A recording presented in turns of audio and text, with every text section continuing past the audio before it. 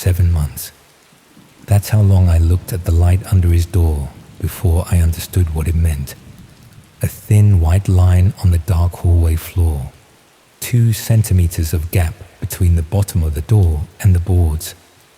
I saw it almost every night and did nothing.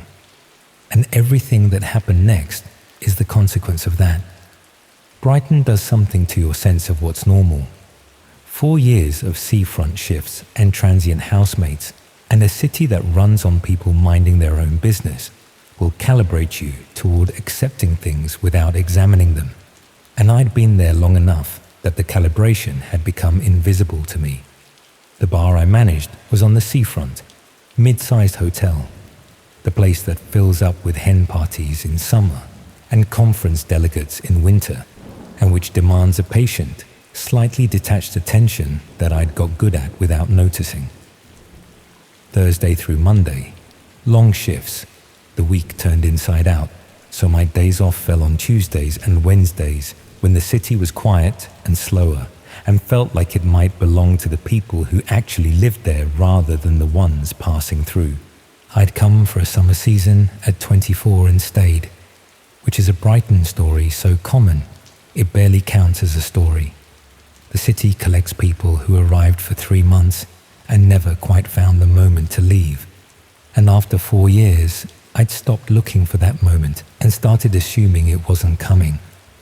I had a life there, not a dramatic one. The hotel, a handful of friends scattered across the city in the loose way that happens when everyone has arrived at different times from different places. The sea, which I walked along on Tuesday mornings when the tide was out and the beach was empty, except for dog walkers and the occasional runner. The roof terrace at the house on summer evenings when it was warm enough, with a can of something cold, and the rooftop spread out below and the coastal light that made everything look slightly more considered than it was. The house on the street behind the lanes had 4 bedrooms and 3 of us in it.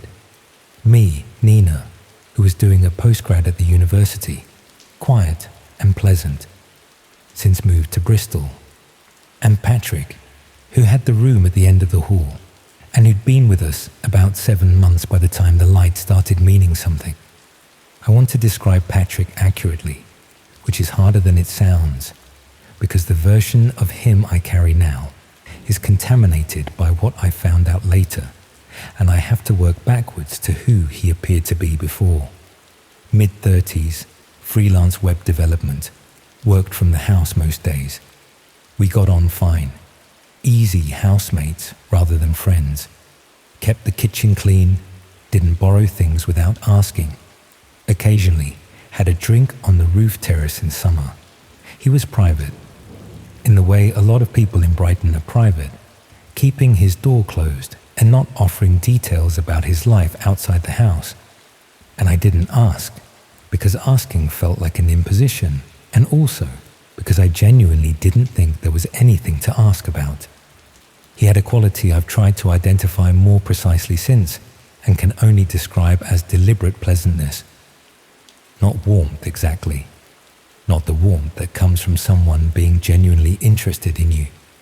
More like the consistent performance of an agreeable person, calibrated well enough that you'd miss the performance unless you were looking for it. I wasn't looking for it.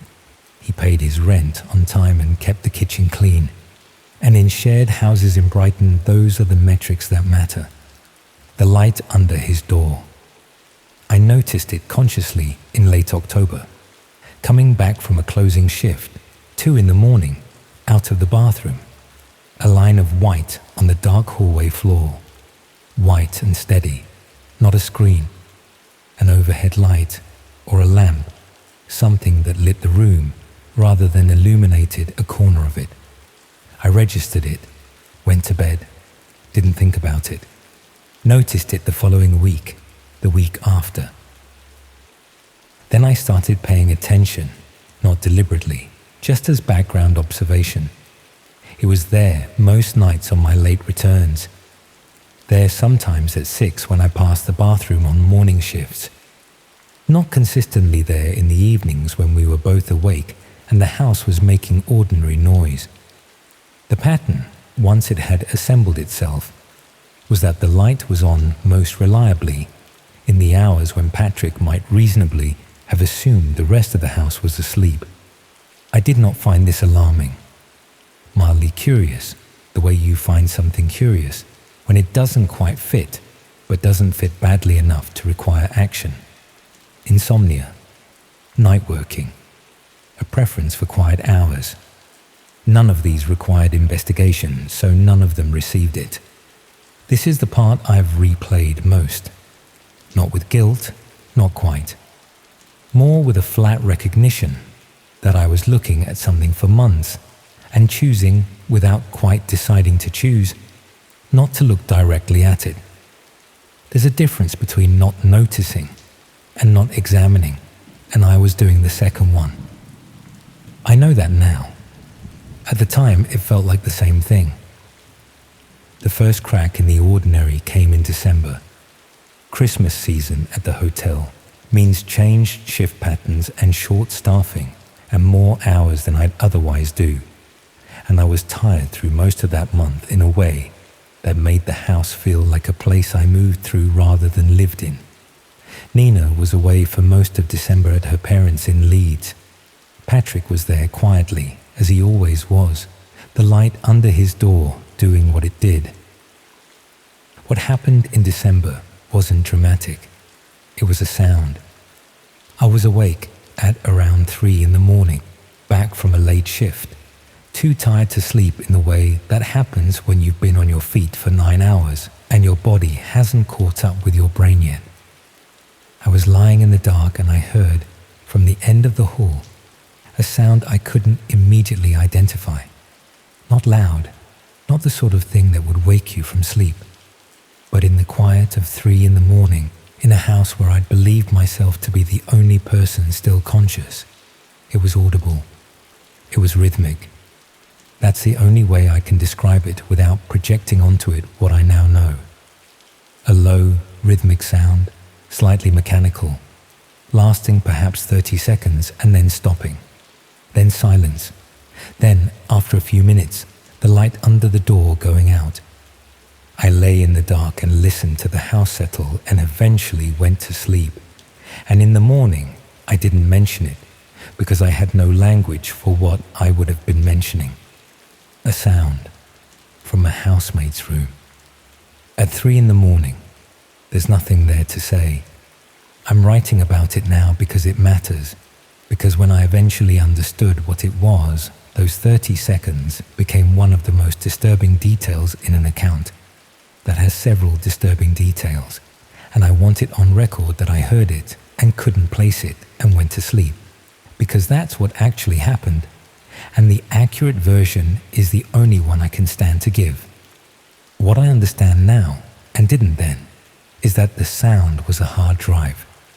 A portable drive being connected or disconnected, the spin-up of something reading or writing a large amount of data. He was transferring files in the middle of the night when he thought the house was asleep, moving whatever he'd accumulated across the preceding days onto external storage. 30 seconds of mechanical rhythm, the light going out, the house going quiet. I slept through it and got up in the morning and made coffee. And Patrick was already at his desk when I passed his door on the way to the kitchen, and he looked up and said something about the weather, and I agreed with him, and that was our morning. January. Nina came back from Leeds, and the house returned to its usual 3-person rhythm. I did my shifts. Patrick did whatever Patrick did. The light was there most nights. The thing about a routine that contains something wrong is that the routine itself becomes the protection. If every Tuesday morning is the same, and every Friday closing shift is the same, and every return home at 2 in the morning involves the same dark hallway and the same thin line of light, the wrongness just becomes part of the texture, and the texture becomes invisible. I wasn't ignoring the light.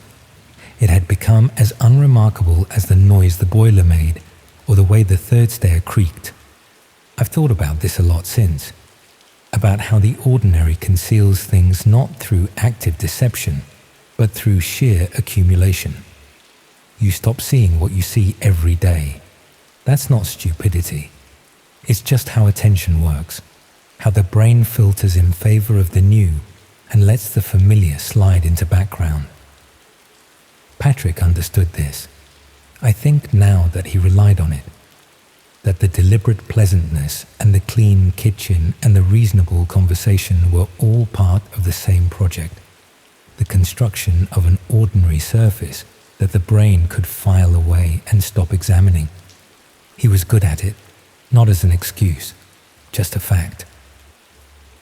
In February, I had a week of mornings, which almost never happened but did that week because of a staffing reorganization. And the morning shifts meant I was home by 4 in the afternoon and awake in the evenings for the first time in months. On the Wednesday, I was in the kitchen making dinner at around 7 when Patrick came in from his room, which was unusual. He tended to appear in short, purposeful visits rather than lingering. He made tea and leaned against the counter, and we actually talked, for about 40 minutes. About Brighton, about the hotel, about a planning dispute on our road that had become a minor neighborhood obsession, about a book he'd been reading that he described well enough to make me want to read it. He was good company, funny, well-read, asked questions that showed he'd actually listened rather than just waited to respond. At one point, he asked about my family, where I was from originally, whether I missed the Midlands, and I told him about growing up in Coventry and about why I'd stayed in Brighton, and he listened, in the way that makes you feel like what you're saying is worth hearing. I came away from that conversation, having revised upward my sense of who he was, which now feels like its own particular kind of horrible. The following week, I was back on lates. The light was under the door. March brought the thing that broke it open. From the most mundane possible direction, the Wi-Fi went down. Not catastrophically. The router needed a restart, which required accessing the box in the cupboard under the stairs, which meant opening the network management app on my phone to check everything had reconnected. The app showed devices on the network. I'd looked at it before, and the list had been unremarkable. My phone, my laptop, Nina's various devices, what I'd assumed were Patrick's work machines. That evening, the list was longer than usual, much longer. 15 devices, some named, some showing only as manufacturer codes. The named ones included what I recognized as Patrick's laptop and his phone. The unnamed ones were a cluster of small devices that the app categorized, when I looked them up, as microcontrollers. Small computing hardware, the kind used in home automation or custom-built electronics projects, or in cameras. I stood in the cupboard under the stairs for longer than was necessary to check the Wi-Fi, and then I closed it and went back to the kitchen and stood at the counter where Patrick had leaned in February, making tea and being good company and asking where I was from. And I thought about the light under the door and the sound in December and the fact that a freelance web developer with an apparent interest in custom hardware had 15 network devices in a 4-bedroom terraced house with 3 occupants. And then I thought about where those devices might be. My brain tried several more comfortable explanations before it settled on the one that fit. Home automation, a work project involving multiple test devices, something related to his development work that required a network of small computers for reasons I didn't understand and which were entirely innocuous. I ran through all of them and found that each one dissolved when I pressed on it, because none of them explained why the devices were unnamed, why they'd been there for months without being mentioned, why the timing of certain sounds and certain lights corresponded to hours when he might reasonably have believed himself unobserved. The explanation that fit all of those things was the one I stood in the kitchen and tried not to arrive at, and arrived at anyway. I didn't confront him. I've asked myself whether I should have, and I've landed on no. Not because I was afraid of him specifically, but because if I was right about what I was thinking, then a confrontation was exactly the wrong move. If I was right, those devices weren't just in his room. The house had communal spaces, a bathroom, a hallway, a kitchen where he'd leaned against the counter in February, being good company and asking careful questions and listening to the answers. I thought about Nina. She was in her room. She'd been in that bathroom every morning for months. I went to Nina's door and knocked and asked if I could use her bathroom because mine was having a problem, which was not true, but was the kind of thing you say. She said, of course. I went in and looked at the room with an attention I'd never applied to it before. At the smoke detector on the ceiling, at the small shelf by the mirror, at the join between the tiles and the wall around the window, at the extractor fan housing above the door. Nothing immediately obvious. Whether that meant there was nothing there, or whether I simply didn't know what I was looking for, I couldn't say. I went back to my room and sat on the bed and thought about the 40-minute conversation in the kitchen in February, about the book Patrick had described and the question about Coventry and the quality of his listening, and I understood that what I'd identified as deliberate pleasantness was something more specific. It was research. He'd been finding out about my movements and my schedule and the rhythms of my week in the same way you research anything you need to understand in order to use. I rang the police at 9:30 and described what I'd found on the network and what I suspected, and was told someone would be in touch. The officer was calm and asked clear questions and took the details of the network app and said they'd send someone in the morning. I asked if I needed to leave the house that night. There was a pause that was probably just professional caution, and which I experienced as its own kind of answer. I said I'd stay. I locked my bedroom door and lay on the bed with my clothes on and listened to the house, the light under his door doing what it always did, the sea faintly audible outside, and I watched the ceiling for a long time before sleep came, if it came at all. 2 officers arrived at 8 in the morning. Patrick was home. I don't know what happened in the hour after they went upstairs, because I was in my room, and then I was asked to wait in the garden, and I waited in the cold, with a cup of tea that went cold, and a gull sitting on the fence looking at me with the complete indifference of something that has no idea what's happening, and doesn't need to. The devices were in 4 rooms: his bedroom, the hallway, the kitchen, and the bathroom. Small, professionally concealed. Not amateur work, the officers said.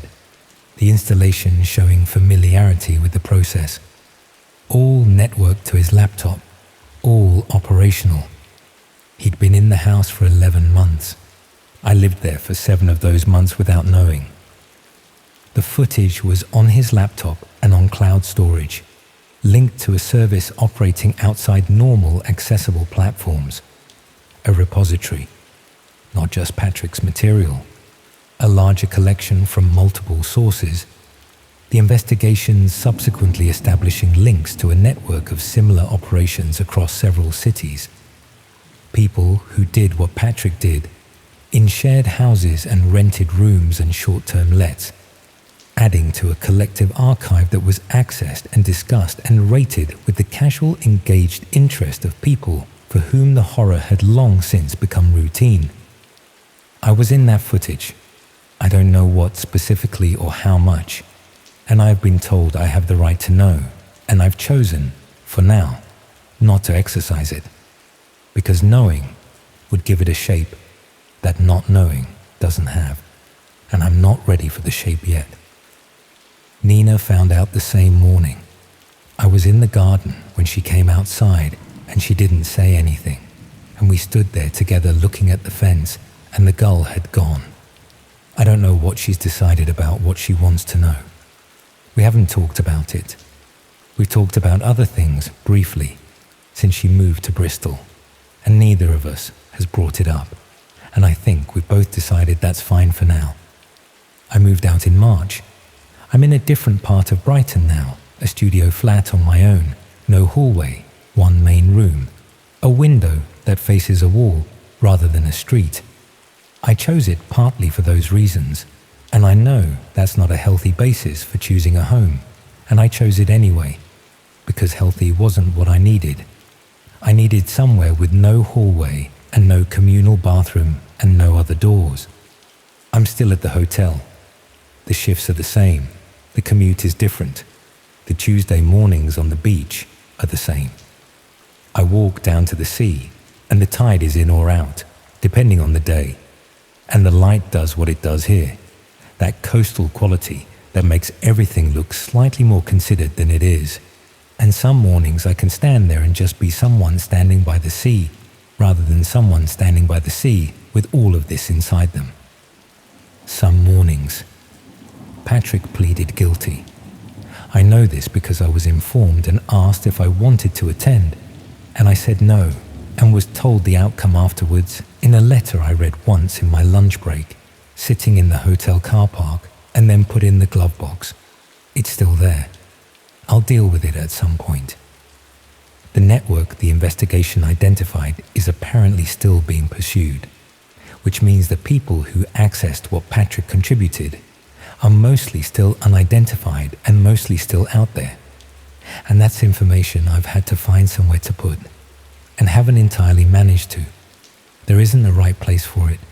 You just carry it and learn over time to carry it without it being the first thing you're aware of when you wake up.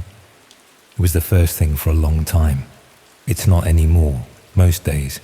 The light under the door, 2 centimeters, 7 months. I looked at it most nights without thinking about it, and then I thought about it, and then I did something about it. And that sequence took 7 months, and I've stopped trying to decide whether that's a long time or not, because the question doesn't have an answer that does anything useful. The sea is still audible at night if I open the window. I'm trying to let it just be that.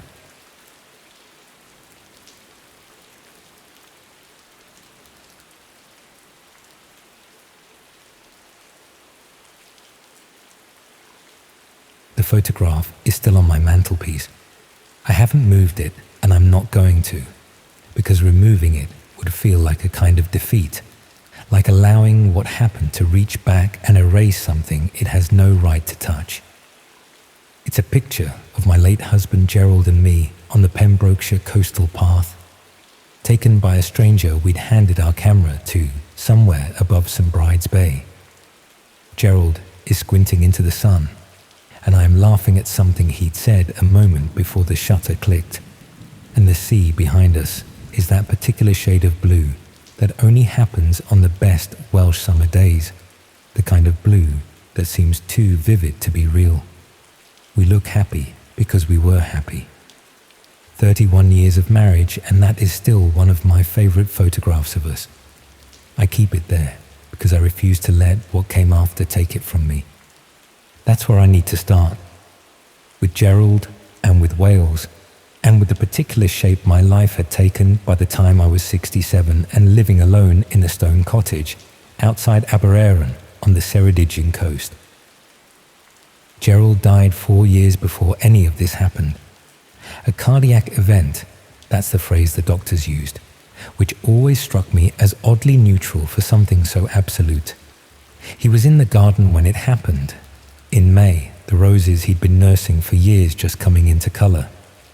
I found him when I went out to call him for lunch. I won't describe that in detail because that grief is private, and also because it isn't the point of what I'm telling you. The point is the aftermath. The long rearranging of a life that had been organised around 2 people and now had to accommodate 1. The silence in the evenings. The single cup of tea. The way the cottage, which I had always loved, began to feel in certain lights like a place I was maintaining rather than inhabiting. My daughter Stacey lives in Bristol with her husband and their 2 children. My son Rodri is in Edinburgh. They rang regularly and visited when they could, and worried about me in the way that adult children worry about a widowed parent. Sincerely, but at a distance. Reassured too easily when I said I was fine. I was fine mostly. I had friends in the village and in Abereron. I walked the coastal path 3 mornings a week, regardless of weather. I kept a garden that Gerald would have approved of and read more than I ever had when life had been fuller. I managed. But managing and flourishing are different things, and I was under no illusion about which one I was doing. The laptop was Stacey's idea. She set it up during a visit in the autumn after Gerald died, walked me through the basics, installed things she said I'd find useful, and left me with a printed sheet of instructions I consulted for months. I was not a natural with it. I'd used computers at the primary school where I'd taught for 30 years, but that was different, purposeful, bounded, nothing like the open endlessness of the internet approached without a specific task in mind. I used it cautiously at first. News, recipes, video calls with the grandchildren on Sunday evenings that became one of the fixed points of my week. Somewhere in the 2nd year, I found a forum for people who'd been bereaved later in life. I stumbled onto it via an article I'd been reading, and I lurked for weeks before I posted anything, reading other people's accounts of loss with the particular relief of recognizing your own experience in someone else's words. When I did post, it was tentatively. A few sentences about Gerald, about the garden, about the way certain times of day were harder than others. The responses were kind, genuinely kind, in the way that strangers sometimes manage more readily than people who know you and are frightened by the proximity of your grief. I became a regular. I found people I looked forward to hearing from, whose situations I'd followed over months and whose small recoveries felt like shared victories. It was a measured and appropriate thing, that forum. It gave me something to look forward to in the evenings. It was good for me. I want to say that clearly, because what happened later has a way of casting everything before it in a suspicious light, and the forum was not suspicious. The forum was just a group of older people being honest about loss. That was where I first encountered the person who called himself David. He had been on the forum for a few months before he wrote to me directly.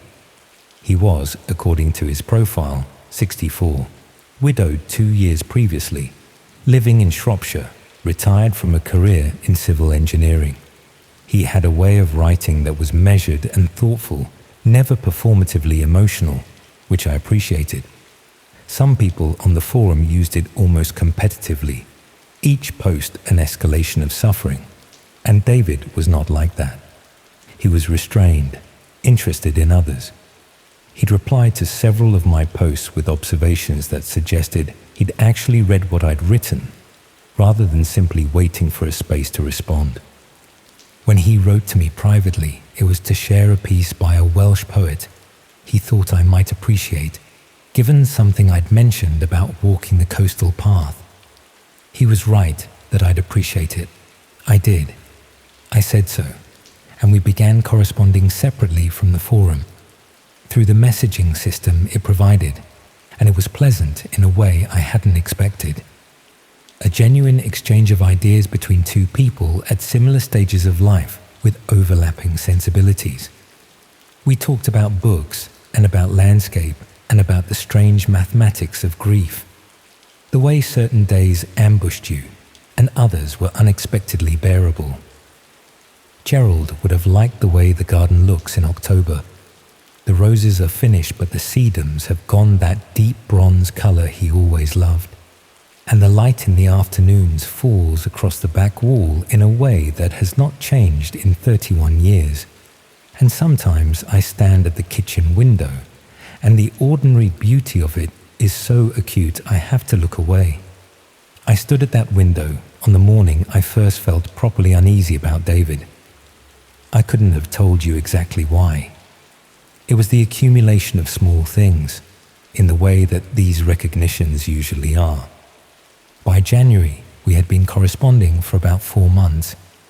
He had, at some point in November, suggested moving our conversations to a different platform, a messaging application I hadn't used before, which he explained allowed longer messages and was easier to navigate than the forum system. I downloaded it with Stacey's help during a phone call in which I mentioned I'd been chatting with someone from the forum, and in which she said that was lovely, Mum, in the tone of someone who is reassured and not paying quite enough attention.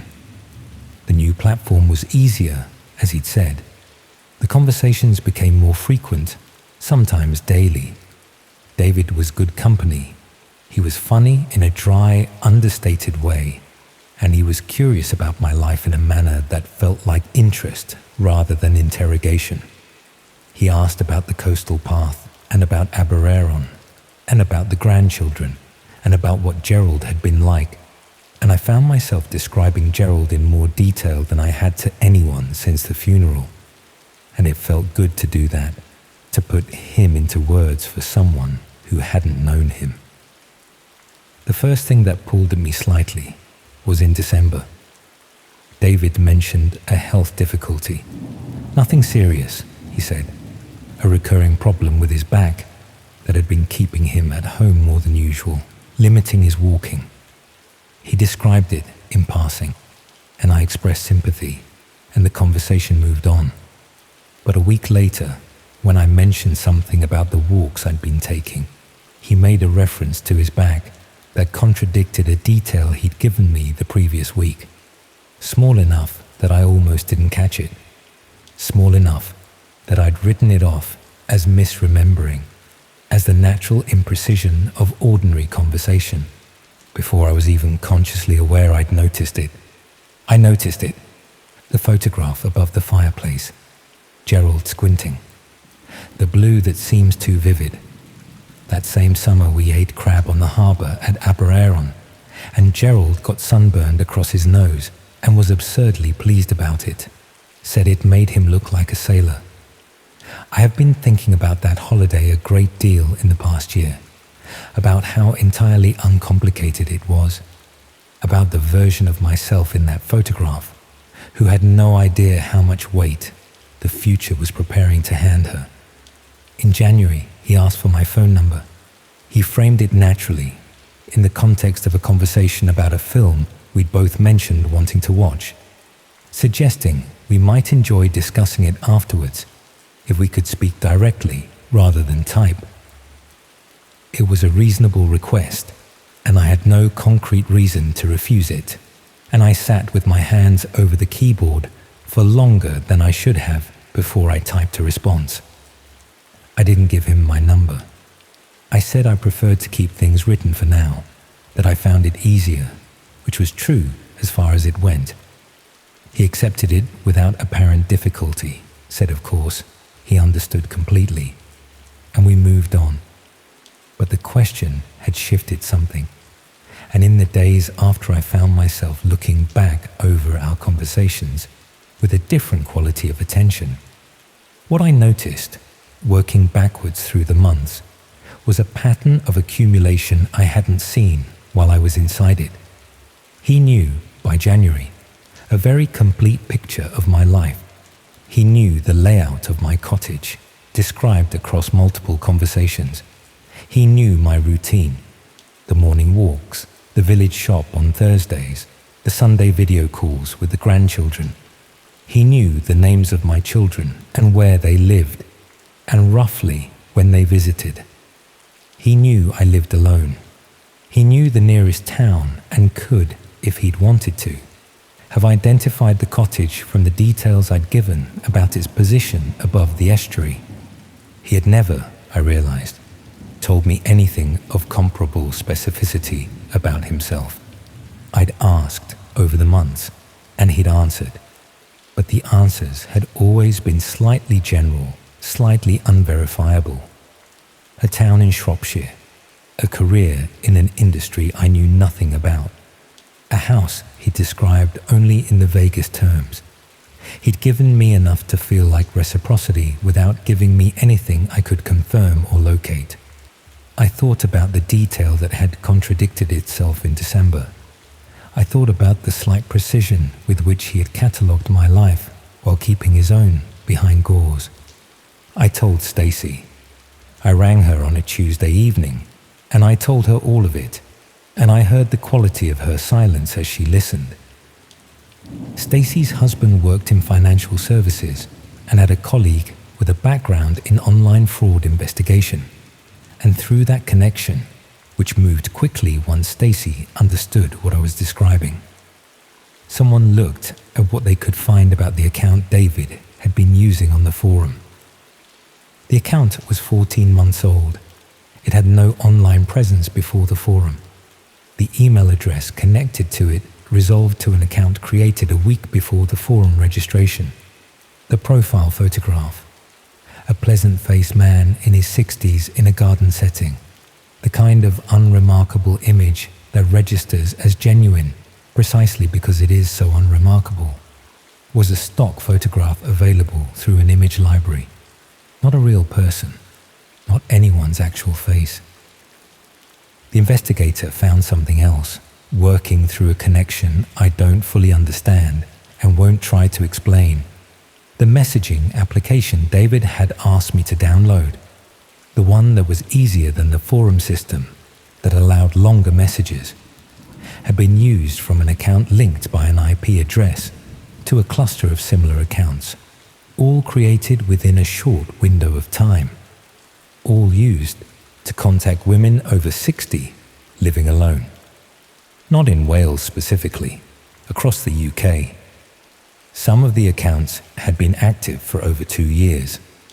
There was a thread on a part of the internet that required specific access to reach, in which those accounts were discussed. A community organized around the targeted approach and manipulation of elderly women living alone, sharing methods, recording successes, exchanging the personal details they had extracted, discussing the most effective pace of escalation, the most productive questions, the tells that indicated a target was becoming isolated enough to approach more directly. My name was in one of the threads. My address was in one of the threads. Not just the village, the cottage, the position above the estuary. A description of the exterior accurate enough that I understood with cold certainty that someone had looked at it. Not from the road, but from the estuary path below, which is a public path, which anyone could walk. The thread was dated 3 weeks before David had asked for my phone number. The discussion in it concerned the optimal timing for a physical approach given what had been established about my routine. The Thursday shop, the morning walks, the Sunday calls. My routine, mapped and shared among strangers, on a thread I would never have found without help, for a purpose that the investigator described to me in careful and measured language, while Stacey held my hand across the kitchen table. The police were involved, a specialist unit that dealt with online exploitation of older adults, which exists because this is not rare, because there are communities built around this specific category of harm, because the patience and the methodology and the long careful accumulation of a vulnerable person's trust is something that has been refined and shared and improved upon in corners of the internet where no ordinary search would find it. The account that called itself David was linked to an individual who was eventually identified and prosecuted. I was not the only woman. I was not the most recent. The thread that contained my address contained 6 other addresses, and the conversations recorded in the same cluster of accounts showed the same structure repeated across different women, different counties, different names and routines and layouts of home. The same patience, the same questions, the same gradual accumulation of everything needed to locate and approach someone who had been made through months of careful cultivation to feel less alone. I did not go to court. I was not required to. I was kept informed at each stage by a liaison officer who was thorough and kind, and who told me at the conclusion of the case that my call to Stacy had likely prevented something that she could not specify in legal terms, but which the pattern of the other cases made sufficiently clear. I keep that photograph on the mantelpiece because I refuse to let what happened take anything further from me than it already has.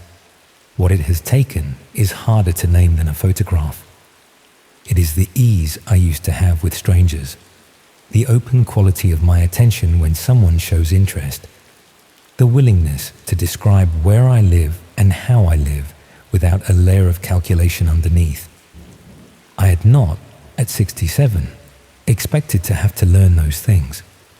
I had thought that the worst the world could do to me had already been done, in a garden in May, beside roses that were just coming into color. I was wrong about that. There is always, it turns out, another thing to lose and another kind of person willing to take it. I walk the coastal path 3 mornings a week. I tend the garden. I see the grandchildren on Sundays, and I love those calls with a fierceness that would probably embarrass me if I said it aloud.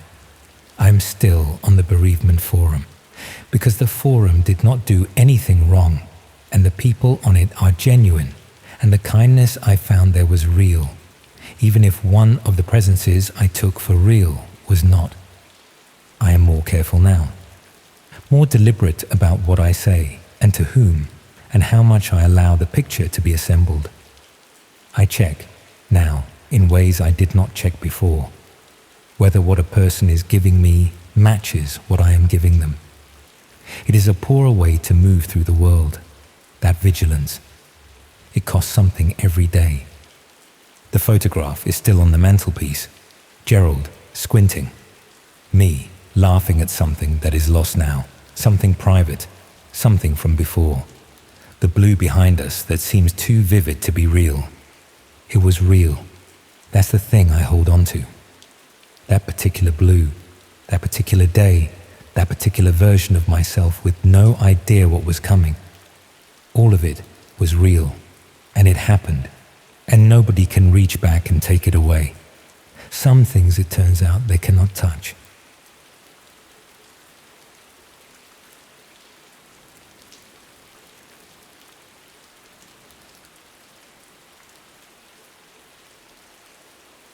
I've tried writing this so many times I've lost count. Every time, I get a few paragraphs in before I close the laptop and tell myself I'll do it later, when I have the right words, when it doesn't feel like I'm tearing something open inside my chest. But there are no right words, and honestly, I remember everything too well. That's the problem. My brain won't let me forget a single fucking detail. Every conversation, every decision, every moment I chose to keep going when I should have stopped. It's all there, sharp and clear, like it happened yesterday. I'm not writing this to make you feel sorry for me. I'm not asking you to understand. I already know what people will say, that I was broke, desperate, scared, sure, all true. But that's not why I kept doing it. That's the easy explanation, the one that lets me off the hook. The real reason is harder to say out loud, because it means admitting I could turn off parts of myself I didn't know could be switched off, that I could compartmentalize my behavior to a degree that still unsettles me, even now, even after everything. 18 months ago, my life was ordinary, boring even, the kind of boring that other people probably envied. I worked at a marketing agency in Manchester, one of those mid-sized firms that handles accounts nobody's ever heard of, but that somehow keep the lights on. I split rent on a flat in Levenshulme with my girlfriend Sarah, and convinced myself this was what being an adult looked like. Wake up, Go to work, come home, watch something on Netflix, repeat. The job wasn't exciting, but it paid on time, every time.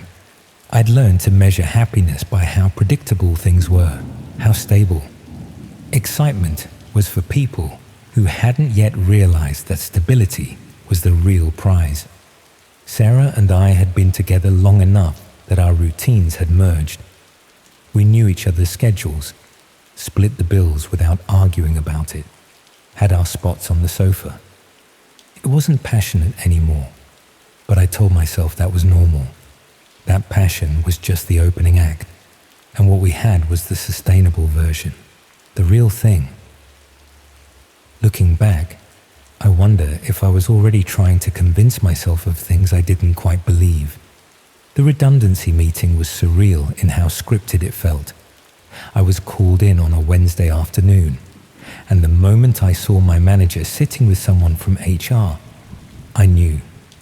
Everyone in that room had already processed what was about to happen to me. They'd had their meetings, made their decisions, prepared their talking points. The company was downsizing. My role was non-essential. Budget cuts, market conditions. They thanked me for my contributions, said they appreciated my work, handed me a folder explaining my final pay and notice period. The whole thing took maybe 15 minutes. I nodded through the whole thing, not because I agreed, but because my brain couldn't catch up. There was this weird disconnect between what I was hearing and what I was processing, like watching something happen to someone else. I even said thank you as I left the room. Thank you. For what? For destroying the stability I'd built my entire identity around.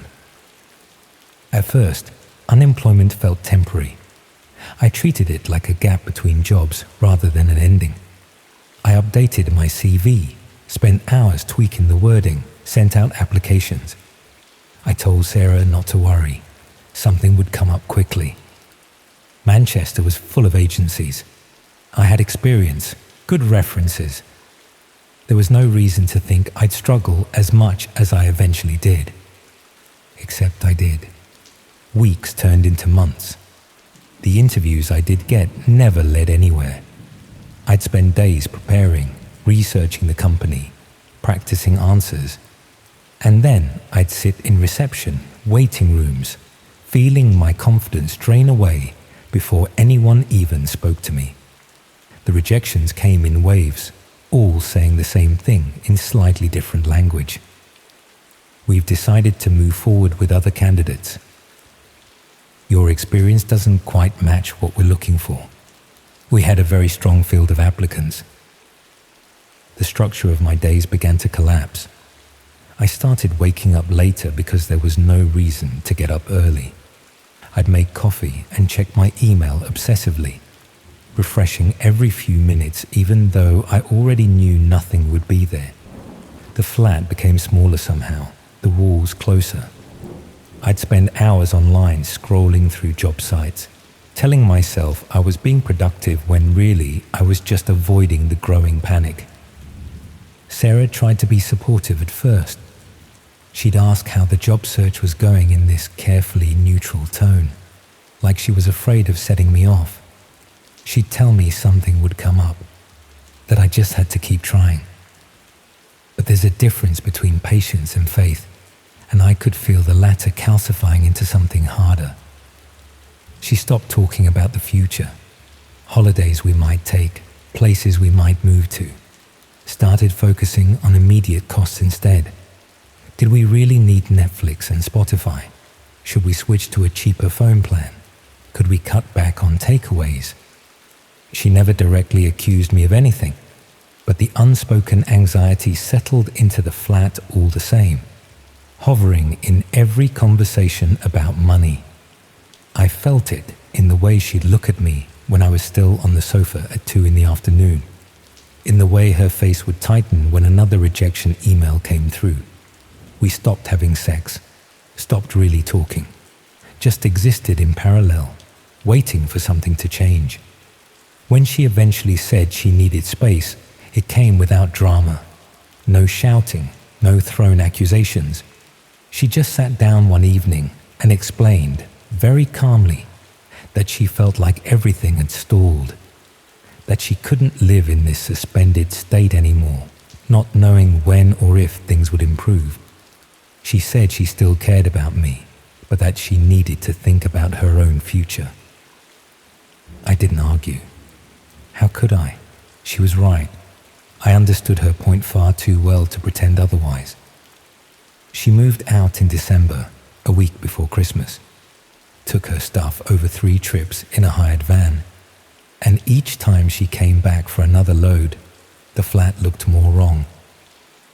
After she left for the last time, I walked through the rooms and realized how much of what made the place feel like home had been hers. Not just physical things, but the rhythm of daily life, the routines that had been keeping me anchored. After that, the flat felt strangely hollow, not empty. All my stuff was still there, but hollow, like a shell. Days stretched in uncomfortable ways. I'd lose track of time, look up from my laptop, and realize it was dark outside and I hadn't eaten. Nights became longer than they had any right to be. I'd lie awake listening to the pipes click and the radiators clank, and the distant traffic hum outside, aware that time was passing but unable to measure it properly. 3 in the morning felt the same as midnight, felt the same as 5 a.m. It was during those nights that I started spending more time online, not doing anything in particular, just scrolling. Reddit mostly, Twitter, YouTube. It gave my thoughts somewhere else to sit, something to focus on besides the growing certainty that I'd fucked up my life beyond repair. I've always been comfortable with computers, the sort of competence that comes from familiarity rather than talent. I'm not a programmer or anything, but I understood how information connected, how people left traces of themselves behind without realizing, how easy it was to build a picture of someone's life if you knew where to look. Social media, public records, cross-referencing details. At the time, that knowledge felt harmless, academic even. Something I'd never imagined using outside of work. The idea came to me one night in late January while scrolling through Reddit, half asleep, in a thread about alternative ways of making money online. Most of the suggestions were predictable and useless. Match betting, dropshipping, taking surveys for pennies. But one comment stood out precisely because it didn't try to sell anything. The person mentioned, very casually, that there were research opportunities on the dark web for people who were good at gathering information. They said it with such matter-of-fact certainty that I found myself reading it again and again. They'd included a link, not directly to anything illegal, just instructions on how to access hidden services. I told myself I was only curious when I clicked it. Told myself the same thing as I read the instructions, downloaded Tor, and spent an hour figuring out how to navigate to a site that looked disappointingly normal. Plain, text-heavy, functional, like a really shit version of Craigslist from 2004. The pages were stripped down, lacking any visual noise. Forums dominated most of the space, filled with long threads discussing services and reputations in tones that were unsettlingly professional. It didn't feel like a criminal underworld, more like a parallel bureaucracy, governed by its own rules and expectations. People talked about vendors the way you talk about contractors, rating their reliability, their communication, how quickly they delivered. I spent several nights just reading, telling myself that observation didn't count as participation, that I was just curious about how this world worked. Eventually, I came across a listing looking for what they called a data coordinator. The description was vague, but not mysterious. They needed someone to collect publicly available information about named individuals and compile it into clear, organized reports. Basic research skills required. Attention to detail, discretion. What made me stop and really consider it was one phrase: publicly available information. That detail became the hinge on which all my justifications rested. I told myself that if I wasn't hacking or breaking into anything, then it wasn't really wrong. I'd just be organizing data that already existed. The digital equivalent of putting scattered papers into a folder. Anyone could do this if they knew where to look. I'd just be doing it more efficiently. The pay was reasonable, but not extravagant. A few £100s per report. That made it feel legitimate somehow, like a real job rather than something shady. I spent several nights deliberating, checking my bank account, looking at the bills piling up. Then, around 3 in the morning on a Tuesday, I applied. 2 days later, I received my first request. It came through an encrypted message, just a name and a general location in Leeds. Nothing else. No context, no explanation of why they wanted the information. I remember staring at it for a long time, expecting to feel a sense of alarm that never came. The work itself unfolded with surprising ease. Social media provided an outline of the man's life. LinkedIn showed where he worked. Public records filled in the gaps. Electoral roll. Company's house. Land registry.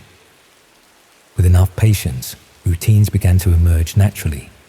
Patterns that were invisible in isolation but obvious when viewed together. He went to the same gym 3 times a week, had lunch at the same cafe on Fridays, posted about football on Twitter every weekend. When I finished, I'd assembled a detailed portrait of a stranger's life, where he lived, where he worked, how he spent his time, what car he drove, who his friends were. I sent the report through the same encrypted channel and waited, feeling a knot of anxiety in my stomach. What if it wasn't good enough? What if I'd missed something obvious? What if they decided I wasn't up to the task? The payment arrived the next day. Bitcoin, converted to pounds and deposited into my account. The relief I felt was immediate and overwhelming. Not just about the money, though that mattered. It was about feeling useful again, competent, like I still had value, like I could still do something well. For the first time since losing my job, I felt like I could breathe properly, like maybe I wasn't completely worthless. More requests followed quickly, 1 or 2 a week at first, then more. I developed templates, checklists, shortcuts. The work became routine, methodical rather than improvisational. I could complete a basic profile in a few hours now, a detailed one in a day. The people I researched stopped being individuals and became just data points, collections of habits and timestamps, numbers on a spreadsheet. I didn't let myself think about what the information might be used for. Debt collection, maybe. Private investigators. Background checks. I told myself it was probably nothing sinister. Just boring commercial stuff. And even if it wasn't, well, I was only gathering information that was already public. I wasn't doing anything illegal. Not technically. By March, it had become my primary income. I was making more than I had at the agency, working from home in my pajamas. I stopped sending out job applications, stopped checking recruitment sites. This was working. Why go back to a 9 to 5 when I could do this? The first disruption came in late April. I received a request marked as urgent, accompanied by a payment significantly higher than usual. Double my normal rate, transferred up front.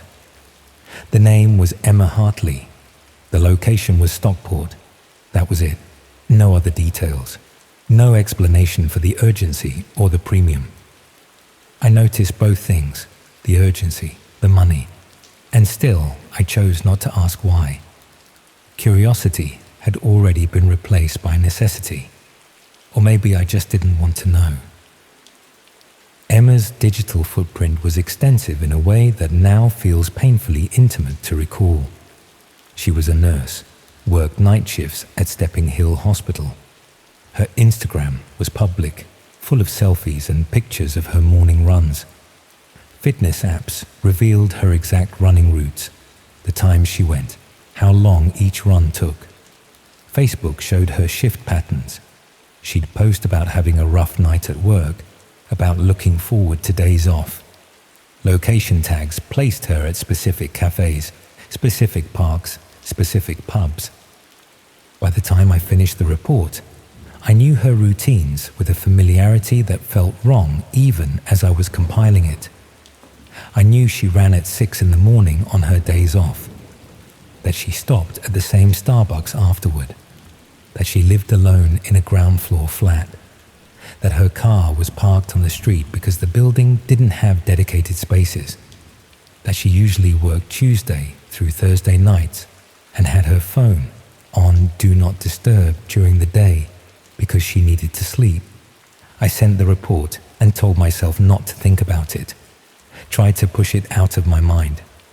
But something felt different this time. The amount of detail I'd gathered, the precision of her patterns, the fact that someone had paid double to get this information quickly. 3 weeks later, I was drinking coffee and half watching TV when I opened the Manchester Evening News on my phone.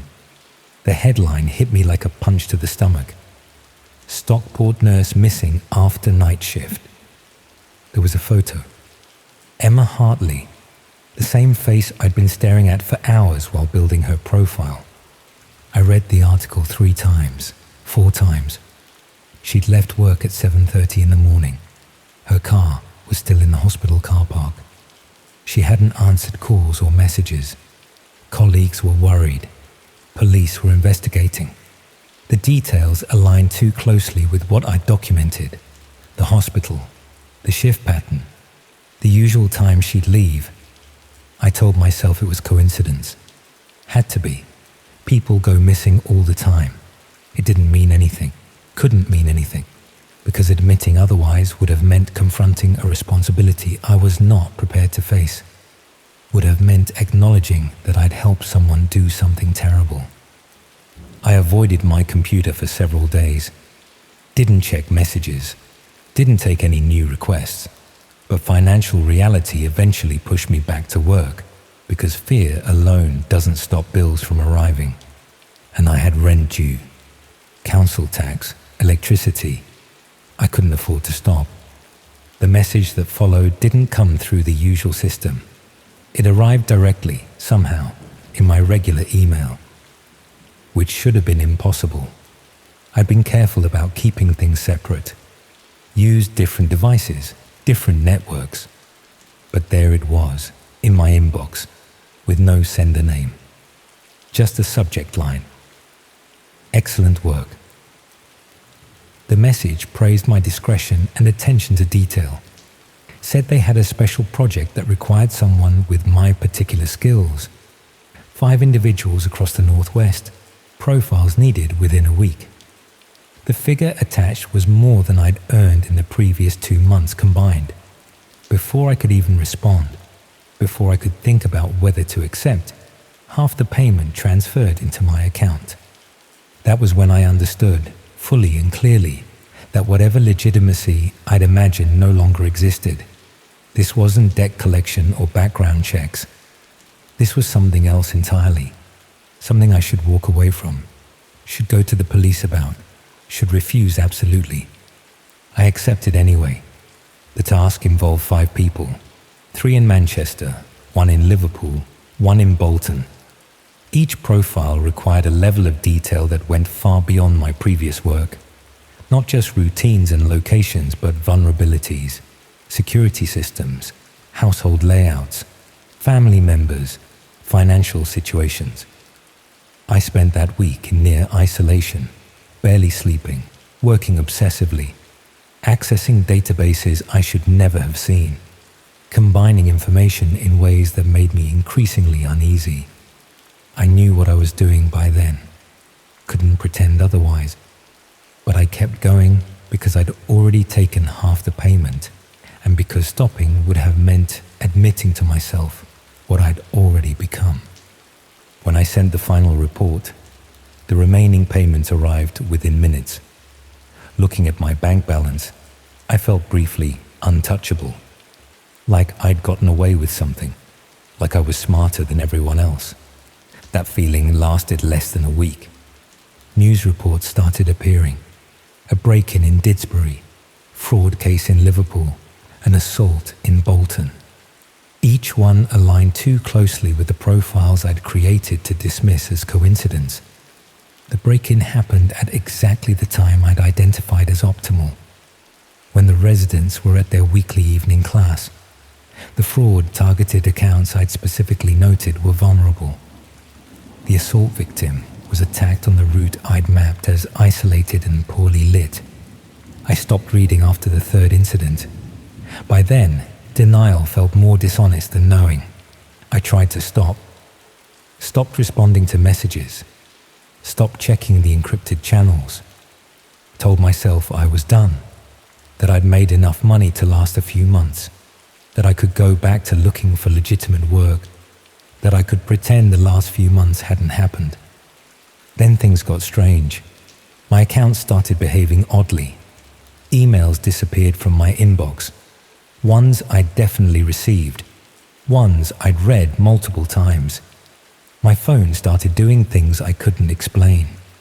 Opening apps on its own. The camera light coming on when I wasn't using it. Messages I'd sent vanishing from my conversation history. Then came the message, short and direct. You are either an asset or a liability. Choose wisely. The photograph arrived the next morning. It showed me sitting at my desk, face illuminated by my laptop screen, taken from outside the flat. Through the window, at night, the angle suggested it was taken from the street, maybe from a car. The timestamp was from 2 nights earlier. I'd been alone in the flat, thought I was safe, thought I was anonymous. Seeing myself from that perspective made something inside me collapse, because it demonstrated, with brutal clarity, how easily the same techniques I'd used on others could be applied to me. I knew my own patterns, knew my routines, knew exactly how vulnerable I was. And now someone else knew them too. I went to the police the next day, walked into the nearest station and told them I needed to report a crime. When they asked what had happened, I said I wanted to report myself. They arrested me that afternoon, took my laptop, my phone, everything. Interviewed me for hours across multiple days. I told them everything. Every request I'd taken, every profile I'd built, every piece of information I'd gathered. Showed them how to access the forums, how the payment system worked, everything I knew about the people I'd worked for, which wasn't much. I cooperated completely, not because I expected leniency, but because I no longer believed in the possibility of undoing what I'd already set in motion. They charged me with multiple offenses: conspiracy, computer misuse, data protection violations. The solicitor they assigned me said I'd probably get prison time. Said cooperation would help, but wouldn't erase what I'd done. I told him I understood. Now I'm waiting for my court date. Still in the same flat, still going through the same routines, but watching them with an awareness that didn't exist before. The police reassure me that the people I worked for are unlikely to pursue me further, that reporting them was the right thing to do, that I'll be safe. But reassurance doesn't erase knowledge. I know how these profiles are built, know how much information exists about any given person if you know where to look, know how patterns emerge from seemingly innocuous details, know how easy it is to map someone's entire life if you're patient enough. I know how patient the people who use this information can be, how they can wait weeks, months, for exactly the right moment, how they think in longer timescales than normal people do. And I know that somewhere, it's entirely possible that my life exists as a document, neatly organized, comprehensively detailed, created using the same methods I once relied upon. Someone knows where I live, where I shop, what time I usually go to sleep, which window doesn't lock properly, which neighbors are home during the day, when the police patrol this street. That knowledge doesn't fade with time. You'd think it would. You'd hope that eventually you'd stop checking over your shoulder, stop flinching at unexpected noises, stop analyzing every stranger who walks past your building. But it doesn't work that way. It just sinks deeper, becomes part of you. Sits there in the dark where you can't quite see it, but you always know it's there. Every time I hear footsteps in the hallway, every time a car idles outside for too long, every time my phone does something unexpected, every time I'm alone in the flat late at night, waiting, always waiting.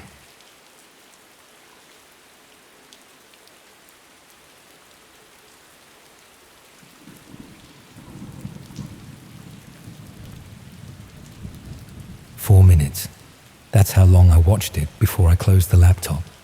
I've been sitting with that fact for over a year now, and I still don't know exactly what it says about me, but I know it doesn't say anything good. I'm going to try and explain how I ended up there. Not to excuse it, just because the how matters, I think. It matters because the way it happens is never the way you'd imagine it happening. You don't make a single, obvious wrong decision. You make 100 small, almost invisible ones, and then you're somewhere you can't entirely explain.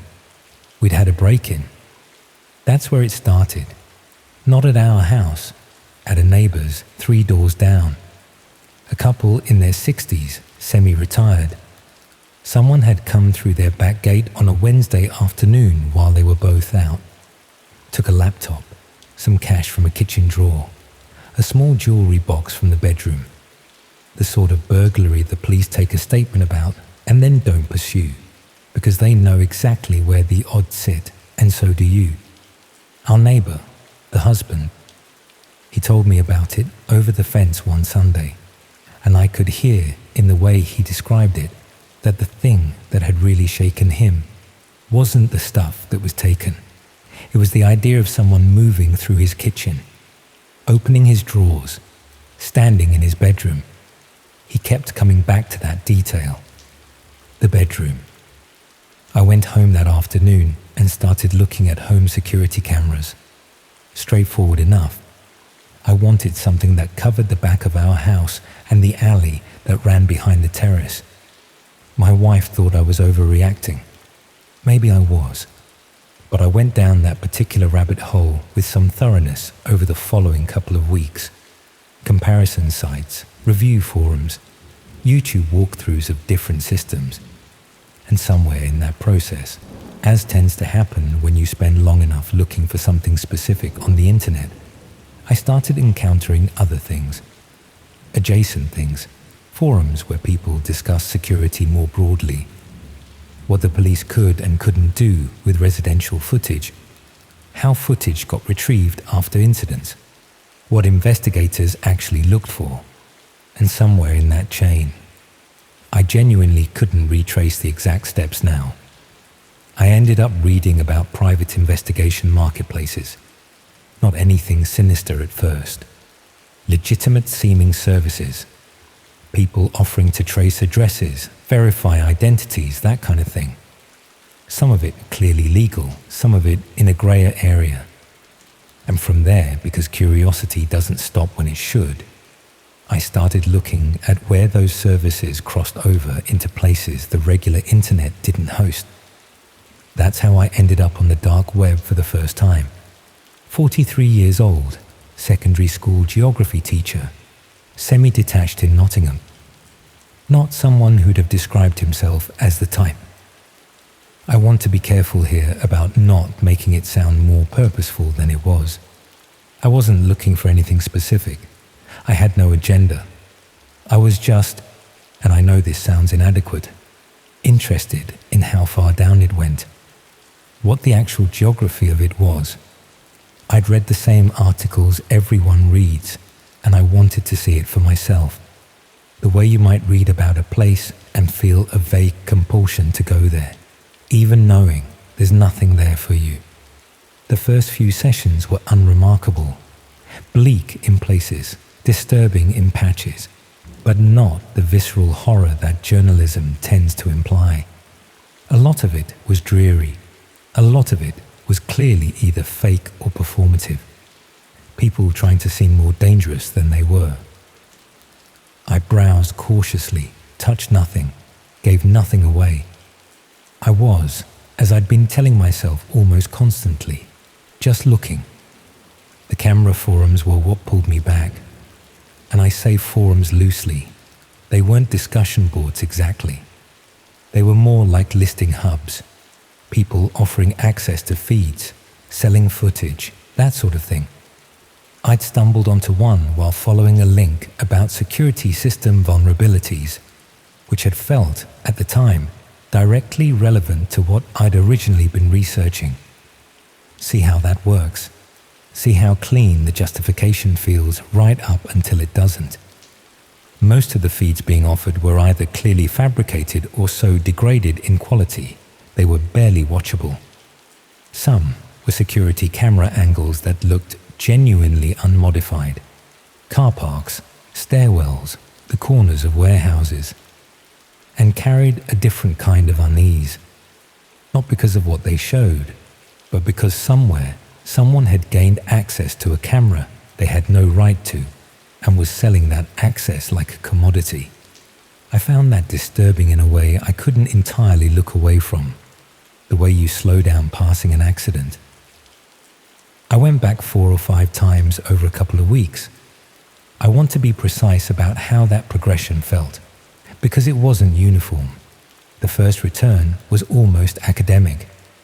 I told myself I was going back to understand the structure of the site better, to confirm what I'd seen was what I thought it was. The second time, I stayed longer than the first and felt worse leaving. By the third or fourth visit, something had shifted, and I was no longer pretending I was there for any reason other than the one I didn't want to name.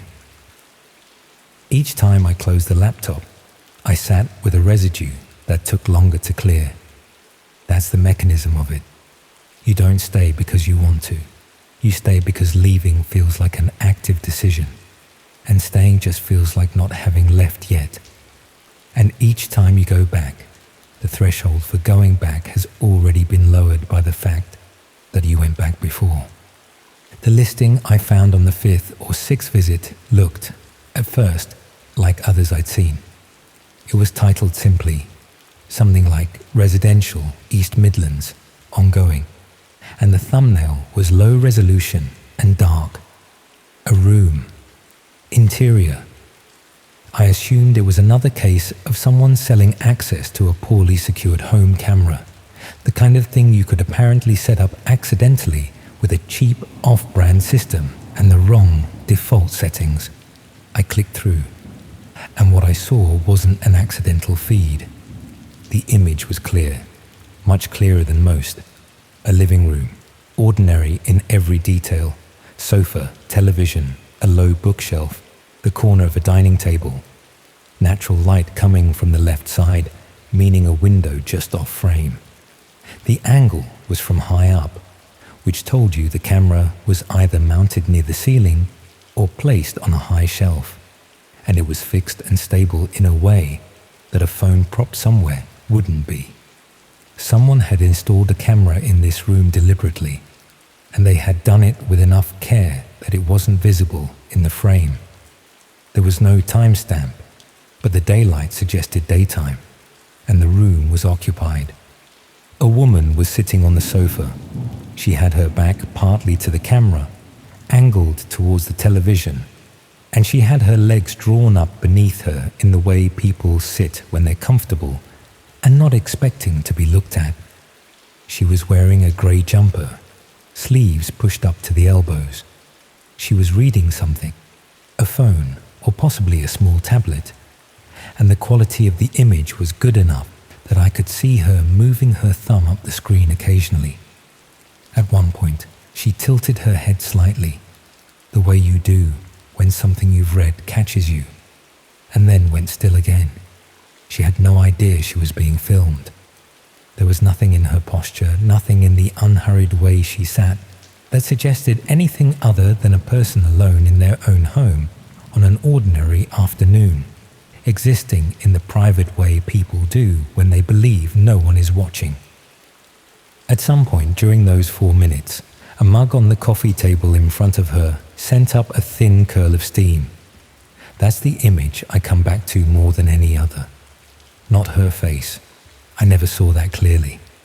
Just the steam rising from the mug, steady and completely ordinary, while somewhere on the other side of a dark web, listing a stranger sat and watched. I've tried to reconstruct exactly what was passing through my mind in those 4 minutes, and the honest answer is not enough. There's a delay between seeing something and understanding what it is you're actually looking at. And in that delay, I just watched, the way you might watch anything on a screen, because screens have a way of making everything feel like content. It took an embarrassingly long time for the full weight of it to land, that this was someone's home, that she had no idea, that by not closing the laptop, I was participating in something that had been done to her without her knowledge or consent.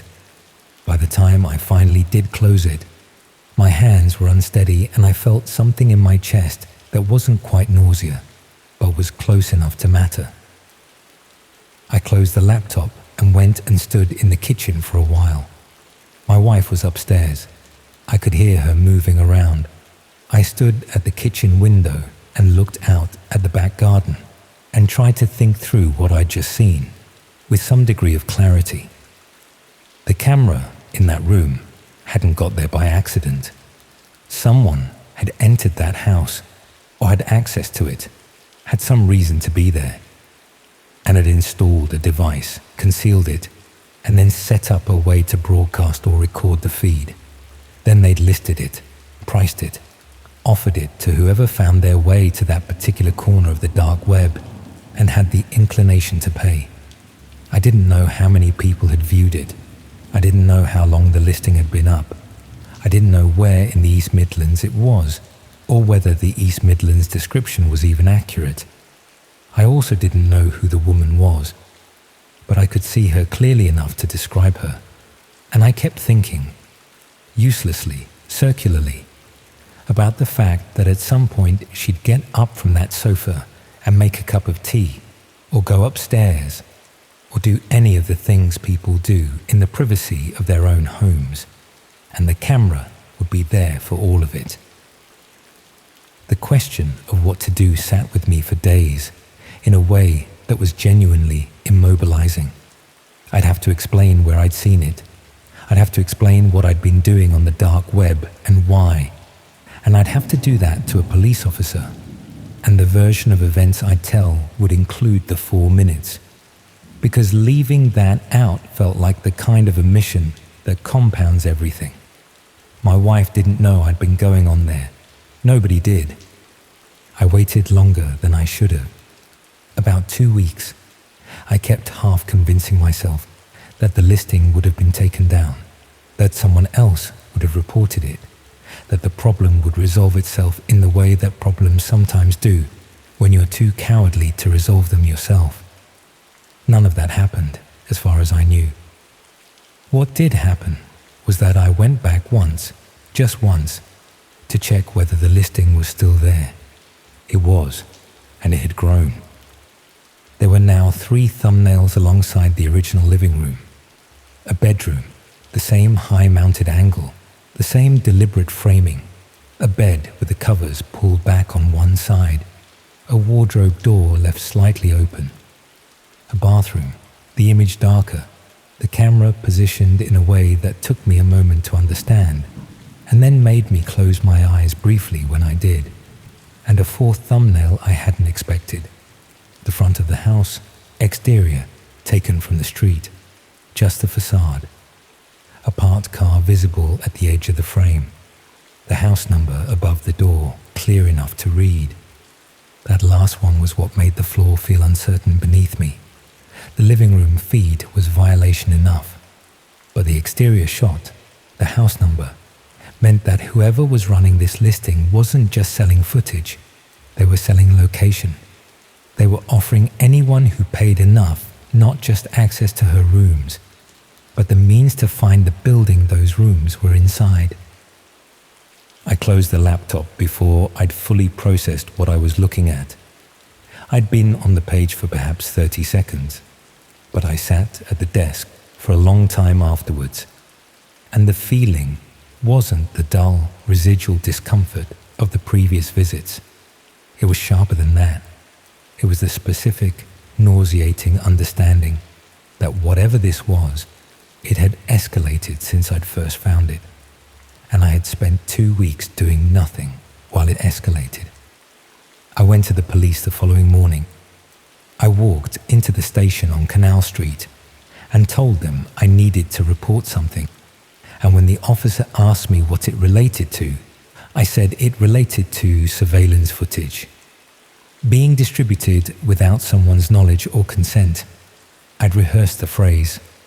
It sounded cleaner than what it was. The process that followed was both more and less than I'd expected. A detective came to the house 2 days later, a man younger than me, who took notes on a laptop and asked specific questions without much expression. He wanted to know the exact URL, the structure of the listing, what I'd seen, how I'd found it.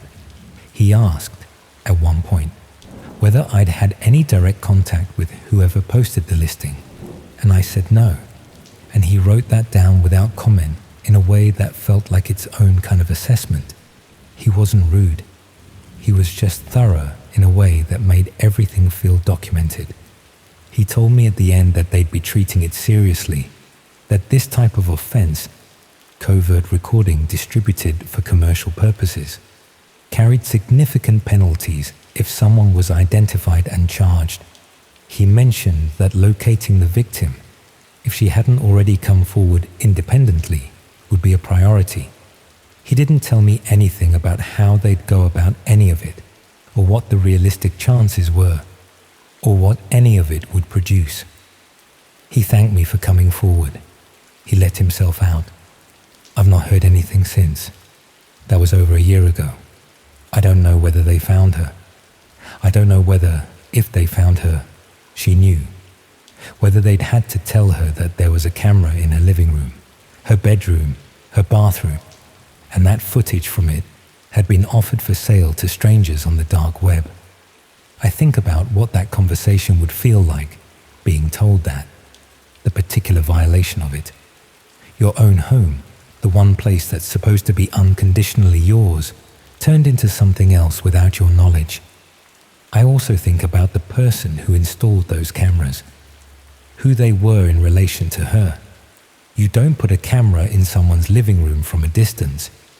You have to be inside the house to do it, which means the person who did this had been invited in, or had a key, or had let themselves in.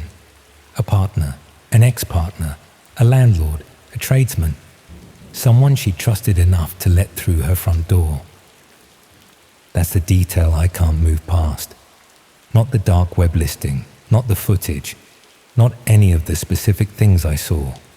It's the fact that whoever did this had stood in that room, looked up at the ceiling or across at the high shelf or wherever the camera ended up, and decided where to put it, had thought about angles and coverage and what would and wouldn't be in frame, had done all of that while she was somewhere else in the house, or while she was out, or while they were supposed to be fixing the boiler or painting the skirting board or doing whatever it was she'd let them in to do.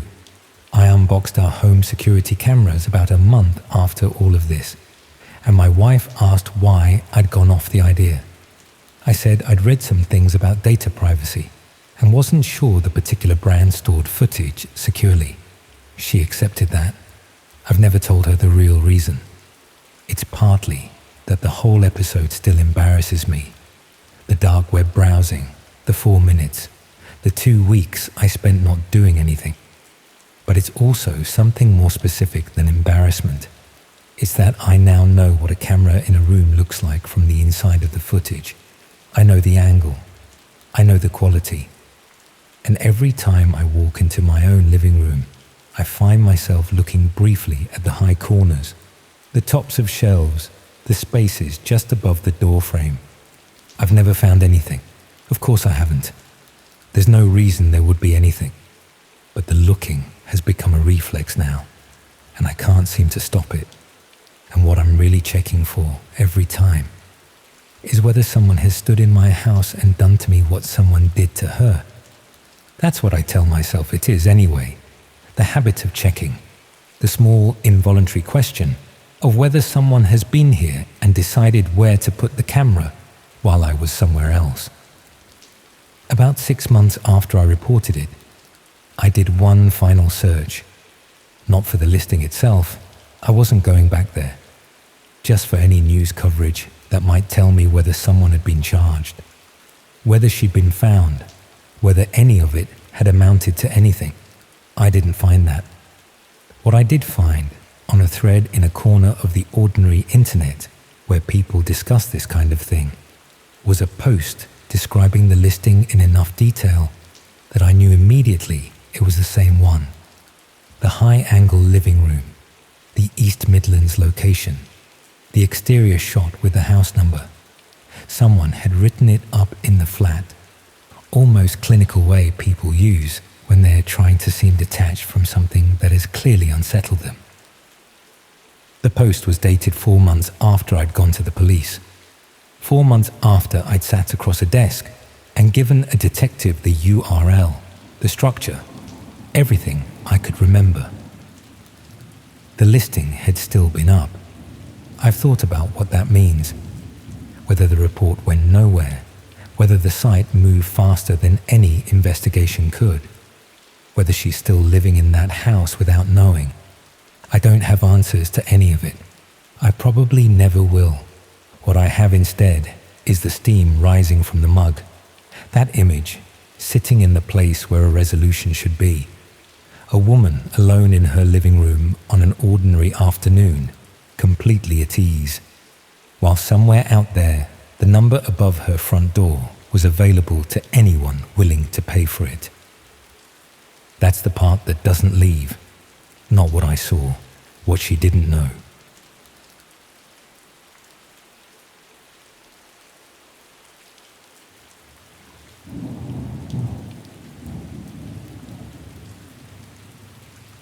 This happened about 10 months ago when I was living in Birmingham, working as a veterinary nurse at a small practice in Moseley.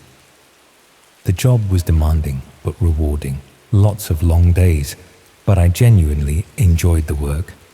I'd been there for about 3 years, had a decent little flat near Cannon Hill Park, and life was generally ticking along without any major complications. I've never been particularly tech-savvy, but I'm not completely hopeless either. I can navigate the internet well enough, understand basic privacy settings, that sort of thing.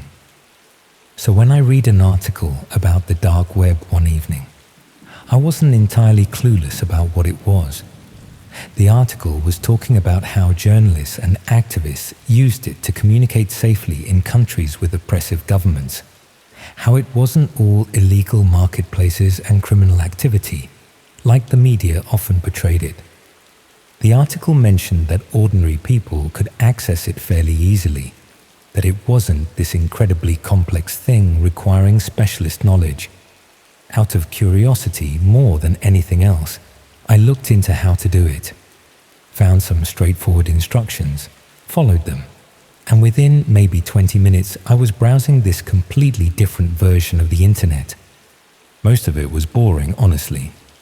Pages that wouldn't load properly, sites that looked like they'd been designed 15 years ago and never updated, broken links everywhere. I spent an hour or so clicking around, not finding anything particularly interesting. There were some marketplaces that looked obviously dodgy, a few discussion boards I had no interest in, and a lot of dead ends. Then I found something called the Witness Program. It was listed on one of those directory pages that catalog dark websites. The description was brief. Help provide testimony for those who cannot speak for themselves. Confidential, anonymous, essential. When I clicked through, the page that loaded was plain but well designed. Black background, white text, a simple logo showing an eye. The homepage explained what the program was about, and it sounded genuinely noble. Essentially, it was a platform designed to collect witness testimonies about crimes and injustices that couldn't be reported through official channels. The site explained that many people around the world witnessed terrible things but couldn't come forward because of fear, corruption, lack of access to legitimate authorities, or various other reasons. The witness program aimed to document these testimonies anonymously, creating a permanent record that could potentially be used for justice in the future. The site emphasized that witnesses remain completely anonymous. No real names, no identifying information, just accounts of what people had seen or experienced. The testimonies were stored securely and could be accessed by verified human rights organizations, journalists, and legal professionals who might be able to use them to build cases or expose wrongdoing. It all seemed legitimate and important. There was a button at the bottom. Submit your testimony. I didn't have anything to submit. I'd never witnessed any serious crimes or injustices. But I was curious about what the process looked like, so I clicked through anyway. A form appeared asking for basic information about the incident you wanted to report. Date, location, type of incident. A detailed description of what you witnessed. There were drop-down menus for categorizing the testimony: human rights violations, corruption, assault, theft, environmental crimes, and various other options. At the bottom was a field for providing contact information if you wanted to receive updates, though the site stressed this was entirely optional. I closed the form without filling anything in. I had nothing to report, and I wasn't going to make something up just to see how the system worked. But as I was about to close the browser, I noticed another link at the bottom of the page. Become a witness validator. I clicked it. The page explained that the program needed volunteers to help verify and categorize submitted testimonies. Because the system allowed anonymous submissions, there was a risk of false reports or spam. Validators would review testimonies, assess whether they seemed credible, and help organize them appropriately so they could be useful to the organizations that accessed them. The page stressed that validators never had access to identifying information about witnesses. Everything remained anonymous. Validators simply read testimonies and provided their assessment of credibility, completeness, and relevance. Each validation earned points, and volunteers who accumulated enough points could receive recognition for their contribution to documenting human rights abuses and supporting justice. It sounded like something I could actually help with. I had no useful skills for activism or advocacy, but I could read testimonies and provide honest assessments. It seemed like a small but meaningful way to contribute to something important. I registered using a temporary email address. The process was simple. A few questions about languages I spoke, regions I was familiar with, any relevant experience or knowledge. I put down English, UK, and mentioned my work as a veterinary nurse, since some testimonies might involve animal welfare. Then I submitted the registration and was taken to a dashboard. The interface was clean and straightforward. At the top was my point balance, 0. Below that was a list of pending testimonies waiting for validation. Each one showed a reference number, a date, and a brief category label. There were dozens of them. I clicked on the first one. The testimony appeared in a simple text box. It was written in English, describing an incident of workplace harassment.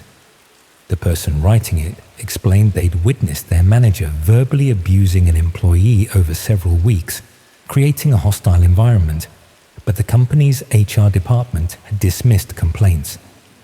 The testimony was detailed and specific, including dates and descriptions of particular incidents. Below the testimony were several questions I needed to answer. Does this testimony appear credible? Yes. Possibly unclear, no. Is the testimony sufficiently detailed? Yes. Partially, no. Is the testimony relevant to the stated category? Yes. Partially, no. Does the testimony require follow-up or additional information? Yes, no. I read through the testimony again carefully. It seemed genuine. The details were consistent, the writing style was natural, and nothing about it raised obvious red flags. I marked it as credible, sufficiently detailed, and relevant. Didn't think it needed follow-up since the account was fairly complete. Then I submitted my validation. My point balance increased slightly. A new testimony appeared. This one was different. Written in broken English, describing what sounded like labor exploitation in a factory somewhere in Eastern Europe. The details were vague, the timeline unclear, but the emotional tone felt genuine. I marked it as possibly credible, partially detailed, relevant, but requiring additional information. Another testimony appeared, then another, then another. Most were fairly mundane, honestly. Workplace disputes, minor corruption, petty theft. Things that were unpleasant but not shocking. I spent maybe an hour going through them, providing my assessments, earning points slowly. Then I came across one that made me pause. The testimony described witnessing an assault, a serious one, with enough detail that it made me uncomfortable to read.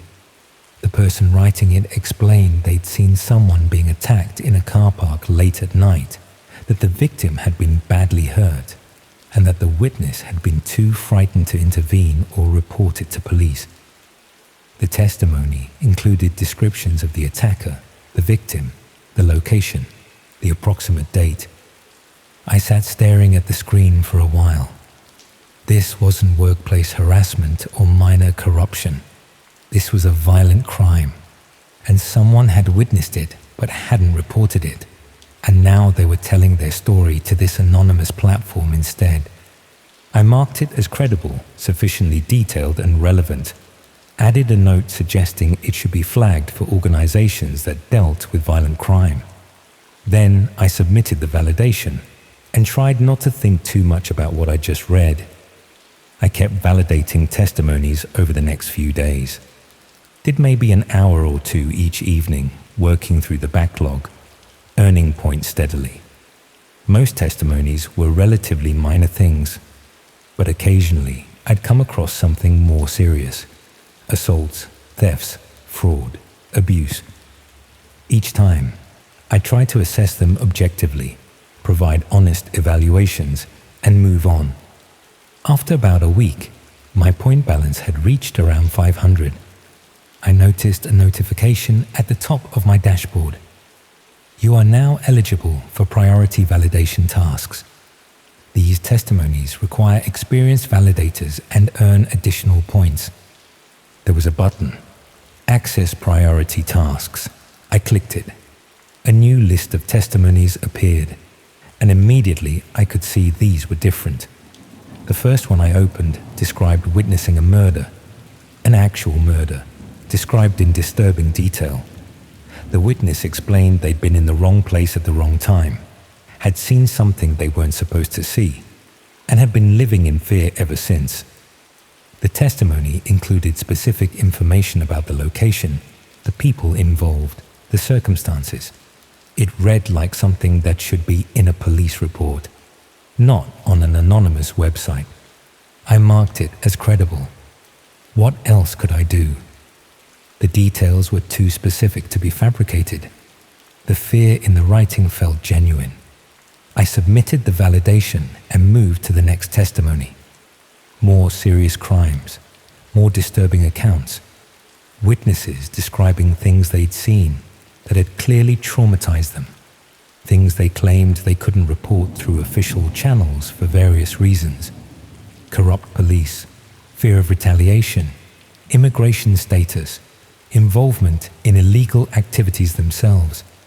The testimonies were increasingly detailed. Locations were specific, often down to street names and landmarks. Descriptions of people involved included physical features, clothing, sometimes even names. Dates and times were precise. I kept validating them because that's what I'd signed up to do. Each one earned me more points. Each one felt more serious than the last. Then I came across a testimony that mentioned Birmingham. It described a violent incident that had allegedly occurred in Digbeth about 2 months earlier. The witness claimed to have seen a group of men attacking someone near the railway arches, that the victim had been badly beaten and left unconscious, that the witness had fled before police arrived. I read through it twice. The location was specific enough that I could picture it. I'd been to that area before, though not recently. The description of the incident was detailed and consistent. Nothing about it seemed obviously false. I marked it as credible and submitted my validation. More testimonies appeared mentioning Birmingham. Different locations, different incidents, but all local. Some I recognized the places mentioned, others I didn't.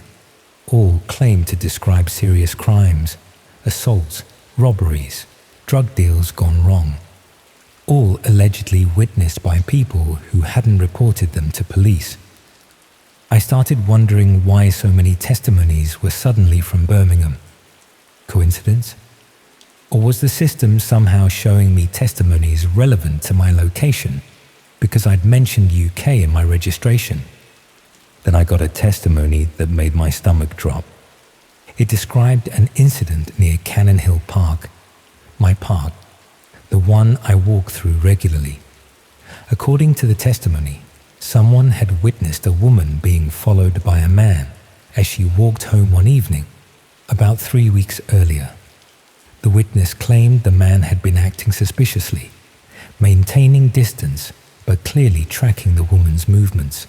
The witness had considered intervening, but had been uncertain whether they were misreading the situation.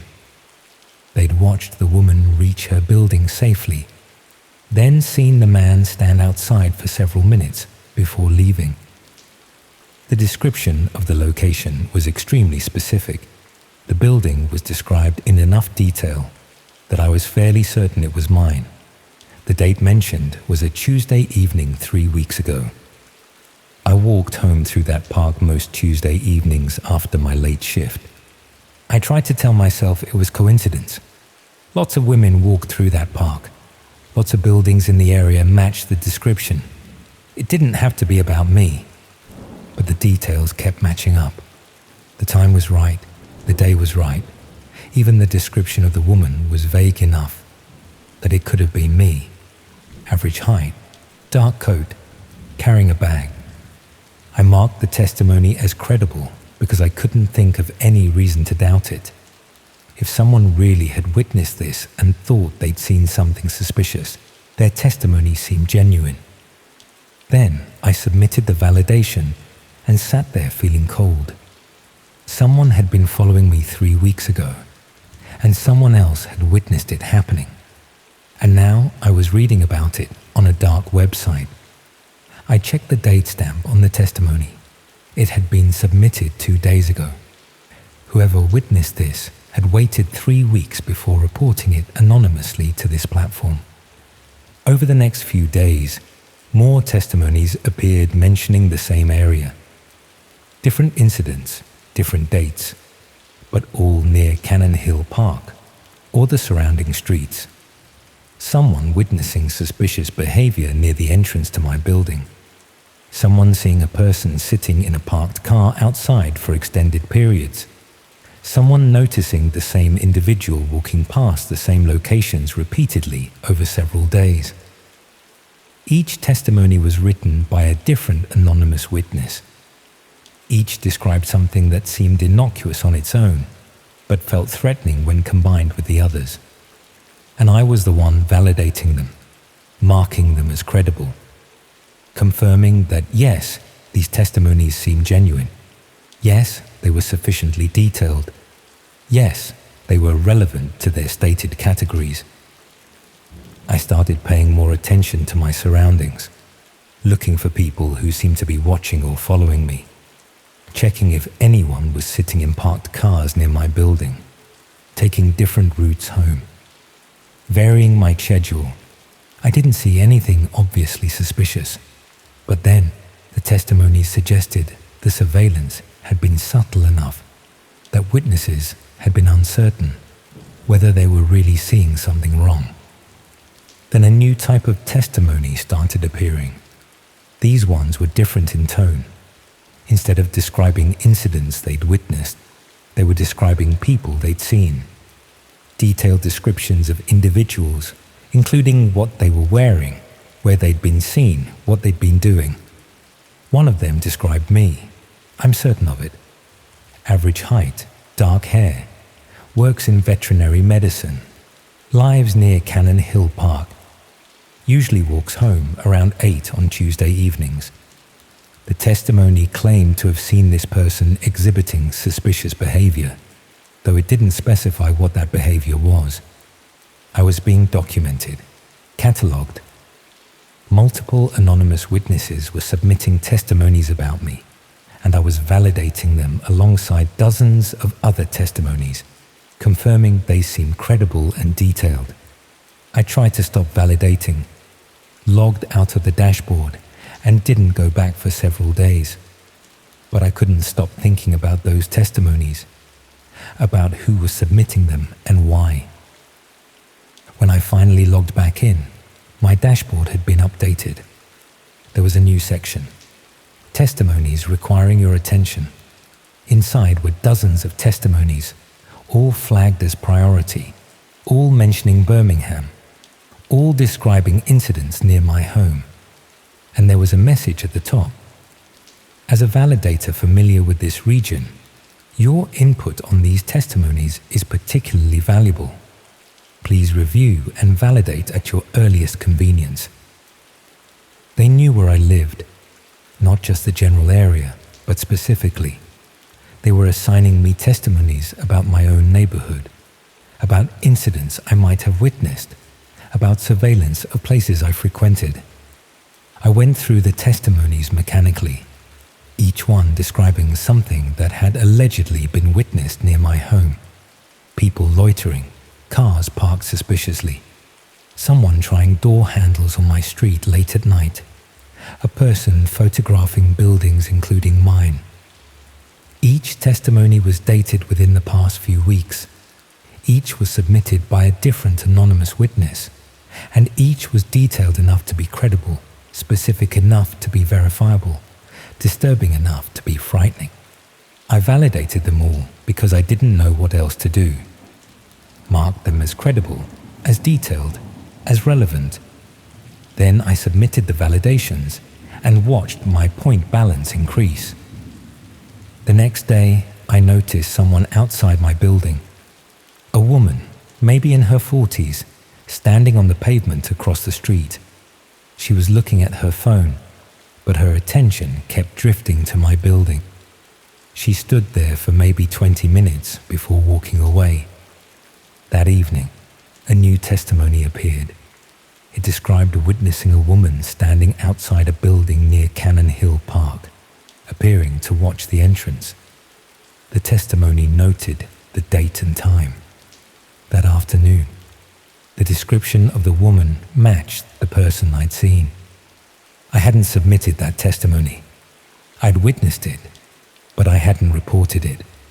Someone else had, which meant there were multiple people watching my building.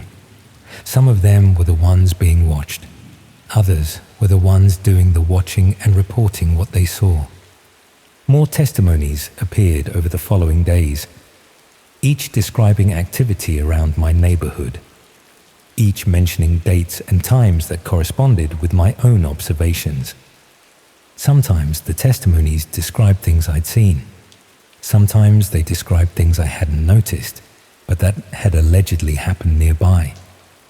Then testimonies started appearing that described me specifically, not just vague descriptions that might match dozens of people, but specific details. My work schedule, the practice where I worked, my car, including the make and color, routes I regularly walked, shops I visited. Each testimony claimed to have witnessed me exhibiting concerning behavior, returning to the same locations repeatedly, speaking to people in suspicious circumstances, carrying items that seemed unusual. None of it was true, but the testimonies were written convincingly enough that they seemed credible, and I was still validating them, still marking them as detailed and relevant, still contributing to this documentation of my own life being compiled by anonymous witnesses. I tried to delete my account. The option wasn't available. I looked through every settings page, every menu option. There was no way to remove my account or stop receiving validation tasks. I sent a message through the site's contact system, demanding they remove my information. No response came. The testimonies kept appearing. More details about me, more specific information about my movements, my habits, my routines, all submitted anonymously by witnesses who claimed to have seen suspicious behavior. Then testimonies started appearing that described things that hadn't happened yet, predictions of where I would be seen next, suggestions of what behavior I might exhibit in the future, recommendations for how witnesses should respond if they encountered me. Someone was planning something, using this platform to coordinate surveillance, to document my life, to build a narrative that I was somehow suspicious or dangerous. I went to the police, told them people were following me, documenting my movements, posting about me online. They asked for evidence. I tried to explain about the dark website, about the testimonies, about the validation system. They looked at me like I was paranoid. They said they'd make a note of my concerns, but there wasn't much they could do without concrete evidence of harassment or threats. They suggested I keep a diary of suspicious incidents, maybe install a camera, consider speaking to a mental health professional if the anxiety became overwhelming. I moved out of Birmingham 2 months later, found a job at a practice in Coventry, got a flat in a completely different area. Didn't tell anyone where I was going except my new employer. For a few weeks, everything seemed fine. No testimonies appeared mentioning my new location. The validation tasks I received were about other places, other people. I started to relax. Then a testimony appeared describing someone matching my description being seen in Coventry, working at a veterinary practice, living in a specific neighborhood, exhibiting the same suspicious patterns of behavior that had been documented in Birmingham. They'd found me again. More testimonies appeared. My new address, my new routine, my new regular locations, all being documented by anonymous witnesses, all being validated by volunteers who had no idea they were contributing to organized surveillance, volunteers like I had been. I stopped logging into the site, but the damage was done. My information was in their system. My life was being documented by dozens of anonymous witnesses, all submitting testimonies that painted me as suspicious, as dangerous, as someone who needed to be watched. And somewhere, other validators were reading those testimonies and marking them as credible, just like I'd done, contributing to a system they didn't understand, helping to document people they'd never met, building cases against individuals for reasons they couldn't comprehend. I don't know who's behind the witness program. I don't know what they want or why I was targeted. I don't know if I'm the only one or if there are others being documented the same way. What I know is that I helped build the system that's now being used against me. Every testimony I validated, every assessment I provided, I was training myself and others to accept these accounts as credible, to treat anonymous witnesses as reliable, to document people's lives without question. And now those same mechanisms are being used to document mine. I've moved 3 more times since Coventry. Each time, within days, testimonies appeared describing my new location. Each time, the documentation starts again. The witnesses multiply. The details accumulate. I can't escape it because I can't escape witnesses. Anyone could be one. Anyone could be watching, documenting, submitting testimonies about me to that platform. The woman at the bus stop, the man in the car park, the person walking their dog past my building. Anyone.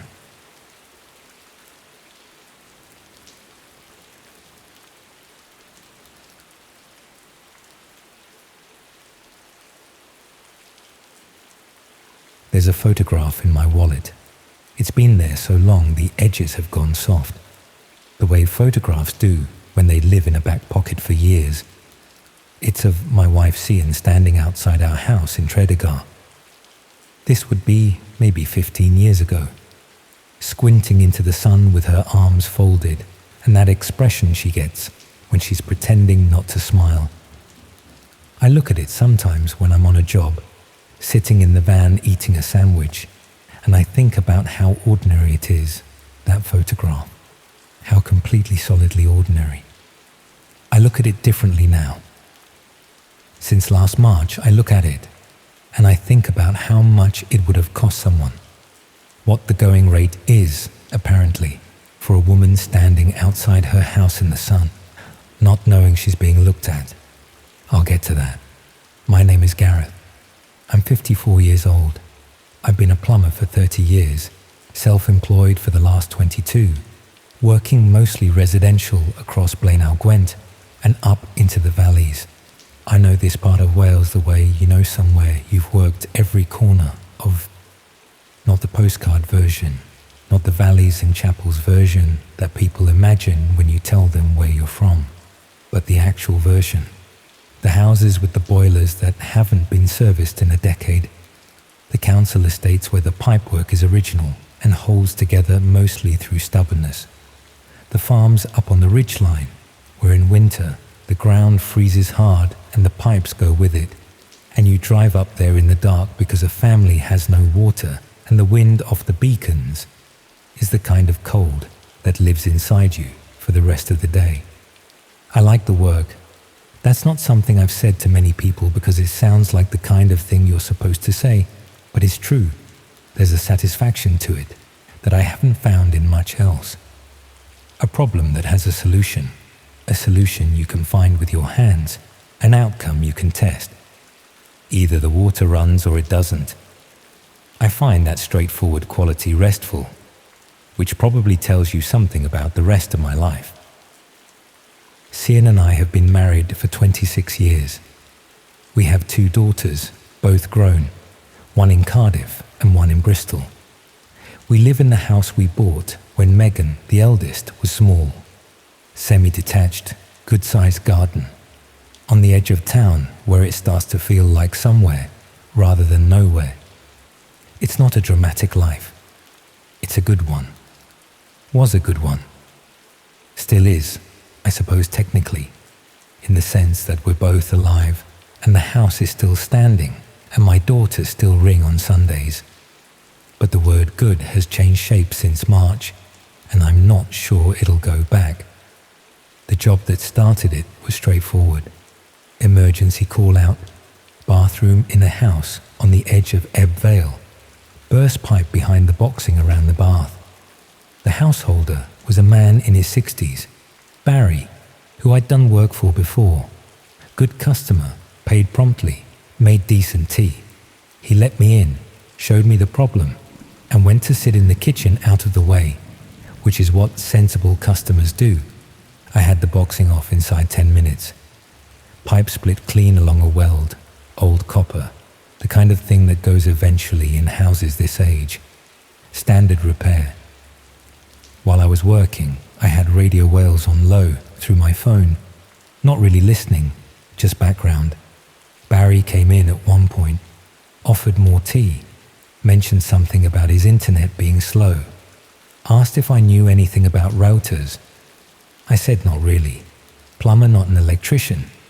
But I had a look on my way to rinse my hands and noticed his laptop open on the kitchen table, screen facing me as I passed.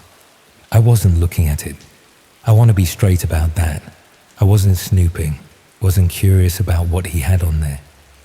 But the screen was there and I glanced at it, and my brain registered what was on it before I could choose not to see it.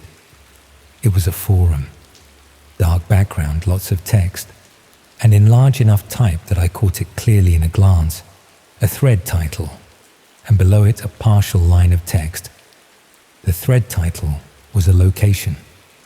The partial text below it was a price, both registered.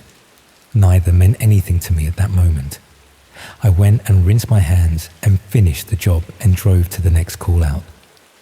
That was a Tuesday in November. November to March. That's how long it took. It took that long because I didn't connect what I'd seen to anything. A forum, a location, a price. So what? The internet is full of forums about everything. People buy and sell things online. I filed it away as nothing and forgot about it more or less. More or less. The location had been Tredegar. I live in Tredegar. There are, I don't know, a few thousand people in Tredegar. A location is not a person. I told myself that in the occasional moments when what I'd seen surfaced, and I let myself think about it briefly before putting it back down. A location is not a name. It's nothing. Barry rang me in February. Boiler service. Annual reminder I sent out to regular customers. I went back to the house on a Thursday morning, did the service, drank the tea. The laptop wasn't on the table this time. Everything was normal. He was, as far as I could tell, exactly what he'd always been. A retired man, living alone, reasonable, polite. Not someone you'd look at twice. That's the thing about people, isn't it? You can work in someone's house, drink their tea, know them for years across a series of jobs, and know almost nothing about them. I know more about the pipe runs in Barry's house than I know about Barry. I know where his stop valve is and how old his boiler is and what the water pressure runs at. I know nothing about what he does at that kitchen table in the evenings. I drove home on the Thursday afternoon, and for some reason I didn't put it back down this time. The fragment I'd seen in November sat in my head and wouldn't move, and on an impulse, I still don't fully understand, I mentioned it to Cian over dinner. Not the forum, not the specifics. Just that I'd been back to Barry's. Just that I had an odd feeling I couldn't account for. She asked what kind of odd feeling. I said I didn't know. We talked about something else, but she pulled her cardigan a bit tighter, the way she does when something bothers her. And later that evening, I sat in the kitchen after she'd gone up, and I thought about what I'd actually seen. A dark forum, a location, a price. And below the price, one more thing I'd half processed, and then not thought about since November. Below the price there had been a small amount of additional text. I hadn't read it consciously, but the brain keeps things, files them away whether you ask it to or not. And sitting in the kitchen in February, I understood that I had retained more than I'd acknowledged. Below the price, the text had included a description. Female, 40s, specific street, our street. I need to be careful here about what I'm saying, and I'm aware I need to be careful, because the alternative is something I can't sustain and still function. What I saw in November was a fragment, a glance. I am not a man who makes dramatic leaps. I'm a plumber. I deal in what's in front of me, what I can touch and test and verify. Leaping to a conclusion on the basis of a partial line of text seen on someone else's screen for 2 seconds is not how I operate. But female, 40s, specific street, location, Tredegar. Cian is 49. We live on that street. There is no version of these facts that I can arrange into a comfortable shape. I went back to the forum. That sentence sounds straightforward, and it wasn't. I don't know my way around that side of things. I'm not someone who explores the internet much beyond what the job requires, but I knew enough to find it, eventually, through a process I won't explain in detail. And when I found it, I wished I hadn't. It was a marketplace. That's the cleanest word for it. A forum structured around the buying and selling of violence. Not weapons, not threats. Violence as a service. Specific, directed, contracted, delivered. The listings were organized by location, by specification, by price. They were discussed in the threads with the matter-of-fact language of people who have been doing this long enough that the horror has become routine. Availability, timelines, methods. The threads about completed jobs were the worst, brief, confirmatory. The kind of language you'd use to confirm a delivery had arrived, which is, when you think about it, exactly what they were. I found the Tredegar thread. I found the listing. I read it completely this time, not a glance, not a fragment. The description was seen. I am not making a leap. I am telling you that the thread contained details that were not publicly available. Details about her routine, about the layout of our house, about the times she was likely to be alone. Someone had done preparatory work. The thread was active. The listing had been up, based on the thread dates, for about 3 weeks, when I first saw it in November. It had continued to be active since then. There had been at least 2 expressions of interest from other users in the period between November and February. No confirmed contract. Not yet. I sat in my van for 40 minutes reading that thread. The wind off the beacons was doing what it does. I'm going to tell you what I felt because I said I'd be honest. It wasn't panic. Not quite. It was something colder and more specific. A focused, precise fury that I'm aware has not left me and which I manage daily by concentrating on facts and on what I can actually do rather than on what I want to do, which I'll leave to your imagination. I went to the police that same day. Thursday evening, Tredegar Station. A conversation that was at first difficult to have coherently and then became more coherent as I forced myself to slow down and report facts in order. The officer I spoke to was young, did her best, took notes. Within an hour, I was talking to someone from a specialist unit over the phone. Within 2 hours, there were people at my house. Cian didn't know the full detail that night. I'm not sure I made the right call with that. She knew something was wrong, obviously. Police in the house make it fairly clear that something is wrong. And I told her there was a threat that was being taken seriously and that she was safe. She accepted that with the composure she's always had, which I rely on more than I've ever told her. I sat with her until she slept, and then I sat in the kitchen again for most of the rest of the night. The investigation is still ongoing. Barry, and I'll say this plainly because I've earned the right to say it plainly, Barry was identified early in the process as connected to the forum. Whether he placed the listing or shared it, or was simply a member who'd engaged with it, I don't know and haven't been told in terms I can be certain about. What I've been told is that the investigation is complex, that these things take time, and that the threat to Cian has been assessed and addressed. She knows now, all of it. We've talked about it more times than I can count, and not talked about it on the days when talking about it isn't possible. She's handling it the way she handles most things, which is by continuing to get up in the morning and do what needs doing, and I'm trying to do the same. The photograph in my wallet. Cian outside the house, squinting, pretending not to smile. I didn't put it there thinking about it. It's just always been there, the way things accumulate in a wallet over years without you choosing them exactly. But I look at it differently now. Someone compiled a description of my wife, researched her, listed her, attached a price. I don't know who that someone is beyond Barry's connection. I don't know why. There are scenarios the police have suggested but not confirmed, and I've tried not to construct more of my own because I'm aware that once you start building that kind of story in your head, it's hard to stop.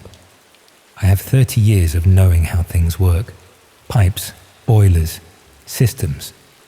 You trace the problem back to where it started. You fix it properly. You test it. You move on. That's what I know how to do. This I don't know how to fix. That's the part I haven't told anyone, not even Cian. There is no fixing it. There's managing it. There's the investigation. There's the ongoing assessment and the police contacts and the process. But the thing that was true when I read that thread in my van with the wind off the beacons is still true, and no investigation changes it. Someone looked at my wife and decided she had a value, and the value was a price on a screen on a dark forum, and I drove to her house every day for 26 years without knowing that was a thing that could happen. Barry made decent tea. His boiler runs fine. His stop valve is under the kitchen sink. Copper isolation. Original to the house. I know where he lives. I'm not going to do anything with that. I want to be clear. I'm saying it because it's true, and the truth of it is part of the account, and leaving it out would make the account dishonest. The thought is there. It sits where it sits. And every morning I get up and I look at what's actually in front of me, which is my wife, alive, making coffee in our kitchen, and I make the same decision again. So far, that's been enough. So far.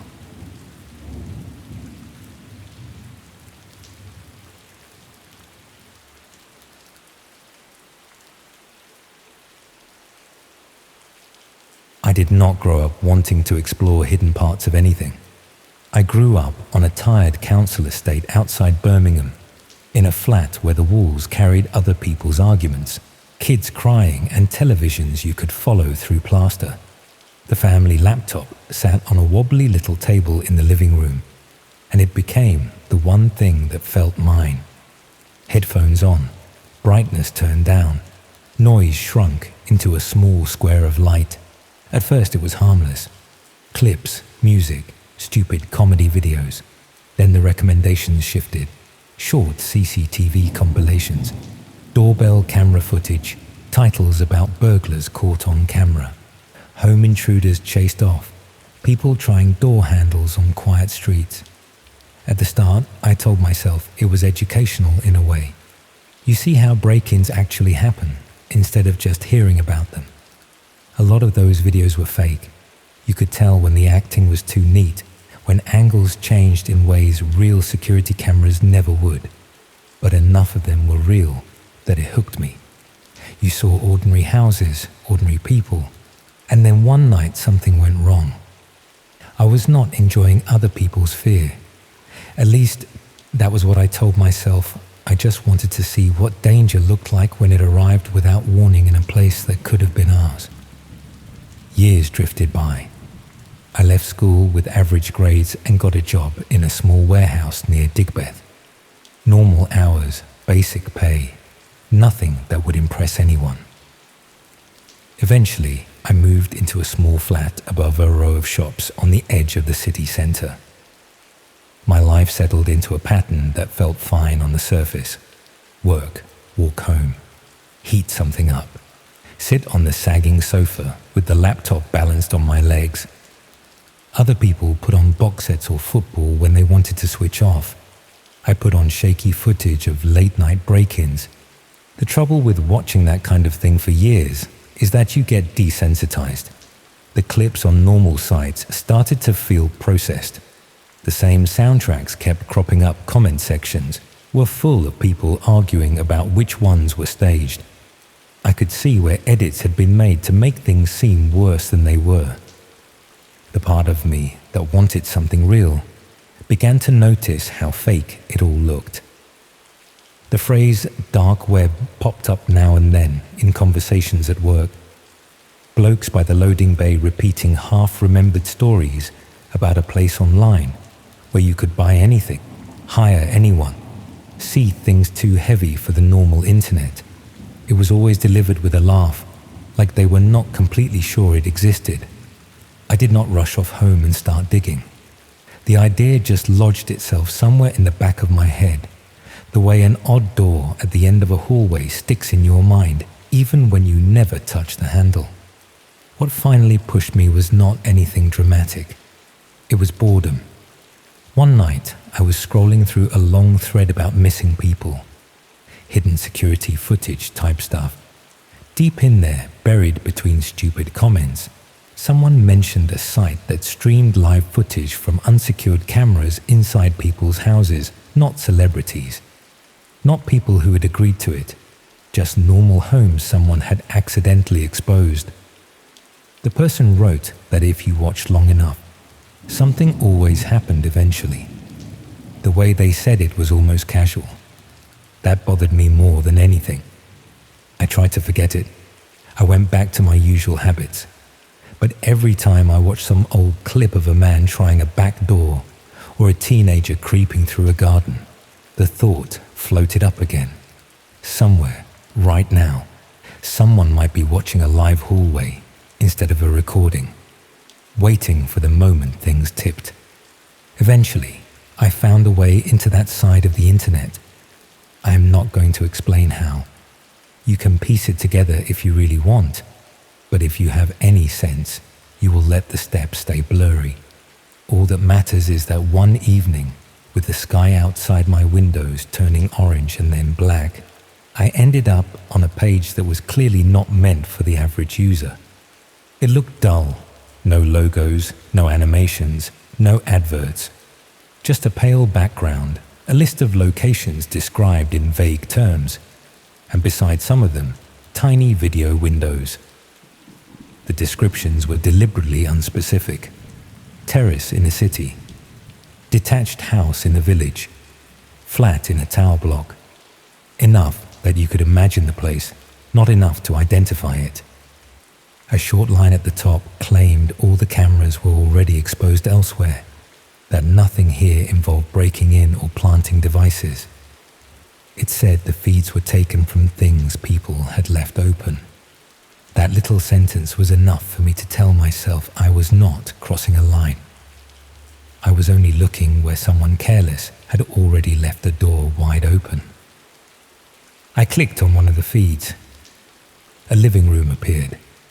The camera was mounted high up near the ceiling, looking down on a sofa, a television stand, a coffee table with an empty mug and remote on it. The room was empty.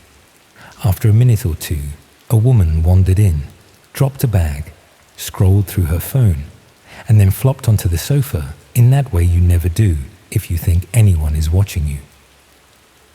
Nothing happened. She did not get attacked.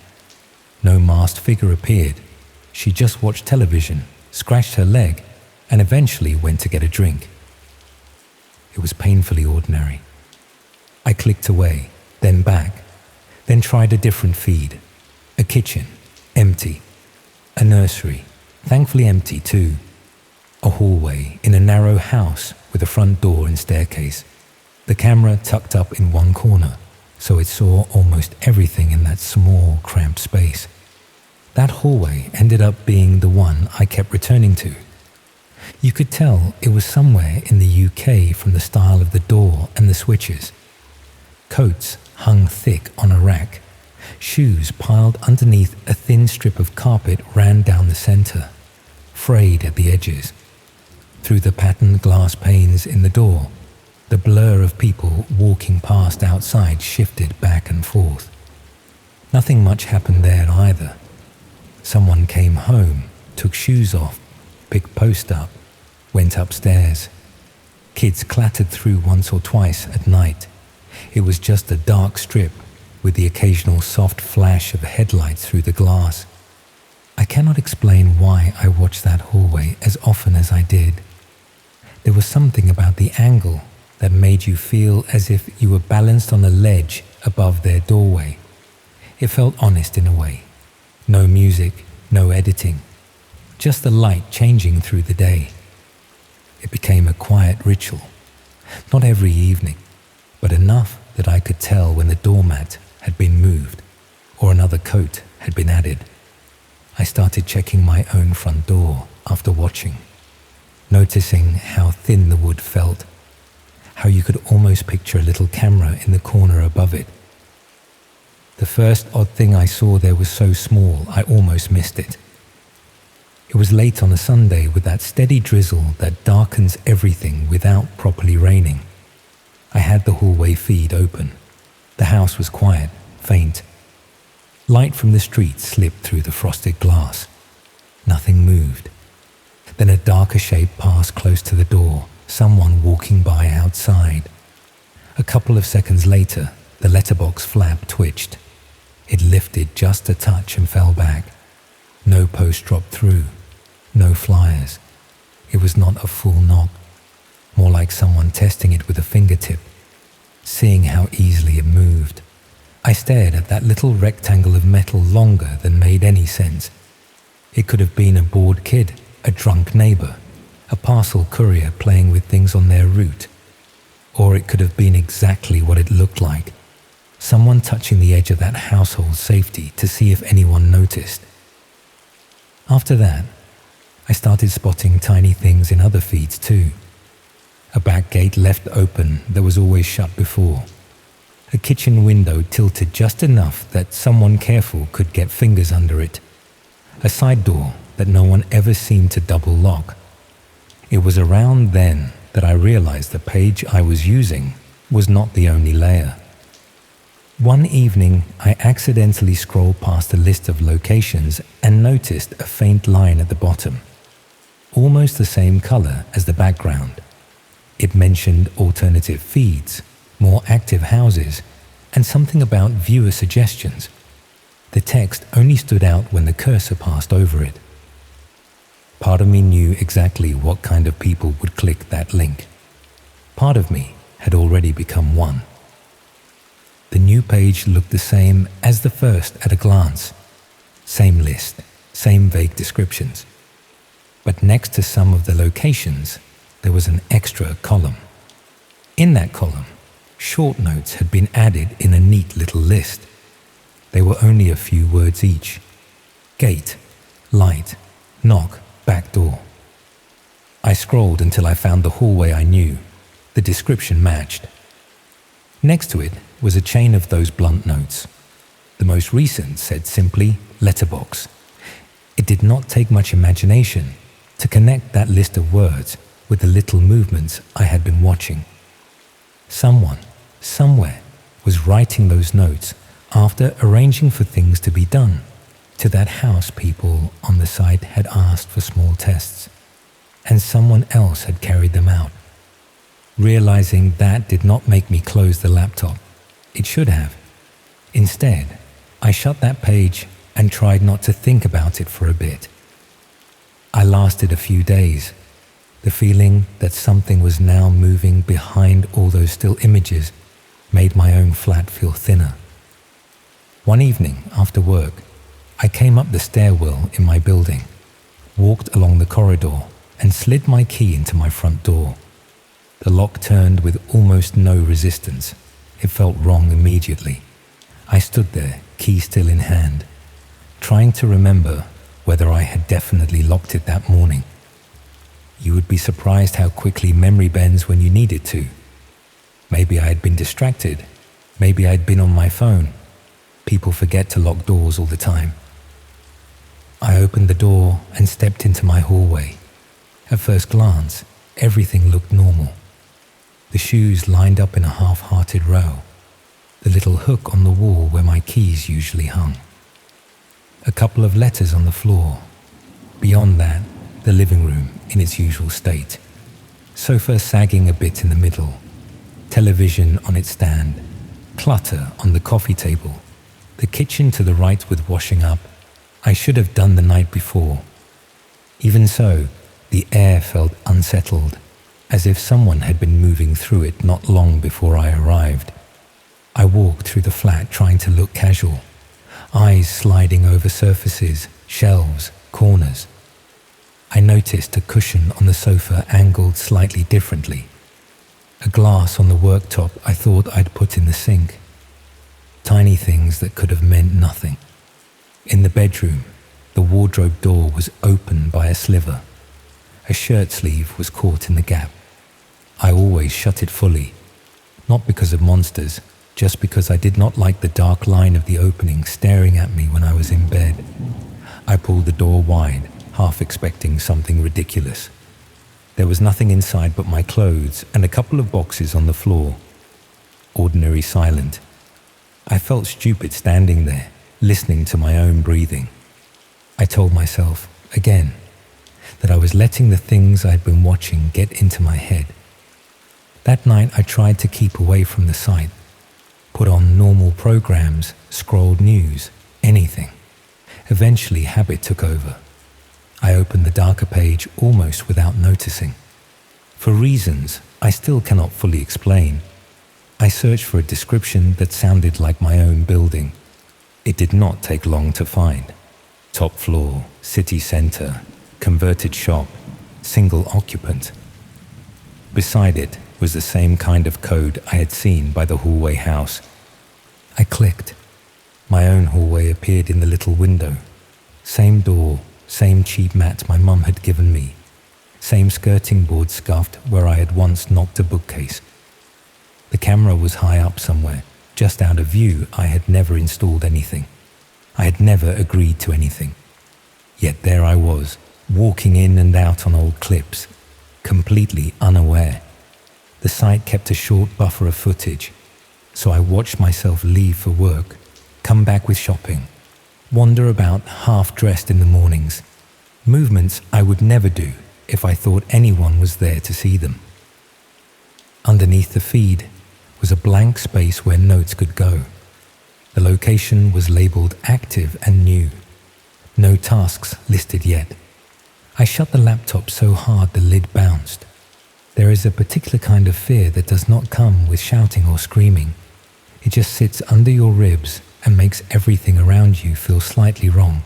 My flat was suddenly not mine. It was a set someone else had dressed and wired for their own purposes. I found the first camera almost straight away after that, once I started looking. In the casing of the smoke alarm in the hallway. Another in a corner of the living room ceiling. Nothing obvious in the bedroom, but by then I assumed it was there, disguised as something else. I should have called the police that second. I should have rung the landlord and demanded answers. I did not do either. Instead, I scrolled down. At the bottom of the entry for my flat, there was that same faint line I had seen before. New locations eligible for introductory tasks. Suggestions open. Up until that moment, I had always thought of myself as separate from the people who use this site properly. I was a watcher, nothing more. Now the page was effectively asking if I wanted to prove to myself more than anyone how real it was. I can dress it up any way I like, but what I did next was stupid. I clicked to submit a suggestion.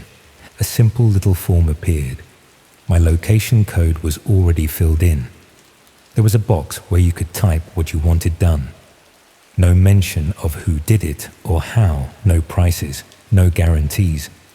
I told myself I wanted a test, something small, something that could not hurt anyone, just to see whether this whole thing was live, or if I had stumbled onto some elaborate relic. I typed a short request asking whoever handled tasks to move one of the kitchen chairs a little out of place. Nothing threatening. Just enough for someone living there to notice. I submitted it before I could talk myself out of it. Nothing obvious happened. The form cleared. The feed of my hallway carried on showing stale footage. The word under the window stayed blank. I went to bed eventually, after checking every lock and window twice. The next morning, as I walked into the kitchen, I smacked my hip on the corner of a chair that should not have been in the way. It was subtle. The chair was angled a few centimeters out from the table, as if someone had started to pull it out and then changed their mind, not shoved rudely, not overturned. Just wrong enough for your body to notice before your eyes did. I did not touch it for a full minute. I just stood there and stared at it. When I finally pulled up the site again, there was now a kitchen feed for my flat I had not noticed before. The recording from the early hours showed a dark room. After a few seconds, a hooded figure stepped into view. They did not act like a cartoon burglar. No creeping, no darting about. Calm movements. They walked to the table, rested a hand on the back of the nearest chair, shifted it slightly, looked at it for a second, and walked out again. The whole thing took less than half a minute. Under the hallway feed, in the blank note space, there was now one word: chair. Any shred of comfort I had taken from thinking of myself as only an observer disappeared. I had given someone a task, and they had completed it by entering my flat while I was asleep. I stopped submitting anything after that. I tried to pull back, delete bookmarks, go back to ordinary videos. I kept the laptop closed more often, but fear does not die neatly. It just changes shape. Every night I heard little noises in the building and found myself awake, listening. Every time I locked the door, I wondered who else had a key. I looked at the smoke alarm in the hallway and imagined the little camera lens behind the plastic. When I finally caved and opened the site again, there was a new note beneath my feed. Pending. No description of what was pending. No clue how big or small. That single word sat there under the image of my front door, and I could not stop looking at it. Sleep stopped being something that happened naturally. I would drift off, snap awake at the slightest creak, then stare at the ceiling for hours. I thought about staying with a friend, but every version of the story sounded insane when I tried to rehearse it. I did not want the questions that would come afterwards. On the fourth night, I woke up around 3 a.m. to the feeling that something in the flat was different. No bang, no shout. Just that prickling awareness you get when you know there is someone else in the room even before you see them. I lay still and listened. From the hallway came the exact floorboard creak I had heard 100 times in other people's houses on that side. I did not shout. I did not leap out of bed. My hand reached for the laptop almost on reflex, as if it was the only tool I had. When the page loaded, my location was already open. In the hallway feed, a figure stood just inside the door. Dark hoodie, hands by their sides, head turned slightly as if listening to the flat. They were still enough that the only sign this was not just a frozen frame was a slow shift of weight. The little word beneath the feed flickered, then changed from pending to active. The figure moved out of the hallway, stepping under the camera and out of that frame. I cycled through the feeds with clumsy fingers until I got to the one placed high in the bedroom corner. On screen, I saw myself in bed with the laptop open, the glow lighting my face. A second later, at the edge of the frame, the hooded figure appeared in the doorway. There is no way to prepare yourself to watch your own fear from a slight delay. I saw my shoulders tighten. I saw my eyes lift from the screen. I watched myself realize that the person I was watching was also watching me. The intruder moved with the same unhurried confidence as before. They walked around the bed, keeping their face just out of the camera's reach, as if they knew exactly where the lens sat. Their hand rested briefly on the bed frame. The mattress dipped under their weight. I felt that in real time while watching it happen, a heartbeat behind on the feed. That touch snapped something in my head.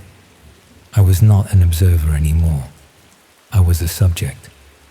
On screen, I saw myself slide off the opposite side of the bed, staying low. In real life, I was already doing it, driven entirely by instinct. My hand grabbed the keys from the bedside table. I moved around the foot of the bed and bolted for the hallway. The recording never showed the intruder speeding up. They did not lunge or chase. They just turned slightly, following my movement with a tilt of the head at the very edge of the frame. I wrenched the flat door open with more force than it needed and stumbled into the stairwell. The sudden change from the close bedroom air to the cold concrete corridor hit me hard. The motion sensor light came on with a tired buzz. I clattered down the stairs barefoot, half expecting a hand to land on the back of my neck at any moment. No one stopped me. Out on the street, the city was reduced to taxi headlights and the distant rumble of late buses. My breath fogged in the air. I stood there in shorts and a t-shirt, clutching my keys, and realized I could not walk back indoors on my own. I reported a break-in the next morning. I left out everything that would drag the conversation into places I did not want to go. I said I had woken to see someone in my room, that they had left while I escaped. Once the officers saw the altered smoke alarm and the discreet little devices in the corners, the mood shifted. They took it seriously. They photographed everything. They questioned the landlord. The landlord denied knowing anything about the cameras. They said the previous tenant had been quiet, worked odd hours, kept to himself. They promised to change the locks. The officers logged it as an unlawful entry with suspicious circumstances. Hidden surveillance, unknown installer. No one asked the right question. How did you know exactly when to run? I moved out within the week. Packed essentials, left furniture behind, argued about the deposit until I pointed out that it might not look great for them if I started telling people about covert cameras in their flats. They signed the form without further fuss. The new place was further out from the center. A second-floor flat in a relatively recent build with a proper security door downstairs and fresher paint on paper, safer in every way. I checked every smoke alarm, every vent, every odd fitting, holding my breath each time until I was sure no wires or lenses were hidden behind them. I also bought a new laptop. Part of it was practical. You need a computer for normal life these days. The other part was not practical at all. I wanted to see if that page still had my old flat listed, and if so, what it said. Finding the site again was easier than I expected. Muscle memory is good at carrying bad habits. The layout was almost unchanged. A longer list of vague descriptions. Some familiar, many new. The hallway house I had watched for months had gone no trace. Its notes and feed had been stripped out like it had never existed. I scrolled until I found the entry that matched my old place. Top floor, city center, converted shop, previous location. The feed window was empty grey now. Beneath it, the notes had been compressed into 3 words: chair, entry, reaction. That is what my involvement boiled down to in whatever log sat behind that page. A tiny sequence: chair, entry, reaction. Someone else's completed task. I was about to shut the laptop when a new line appeared at the bottom of the list. New location added. Under that was a description. Second floor flat, outer city, new build, single occupant. It could have been anyone. There are hundreds of flats like that around Birmingham. Thousands more across the country. On its own, the description meant nothing, but there was a little code beside it. When I hovered over it, a small note appeared, pending approval.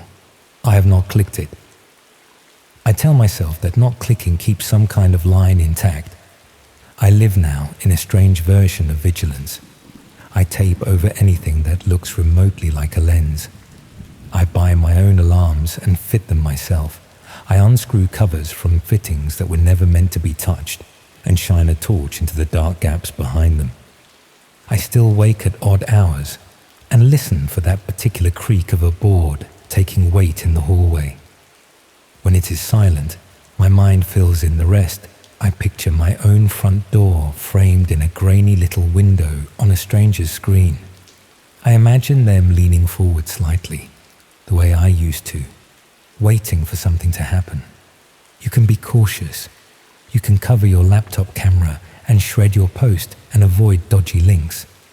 You can tell yourself you would never go poking around places online that people whisper about.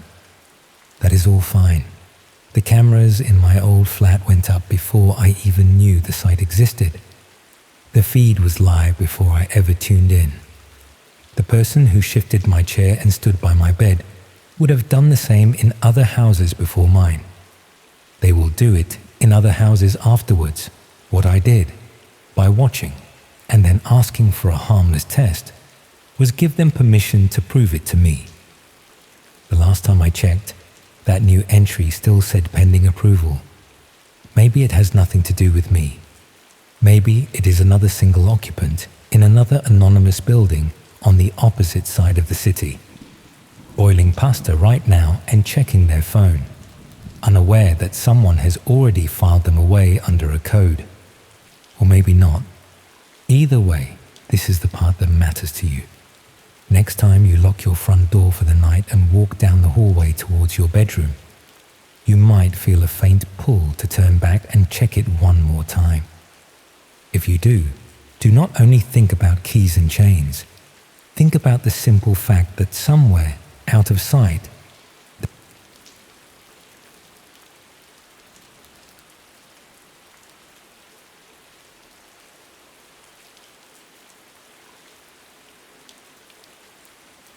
I used to work in digital forensics.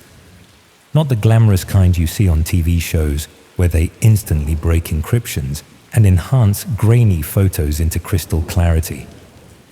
My job involved the painstaking process of recovering deleted files, tracing digital footprints, and documenting evidence for court cases.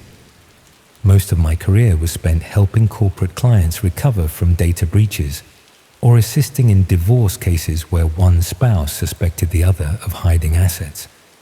Mundane stuff, really, until the Harmon case. Detective Harmon approached our firm after their department's tech specialist hit a wall. A college student had gone missing under suspicious circumstances, and they'd recovered the victim's laptop. The browser history had been meticulously scrubbed, but fragments remained in the cache, suggesting visits to Tor-enabled sites. The department needed someone with expertise in recovering digital breadcrumbs that existed beyond the reach of standard investigation techniques. That's where I came in. I'm not going to pretend I was unfamiliar with the dark web. Anyone who works in my field understands its architecture, even if they've never ventured there themselves.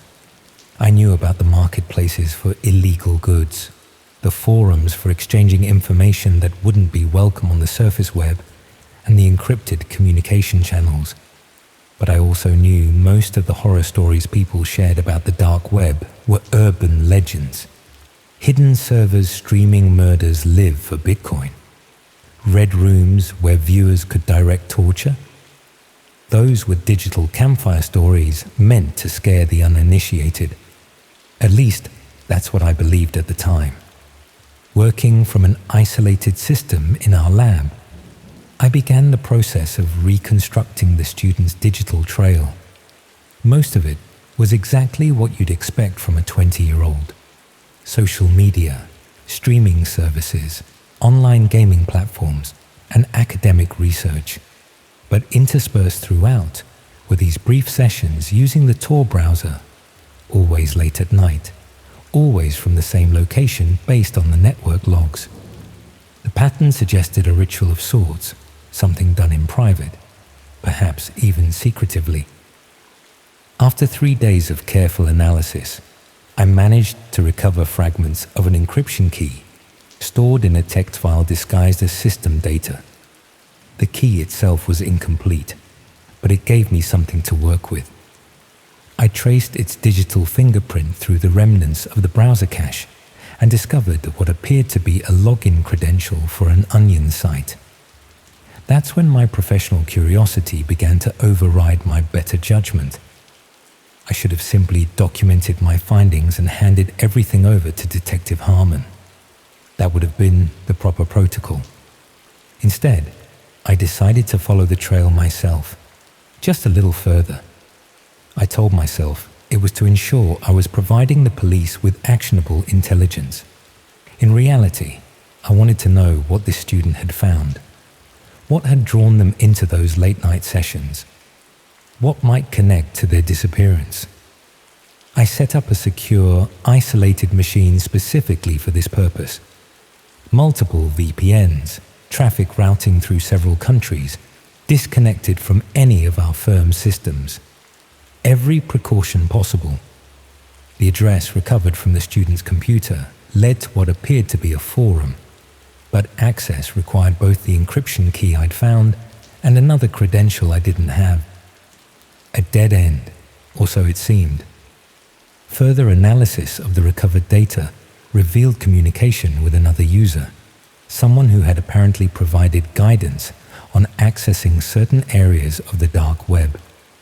I managed to find fragments of these conversations, not enough to identify the other party, but enough to piece together instructions for generating the second credential needed for the forum. It took another day of work, but eventually I had what I needed. I accessed the forum on my isolated machine. What I found wasn't immediately alarming.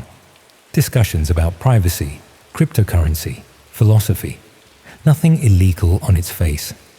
But there was a section accessible only to users with a certain status. The missing student had apparently reached that status shortly before their disappearance.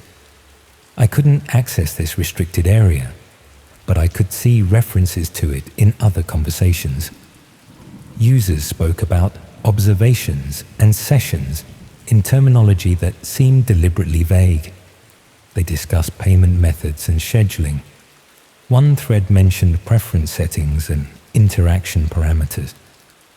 All of it couched in ambiguous language that could have meant anything from watching academic lectures to something far more sinister.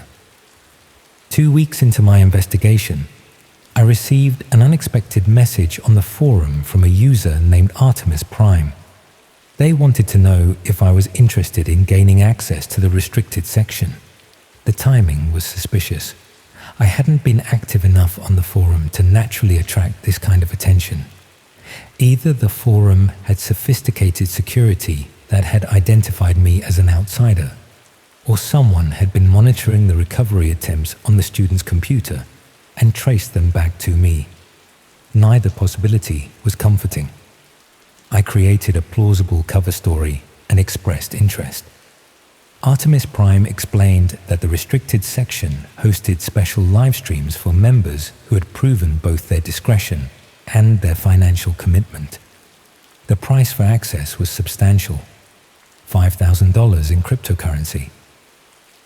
When I asked what kind of content these live streams contained, the answer was vague but unsettling. They offered interactive observation experiences that couldn't be found anywhere else. Viewers could influence outcomes in real time. I reported all of this to Detective Harmon, who brought in federal authorities. They advised me to maintain communication with Artemis Prime while they attempted to trace the user's location. For 3 days, I continued the conversation, expressing interest, but asking for more details before committing the money. Artemis Prime eventually offered me a free preview session scheduled for midnight the following day. Against the advice of the federal agents, I agreed to observe the preview. Their concern was that viewing any content might constitute criminal activity on my part, depending on what was shown. My argument was that we needed to know exactly what we were dealing with, and that, as a forensic investigator, I had viewed illegal content before when it was necessary for an investigation. Eventually, they relented, on the condition that I would terminate the connection immediately if the content clearly involved illegal activity. The night of the preview session, I sat in a secured room at the federal building, surrounded by agents specializing in cybercrime. My isolated laptop was connected to a larger monitor, so everyone could see what I was seeing, but the connection itself remained solely through my machine. At precisely midnight, I received a link from Artemis Prime, valid for 5 minutes only. The link led to a streaming page with minimalist design. Black background, a video player in the center, a small chat window to the right, a countdown timer showing 15 minutes. The video showed an empty room with white walls, a single chair in the center, nothing else. The chat window showed about 24 usernames, none recognizable. Most were strings of numbers and letters. No one was typing. 3 minutes into the stream, the door to the room opened. A figure entered, wearing a black hood that obscured their face completely. They carried a small digital tablet. The person sat in the chair, holding the tablet facing the camera. On the screen was today's date and time, along with a random string of characters that had been generated in the chat window seconds earlier. This was proof that the stream was live, not pre-recorded. The hooded figure set the tablet aside and pulled out a small card, which they held up to the camera. On it was written my username on the forum, along with the words, "Welcome to your preview." The federal agents exchanged concerned glances. This was meant specifically for me. The observers were being observed. For the next 10 minutes, nothing happened. The hooded figure simply sat there, occasionally checking the tablet. The chat remained inactive. Then, just as the countdown timer reached 1 minute remaining, the figure held up the tablet again. On it was a message addressed to me by my real name. Not my username, but my actual name. It listed my home address, the name of my firm, and the names of my family members. It ended with a simple statement. The preview isn't what we're showing you. It's who we're showing you to. The federal agents immediately terminated the connection and moved me and my family to a secure location. The investigation shifted from finding the missing student to identifying who was behind the stream and how they had obtained my personal information. Background checks were run on everyone at my firm, everyone involved in the investigation. Digital security experts examined every device I owned for breaches. A week into protective custody, we received the news. The missing student had been found alive. They had apparently gone off-grid voluntarily after being spooked by something they'd witnessed on the forum. When questioned about the restricted section and the live streams, they became agitated and refused to provide details. All they would say was that the streams weren't what people thought, that the real purpose was something else entirely. The federal investigation identified several members of the forum, including Artemis Prime, though no arrests were made. The official conclusion was that the forum was running an elaborate scam, charging significant amounts of money for staged extreme content that created the illusion of red rooms without actually committing violent crimes. The personal information they had about me had been gathered through social engineering and basic doxing techniques. The case was closed. The missing student was no longer missing. No laws had technically been broken. Life could go back to normal. Except it doesn't work that way. Not really.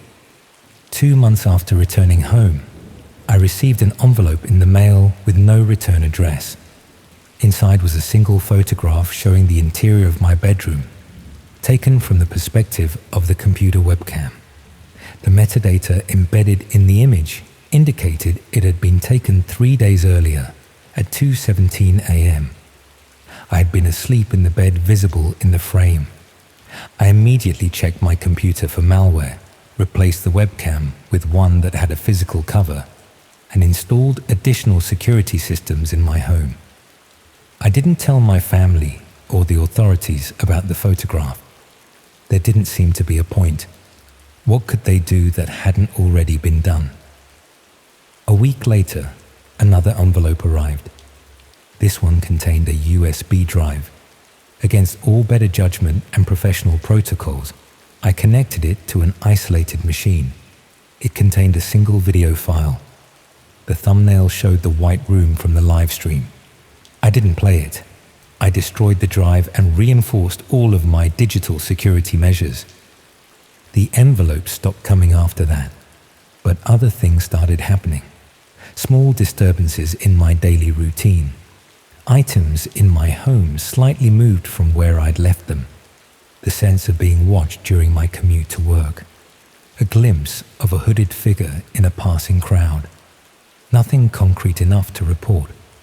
Nothing I could prove wasn't my imagination working overtime. I started noticing patterns in the timing of these disturbances. They always happened on days when I'd used the internet for anything more sensitive than checking the weather.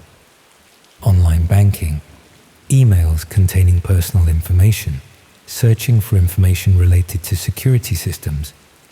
Any of these would be followed by some small sign that I was being observed. 6 months after the investigation, I attended a cybersecurity conference in my professional capacity. During a panel discussion on privacy threats, one of the speakers made eye contact with me in the audience. I had never met them before, but something in their expression suggested recognition.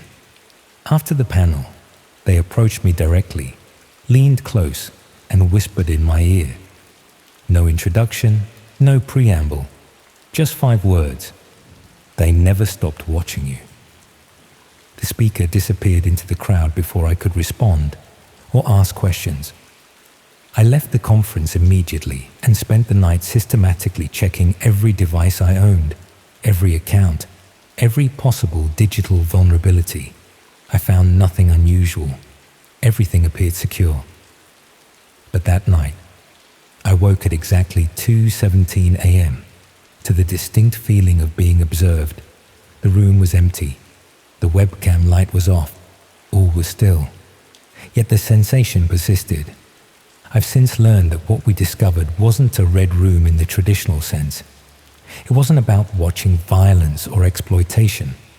It was something potentially more disturbing. A network dedicated to the comprehensive observation of specific individuals. The interactive element wasn't about directing harm, but rather about collectively monitoring, studying, and subtly interfering with the lives of targeted subjects. The missing student hadn't been a victim in the way we initially feared, but rather someone who had discovered the network and then been absorbed into it, becoming an observer rather than the observed. I've changed jobs since then, moved across the country, adopted rigorous privacy practices both online and offline. I use only cash when possible, avoid social media entirely, and regularly sweep my living spaces for surveillance devices. Most would call it paranoia. Perhaps it is, but I can't shake the certainty that I'm still being watched, that my every movement is being logged, analyzed, and shared among unseen observers who paid for the privilege of witnessing my slow psychological unraveling. The most unsettling realization came just last week. I was reviewing some old files from the investigation and noticed something I had missed initially. The timing of the students' late-night tour sessions perfectly matched periods when their webcam had been active, though no video chat applications had been running. They hadn't been watching something on those nights. They had been allowing themselves to be watched. Sometimes now, in moments of desperation or exhaustion, I find myself staring directly into my covered webcam and speaking to whoever might be on the other side. No response ever comes, but occasionally, within minutes of these one-sided conversations, my phone will receive a text message from an unknown number. The messages never contain words, just a timestamp, 2:17. I don't know how many others are out there, targets of this invisible audience. I don't know what they want or what purpose this elaborate system of observation serves. But I've come to understand one thing with absolute certainty. The most terrifying predators aren't those who want to harm you physically. They're the ones content to simply watch as the knowledge of their watching slowly destroys your sense of security, privacy, and ultimately your sanity. If you're reading this, I have one piece of advice. The next time you feel that inexplicable sensation of being watched when you're alone, don't dismiss it as imagination. Don't look around the empty rooms searching for hidden cameras. Instead, look directly into the devices you've willingly placed in your most private spaces. Wave hello. They've probably been watching you for quite some time now.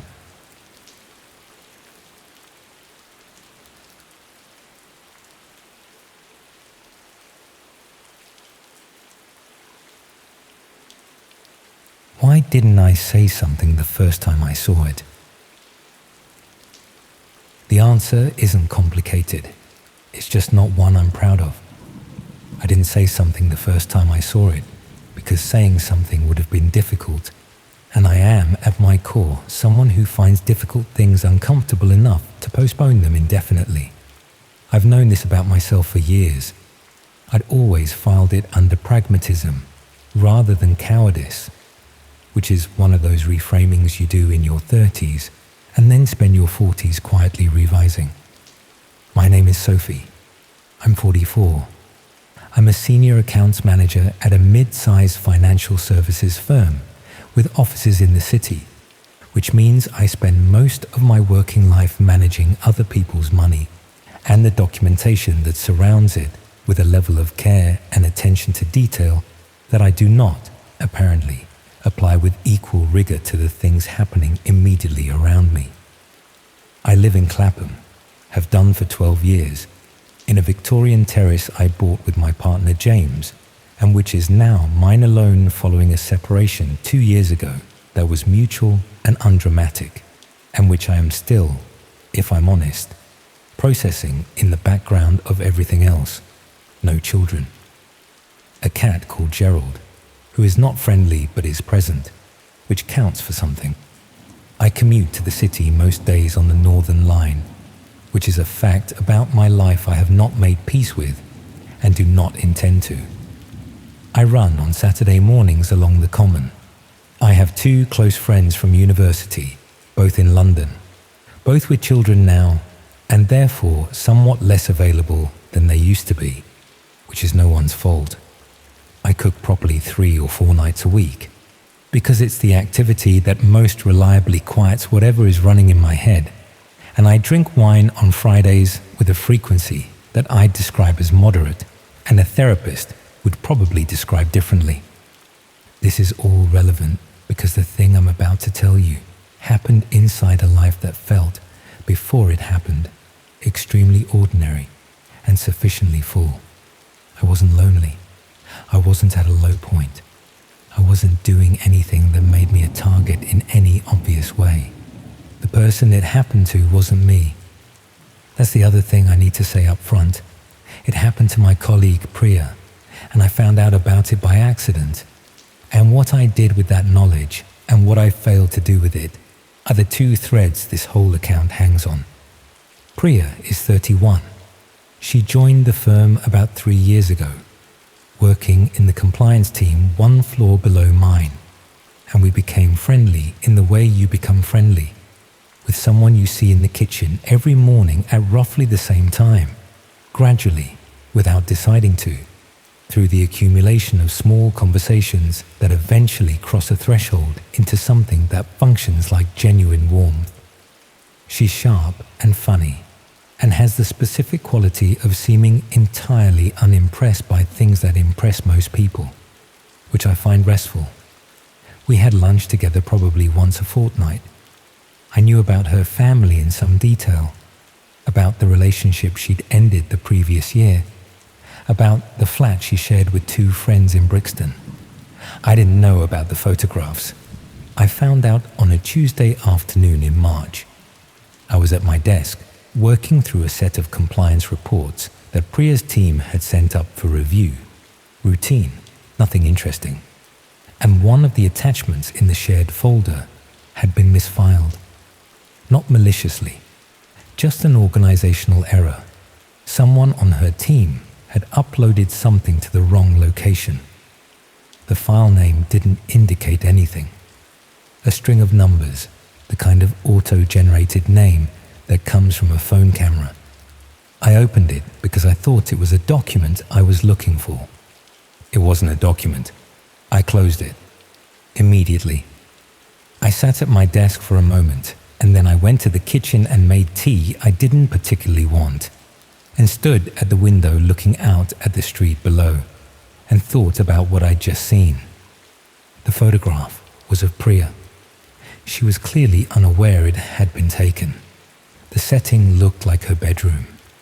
I'd seen photographs of her flat on her phone, enough to recognize the specific shade of a wall. The photograph had the quality of something taken through a window or with a hidden device rather than openly. The angle slightly wrong, slightly elevated. Not the angle of someone standing in a room. She was in a state of undress. The photograph was not ambiguous about what it was. I closed the folder, went back to my desk, opened the compliance reports and sat in front of them for 40 minutes without reading a single line. Then I made a decision that I've since categorized as the first of several wrong ones. I decided to wait and see. Wait and see is not a strategy. I know that. I knew it then.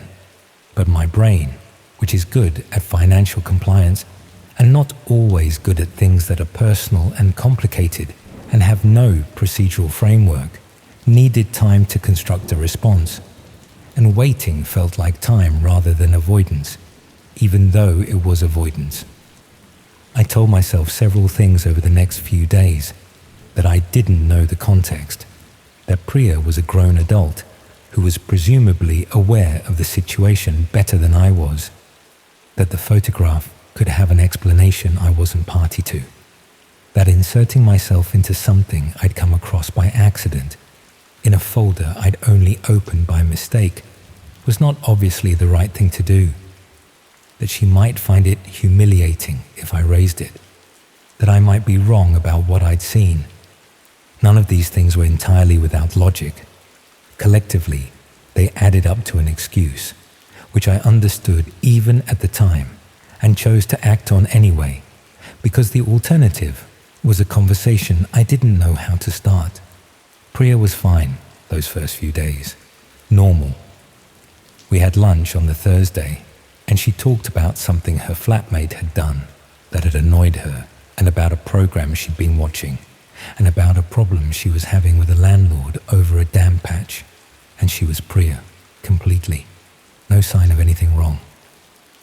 I ate my sandwich, and I listened, and I said the things you say, and I went back to my desk, and I sat with what I knew and what I wasn't saying, and I told myself again that she was clearly fine. I was reading her the wrong way. I understand that now. Someone in the early stages of being extorted is not going to present as visibly distressed in a lunch conversation with a work friend. They're going to do what Priya was doing, which is perform normalcy with considerable effort, because the alternative is having to explain something deeply private to someone who might react in any number of ways. I know this because she told me eventually, but that came later. The second time I had cause to know something was wrong was about 6 weeks after I found the photograph. I was in the office late, working through a deadline, and I went down to the compliance floor to find a physical document that should have been filed and wasn't. The floor was mostly empty. 7 in the evening, only a few people still at their desks. Priya was one of them, which wasn't unusual. She often worked late. What was unusual was that when I came around the corner of the partition near her desk, she closed her laptop with a speed that was clearly a reaction to being caught at something rather than a natural movement. And when she looked up at me, her face had an expression on it that was not the expression of someone who'd just been startled by a colleague appearing unexpectedly. It was fear, specific and undisguised. In the half second before she registered it was me and adjusted. She adjusted immediately, said something about being jumpy, laughed it off. asked what I was doing there so late. I said the thing about the document. Found it, said goodnight, went back upstairs. In the lift, I thought about her face, the specific quality of that fear, not the mild alarm of someone caught looking at something embarrassing, but the fear of someone in an ongoing situation they can't see the end of. I went home. I fed Gerald. I made dinner I don't remember eating. I thought about ringing her and couldn't find the sentence that would open the conversation. I thought about speaking to HR and couldn't get past the image of Priya finding out I'd gone to HR about something she hadn't disclosed to me and what that would do to her sense of control over her own situation. I told myself I still didn't know enough to act usefully. I am being honest about all of this because I promised myself I would be, and because listing the decisions and the reasoning makes it harder to pretend the reasoning was sound. The truth is that I was afraid of the conversation, not for dramatic reasons, not because of any concern for myself, just the ordinary, undignified fear of saying the wrong thing to someone I cared about in a situation I didn't know how to navigate. That fear looked, from the inside, like thoughtfulness and caution. From the outside, looking back, it was just fear. Priya told me in May. We were at a wine bar near the office on a Friday evening, just the two of us, something we did once a month or so, and she was 2 glasses in when she said there was something she needed to tell someone, and she'd decided it was going to be me. She'd been receiving emails since January.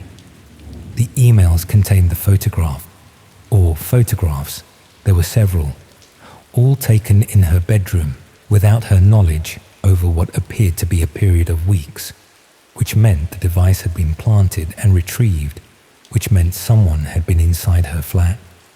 The emails demanded money, specific amounts, at irregular intervals, to accounts she was given no information about. The first demand had been modest enough that she'd paid it, hoping it would end there. It hadn't ended there. By May, she'd paid out a total that represented most of her savings, and the demands were continuing. She hadn't gone to the police because the emails had contained a specific threat about what would happen if she did. A threat that named her employer, her parents, specific platforms on which the photographs would be distributed. The threat was detailed enough that she believed it. She'd been making calculations every day for 4 months about whether paying was better than the alternative, and the calculations kept coming out the same way. And she was running out of money and running out of what she described as the ability to keep doing this, and she needed someone else to know. I sat across from her and I listened, and I held the knowledge that I had known something since March, and I said nothing about that. I've thought about why, and the answer is that telling her would have made it about me, about my guilt and my failure to act at a moment when it needed to be entirely about her. That's the most honest version. There's a less honest version that's also partially true, which is that I was ashamed. I told her she needed to go to the police. She said she was frightened. I said I understood she was frightened, and that I would go with her, and that the police had specialist units for exactly this situation, and that what was being done to her was serious crime, and the people doing it were counting on her fear to keep her from reporting it. She didn't say anything for a while, and then she said she'd been telling herself the same things and still hadn't been able to do it, and maybe having someone come with her would make it possible. We went the following morning. The specialist officer who dealt with the report was thorough and clearly experienced with this category of crime. She explained, in terms I found both reassuring and deeply unsettling, that what had been done to Priya followed a pattern they'd encountered many times, a pattern that had a specific infrastructure behind it, a network of people operating across multiple victims simultaneously. The bedroom device approach, one of several methods used. The irregular payment demands calibrated specifically to be sustainable enough that victims kept paying, rather than reaching a crisis point that forced them to report. The photographs, the officer explained, were likely stored on infrastructure that the people doing this used across multiple operations. Dark web hosted, designed to be difficult to trace and easy to threaten with. The threat of distribution was the mechanism, and the mechanism was effective because the victims understood correctly that the capability to distribute was real. Priya had paid nearly £8,000 over 4 months. I sat in that room and I thought about March, about the Tuesday afternoon and the misfiled attachment, and the decision I'd made over the following weeks to wait and see. I did the arithmetic I hadn't been willing to do before. If I'd said something in March, she might have reported it in March, and the £8,000 might have been considerably less, and 4 months of daily fear and calculation might have been considerably shorter. I don't know that for certain. I'm aware I don't know that for certain. The specialist officer, when I told her later that I'd known something since March, was measured about it, said that disclosure was complicated, that victims often didn't want intervention, that I couldn't have known what Priya's response would have been. All of that is true. It's also true that I didn't try. The investigation has been ongoing for several months. I'm not going to describe its progress in detail because it's Priya's situation to disclose and not mine. And I've already disclosed more than she knows I'm disclosing here, which is its own thing I'll have to account for eventually. What I can tell you is that the device in her bedroom was identified and its origin traced to a degree that gave the investigation a direction. What I can tell you is that she has not paid anything since May, and the photographs have not been distributed, which the officer had assessed as likely because distribution defeats the mechanism, and the mechanism is the asset. What I can tell you is that Priya is still at the firm, still comes for lunch on Thursdays, is not completely fine, but is more fine than she was, and that she told me recently that going to the police was the right decision, and that she was glad someone had made her do it. I haven't told her about March. I've constructed reasons for this that are partially legitimate.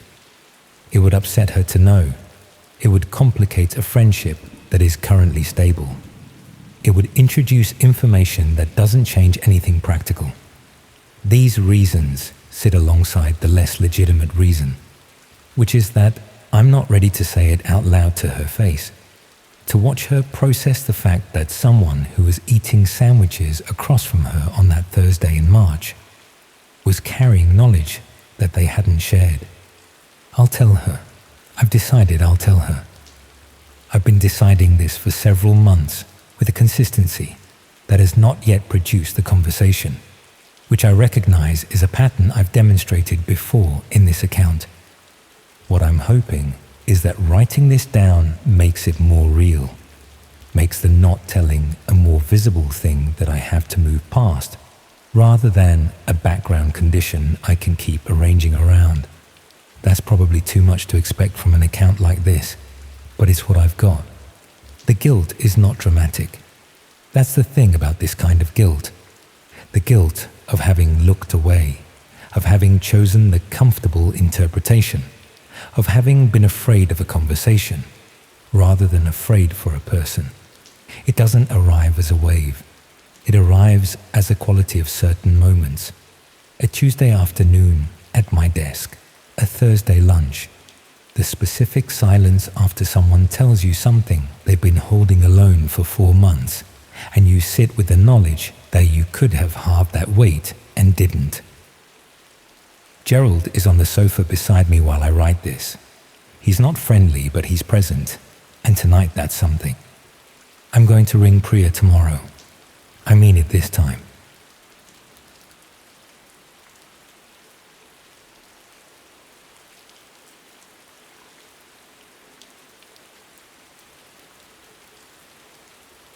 keep starting and then stopping, which probably tells you everything you need to know about how hard this is to talk about. Not because I can't remember how it started. I remember it perfectly. Every detail is burned into my memory with the kind of clarity that makes you wish you could forget. And not because time has made it easier. If anything, the distance has made it worse, given me more space to see all the moments I could have stopped and didn't. Is that saying it out loud means admitting how ordinary it all was at the beginning? How little effort it took to slide into something I still struggle to explain without sounding like I should have known better. There was no moment of dramatic choice, no fork in the road where I consciously decided to do the wrong thing. It was more like a gentle slope that got steeper, so gradually I didn't notice until I was already falling. There's a particular kind of shame that comes with realizing you weren't unlucky. You weren't singled out by some sophisticated predator. You weren't targeted because of who you are or what you know. You were just careless in a quiet, everyday way. The sort of carelessness that doesn't announce itself while it's happening. The sort that feels completely normal, even sensible, until you look back and see it for what it was. It only becomes obvious later, when you're lying awake at 3 a.m., replaying every decision, seeing all the warning signs you ignored because they were inconvenient, or because acknowledging them would have meant admitting you'd already gone too far. I've replayed the start enough times to know exactly where things tipped from harmless curiosity into something else. I can point to the precise moment, the exact click. Even now, I can't give you a clean explanation for why I kept going beyond that point. Words like bored or curious feel too convenient, too easy. They let me off the hook in a way I don't deserve. Calling it a mistake feels like shrinking it into something manageable, something forgivable. The truth is messier than that. The truth is it felt normal at the time, almost routine, like browsing social media or checking the news. Just another tab open in my browser. Another way to kill time on an unremarkable evening. I wasn't an IT person. I didn't work in tech. I had no special knowledge of computers or security beyond what anyone picks up from using them every day. I think that matters because I never felt like I was deliberately entering a world I didn't understand. I was just clicking through things that felt no more dangerous than anything else people stumble across online. It started with a message that didn't belong. My sister had mentioned, casually over Sunday lunch a week earlier, that she was looking for a second-hand travel cot. She was pregnant with her first and trying to do everything on a budget, the way first-time parents do, convinced they can navigate it all with second-hand furniture and sheer determination. I'd agreed to keep an eye out, the way you do when family asks you something and you're only half paying attention but want to seem helpful. So one evening, a Thursday I think, I was scrolling through a marketplace app, phone in one hand, TV on in the background, playing some crime drama I wasn't really watching. Not really paying attention to either, just filling the space between dinner and sleep with the kind of mindless activity that passes for relaxation. I'd been at it for maybe 20 minutes, scrolling past baby clothes and high chairs and all the detritus of early parenthood that people are desperate to get rid of. Most of the listings were fine, some overpriced. Some looked like they'd been through a war, but nothing unusual. That's when a reply popped up from an account I hadn't contacted. At first, I barely noticed it. The notification appeared at the top of my screen, and I swiped it down out of habit. Unsolicited messages are common enough on those apps that they blur into the background. You learn to filter them out without really thinking about it. But when I opened it properly, something about it felt different.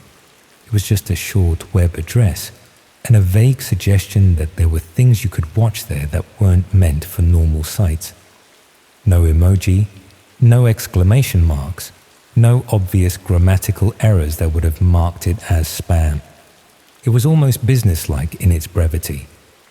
No sales pitch, no pressure, no begging me to click or warning that the link would expire soon. That's what made it unsettling, I think. It didn't behave like spam. It didn't need to persuade me of anything. Like it assumed curiosity would do the work on its own. Like whoever sent it knew that the less they said, the more intriguing it would seem. I reported it through the app and kept scrolling. Felt vaguely pleased with myself for doing the sensible thing, for not being one of those people who falls for obvious scams. Deleted the message, blocked the user, went back to looking at travel cots. Found a decent one for my sister, screenshotted it, sent it to her. She replied with a thumbs up.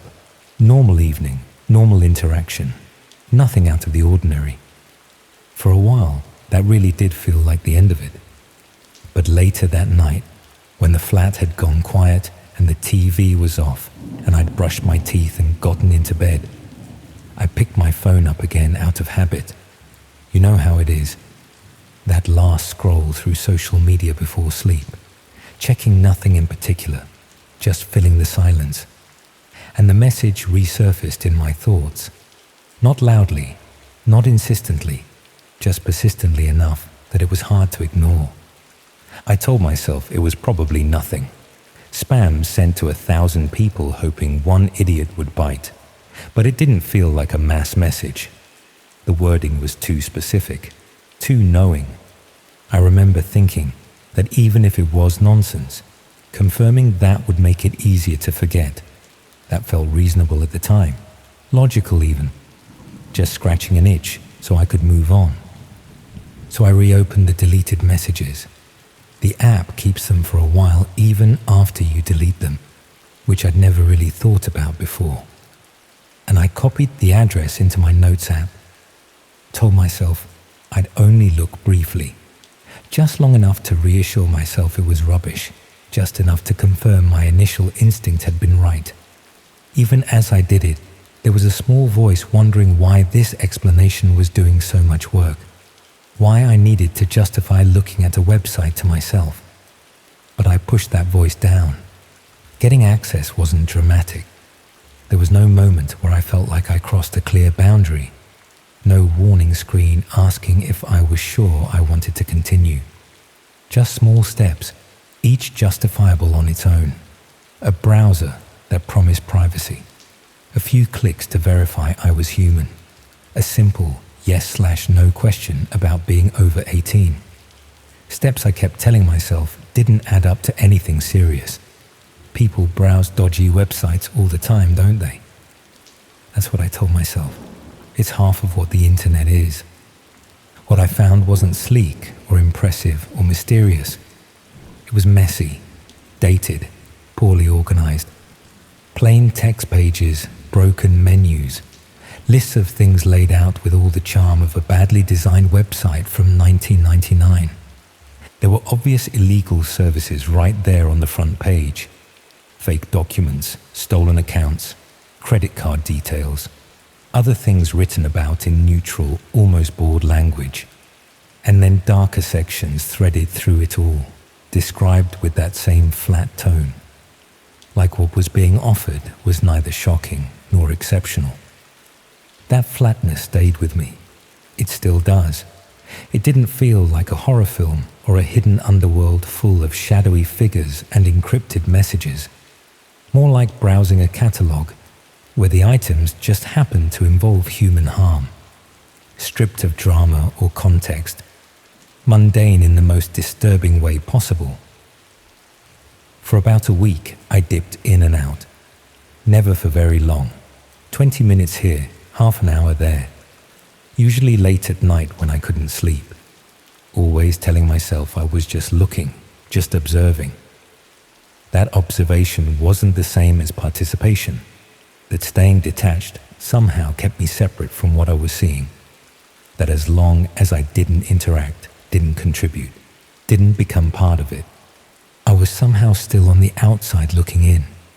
I didn't contact anyone, didn't buy anything, didn't post in any forums or leave any comments.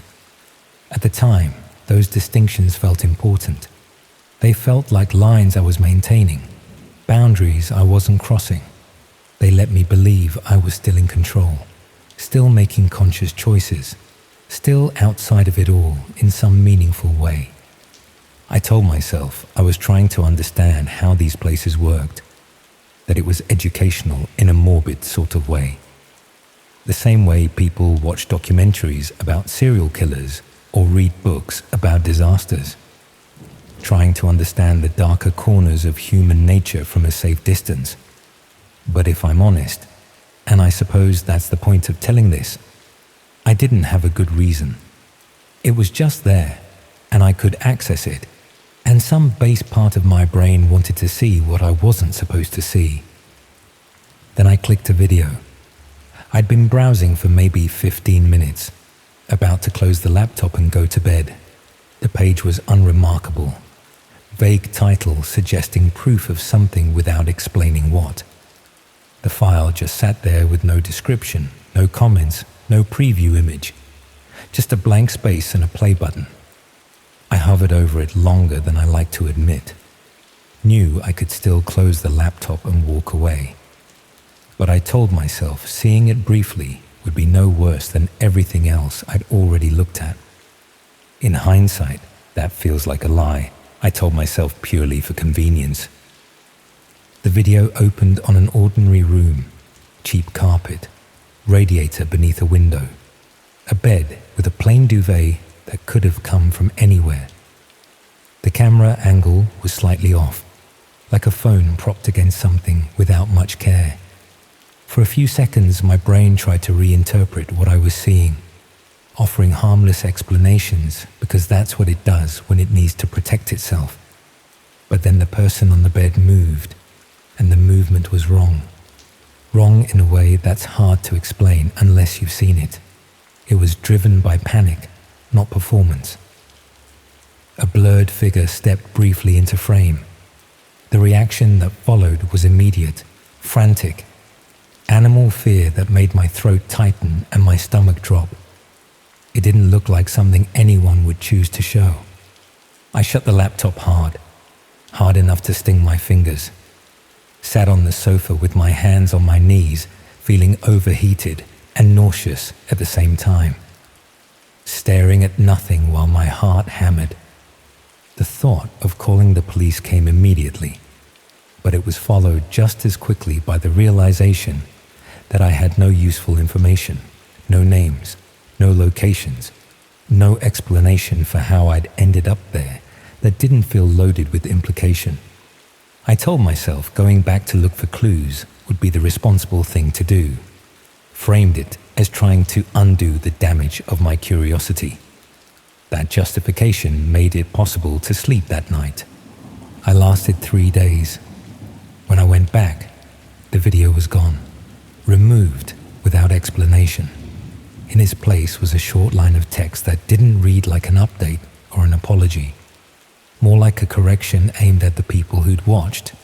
It implied that viewing had been noted, that anonymity was an assumption, not a guarantee, that the distance I'd felt wasn't as real as I'd wanted to believe. That was the moment it stopped feeling abstract. I shut everything down after that, powered off the laptop, tried to return to normal life, told myself the message was probably generic, designed to scare people without any real follow-through. For about a week, nothing happened. Slowly, against my better judgment, I started to believe it. Let myself relax just enough that the tension became background noise. Then an email arrived while I was at work.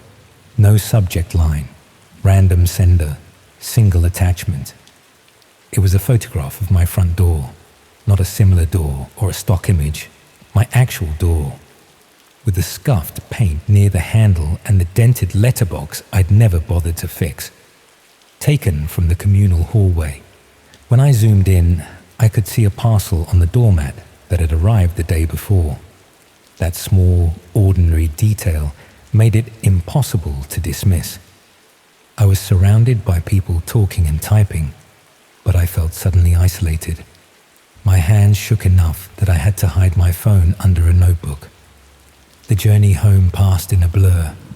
When I unlocked my door, I stood there listening for a moment, as if the flat might sound different.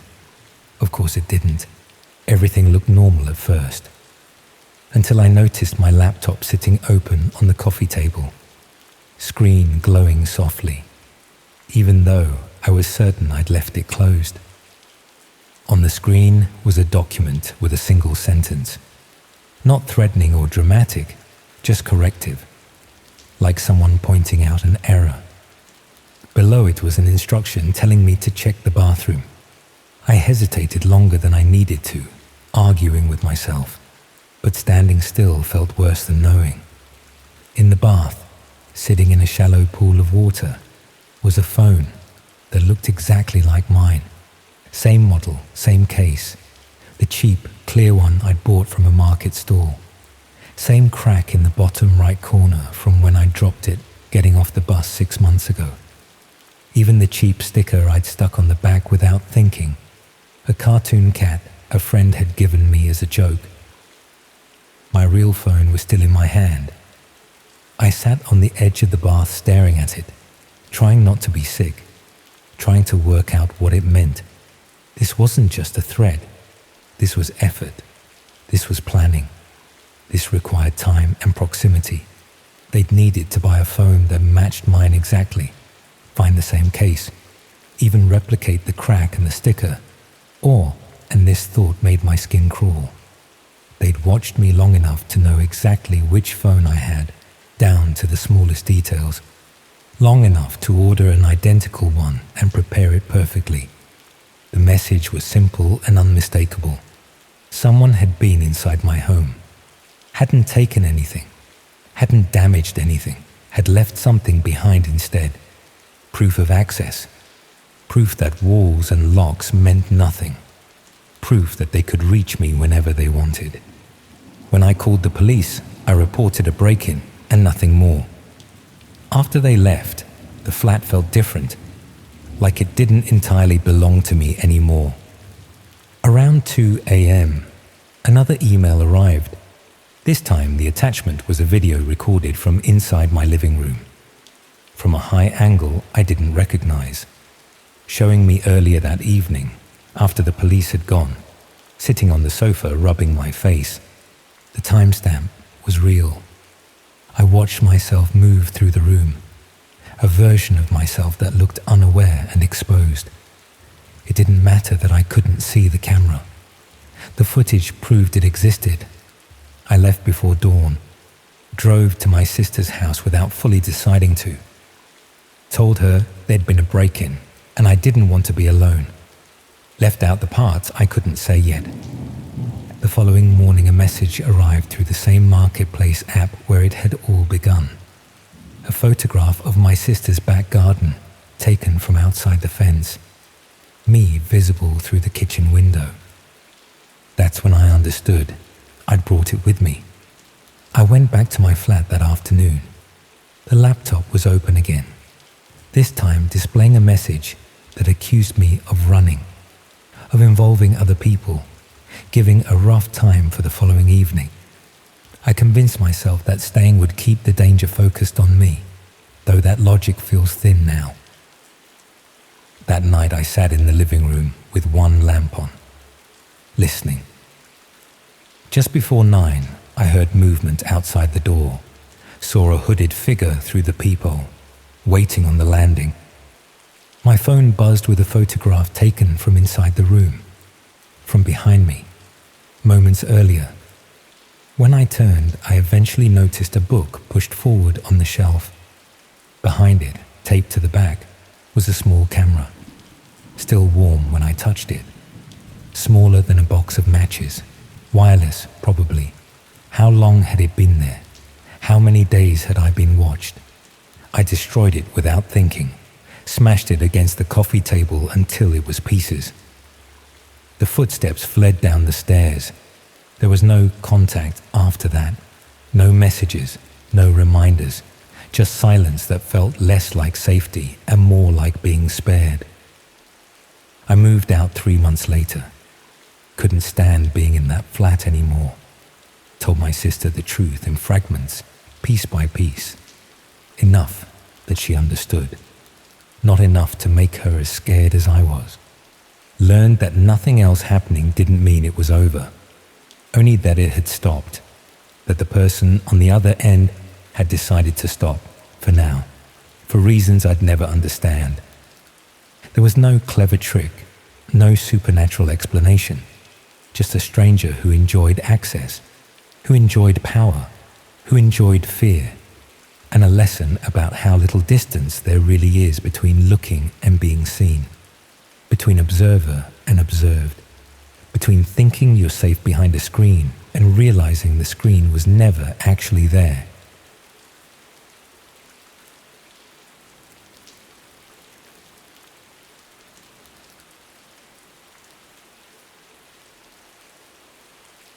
I suppose I should have known something was wrong when they paid me £50 just to watch adverts and give my opinion. That's not the sort of money market research companies usually throw around, especially not for someone like me, who'd never done anything more exciting than work behind the till at a corner shop in Wolverhampton. But when you're barely scraping by and someone offers you easy money for sitting in a room and talking about what you think of washing powder commercials, you don't ask too many questions. The invitation came through the post, which was unusual enough on its own. Most market research these days happens online or through phone calls, but this was a proper printed letter with my name and address typed on expensive-looking paper. The letter explained that I'd been selected to participate in an exclusive consumer research study examining how people respond to different types of advertising. They wanted participants between 25 and 45 who worked in retail or service industries and lived in the West Midlands area. The study would involve watching various advertisements and discussing my reactions with other participants, along with some individual interviews about my shopping habits and media consumption. The location was given as a business centre in Birmingham city centre, which seemed legitimate enough. The letter provided a phone number to confirm attendance and mentioned that participants would receive compensation for their time and travel expenses. I called the number and spoke to a woman who sounded professional and knowledgeable about market research procedures. She confirmed the details from the letter and asked some basic questions about my background to ensure I fit their target demographic. The conversation was routine and businesslike, exactly what I'd expect from a legitimate research company. The business centre was easy enough to find, located in a modern office building near the Bull Ring. The reception area looked professional, with branded materials for various companies and a steady flow of people coming and going for different meetings and appointments. I was directed to a conference room on the 3rd floor, where about a dozen other people were already waiting. The group seemed to match the demographic they'd described, mostly people in their 30s and 40s who looked like they worked in shops, restaurants, or other service jobs around the West Midlands. The session began with a researcher introducing herself and explaining that we'd be viewing a series of advertisements for various consumer products. Our task was to watch each advert carefully and then discuss our reactions, focusing on what we found appealing, confusing, or memorable about the marketing messages. The first few advertisements were exactly what I'd expected. Typical commercial spots for household products, food brands, and retail chains. The discussion afterward was straightforward, with participants sharing their opinions about the effectiveness of different marketing approaches and whether the adverts would influence their purchasing decisions. However, as the session progressed, the advertisements became increasingly unusual. Instead of polished commercial spots from recognizable brands, we began viewing what appeared to be amateur or experimental marketing materials for products and services I'd never heard of. Some of these advertisements were for websites and online services that seemed to operate outside normal commercial channels. The marketing materials emphasized privacy, discretion, and access to exclusive content or services that weren't available through conventional retailers or service providers. The researcher seemed particularly interested in our reactions to these unusual advertisements. She asked detailed questions about whether we found the marketing messages compelling, whether we would be interested in learning more about the services advertised, and what factors would influence our decision to engage with unconventional online businesses. During the individual interviews that followed the group discussion, the questions became more personal and specific. The researcher wanted to know about my financial situation, my online activities, and my attitudes toward privacy and security when using internet services. She also asked about my social relationships and support systems, probing into whether I lived alone, how often I communicated with family and friends, and whether I had people in my life who might notice if my behavior or circumstances changed significantly. These questions felt intrusive and irrelevant to market research about advertising effectiveness. When I mentioned feeling uncomfortable with the personal nature of the inquiries, the researcher explained that understanding consumer psychology required comprehensive knowledge of people's life circumstances and decision-making processes. She assured me that all information would be kept strictly confidential and used only for legitimate research purposes. The personal questions were necessary to understand how different life situations influence people's responses to various types of marketing messages. The session concluded with the researcher providing contact information for follow-up research opportunities. She mentioned that participants who provided detailed and thoughtful responses would be invited to participate in additional studies that offered higher compensation for more specialized research activities. I received the promised payment in cash as I left the building, along with a business card containing contact information for future research opportunities. The entire experience had been professional and well organized, despite my discomfort with some of the more personal questions. About a week later, I received a phone call inviting me to participate in a follow-up study that would involve testing online services and providing feedback about user experience and interface design. The compensation offered was substantially higher than the first session, and the work could be completed from home on my own schedule. The caller explained that the research involved evaluating websites and online platforms that were still in development stages. I would be given access to these experimental services and asked to document my experiences using them, focusing on usability, functionality, and overall user satisfaction. This seemed like a natural progression from the advertising research, and the higher pay was attractive enough to override my lingering concerns about the personal questions from the first session. I agreed to participate and was provided with detailed instructions for accessing the experimental websites. The instructions included steps for downloading specialized software that would allow me to access websites that weren't available through normal internet browsing. The researcher explained that many experimental online services operated on private networks to protect their development work from competitors and unauthorized access. The software installation process was more complex than typical internet applications, requiring specific security settings and network configurations that seemed unusual for basic website testing. When I asked about these requirements, the researcher explained that experimental services often required enhanced security measures to protect proprietary technology and user data. Once the software was properly configured, I gained access to a collection of websites and online platforms that were unlike anything I'd encountered through normal internet use. These services offered various types of content and functionality, but many seemed to operate outside the boundaries of conventional online businesses. Some platforms provided access to information and services that were explicitly described as being unavailable through mainstream internet channels. Others offered opportunities to participate in activities or transactions that required significant discretion and anonymity from users. The research tasks involved exploring these platforms thoroughly and documenting my experiences using detailed questionnaires and feedback forms. I was asked to evaluate not just the technical functionality of the services, but also my emotional and psychological responses to the content and activities available.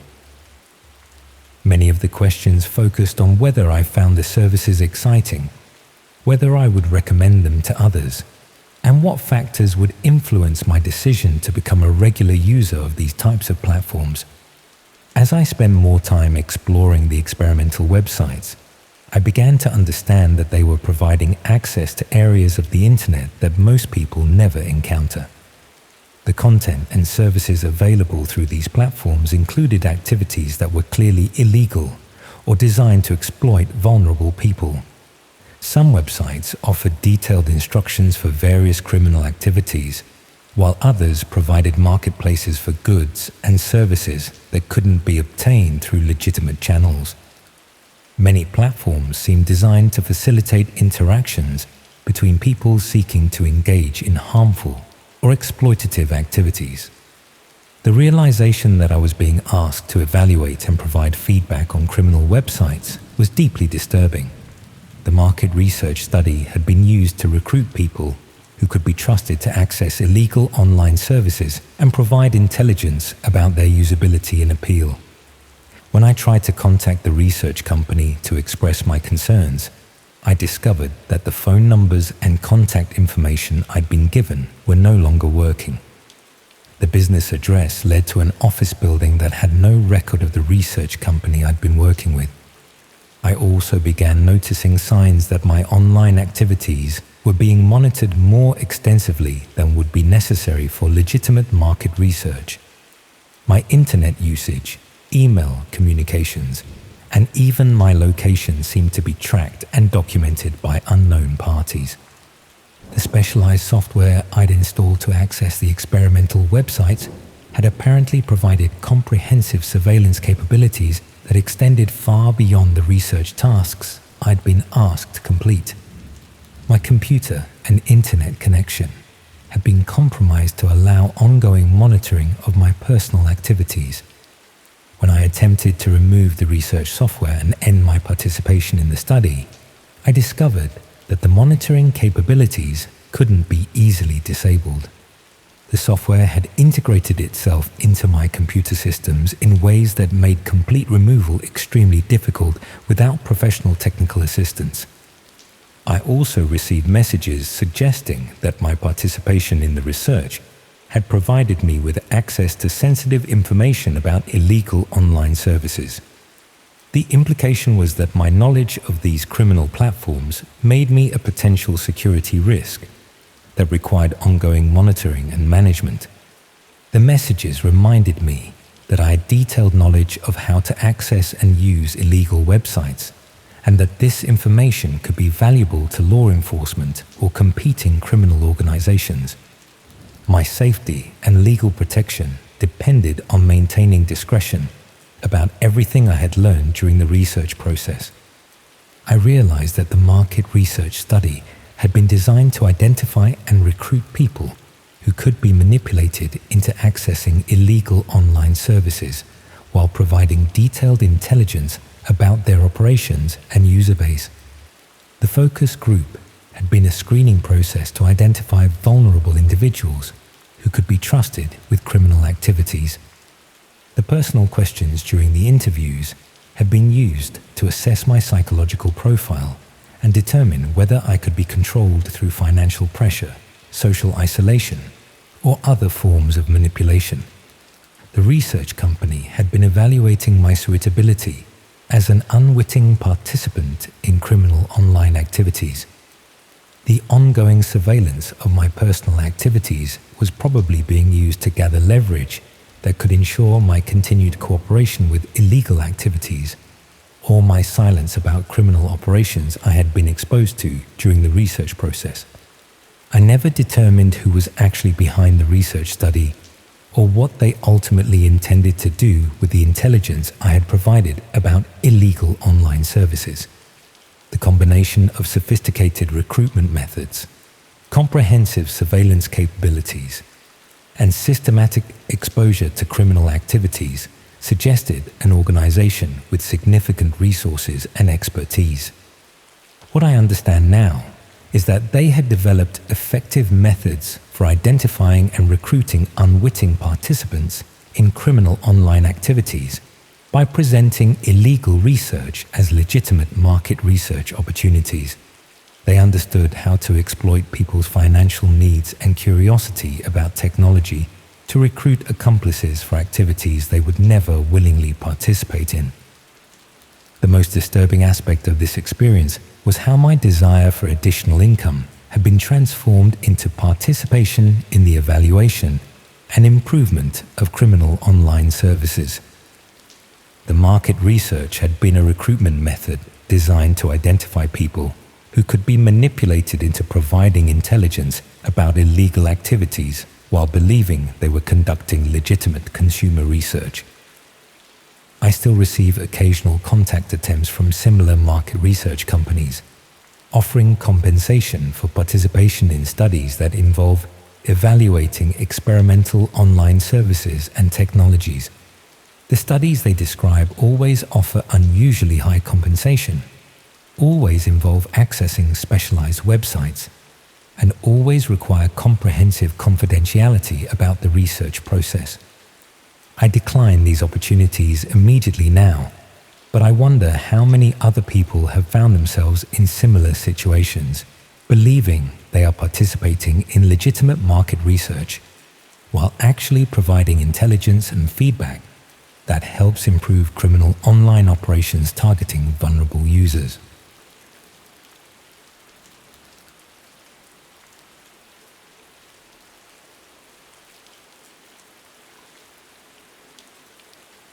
The photograph is still on my mantelpiece. I haven't moved it, and I'm not going to, because removing it would feel like a kind of defeat, like allowing what happened to reach back and erase something it has no right to touch. It's a picture of my late husband Gerald and me on the Pembrokeshire coastal path, taken by a stranger we'd handed our camera to somewhere above St. Bride's Bay. Gerald is squinting into the sun, and I am laughing at something he'd said a moment before the shutter clicked, and the sea behind us is that particular shade of blue that only happens on the best Welsh summer days, the kind of blue that seems too vivid to be real. We look happy because we were happy. 31 years of marriage, and that is still one of my favorite photographs of us. I keep it there because I refuse to let what came after take it from me. That's where I need to start.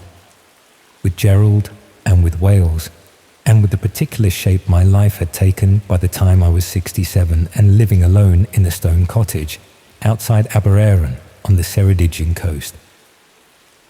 Gerald died 4 years before any of this happened. A cardiac event, that's the phrase the doctors used, which always struck me as oddly neutral for something so absolute. He was in the garden when it happened. In May, the roses he'd been nursing for years just coming into colour. I found him when I went out to call him for lunch. I won't describe that in detail because that grief is private, and also because it isn't the point of what I'm telling you. The point is the aftermath. The long rearranging of a life that had been organised around two people and now had to accommodate one. The silence in the evenings, the single cup of tea, the way the cottage, which I had always loved, began to feel in certain lights like a place I was maintaining rather than inhabiting. My daughter Stacey lives in Bristol with her husband and their 2 children. My son Rodri is in Edinburgh. They rang regularly and visited when they could, and worried about me in the way that adult children worry about a widowed parent.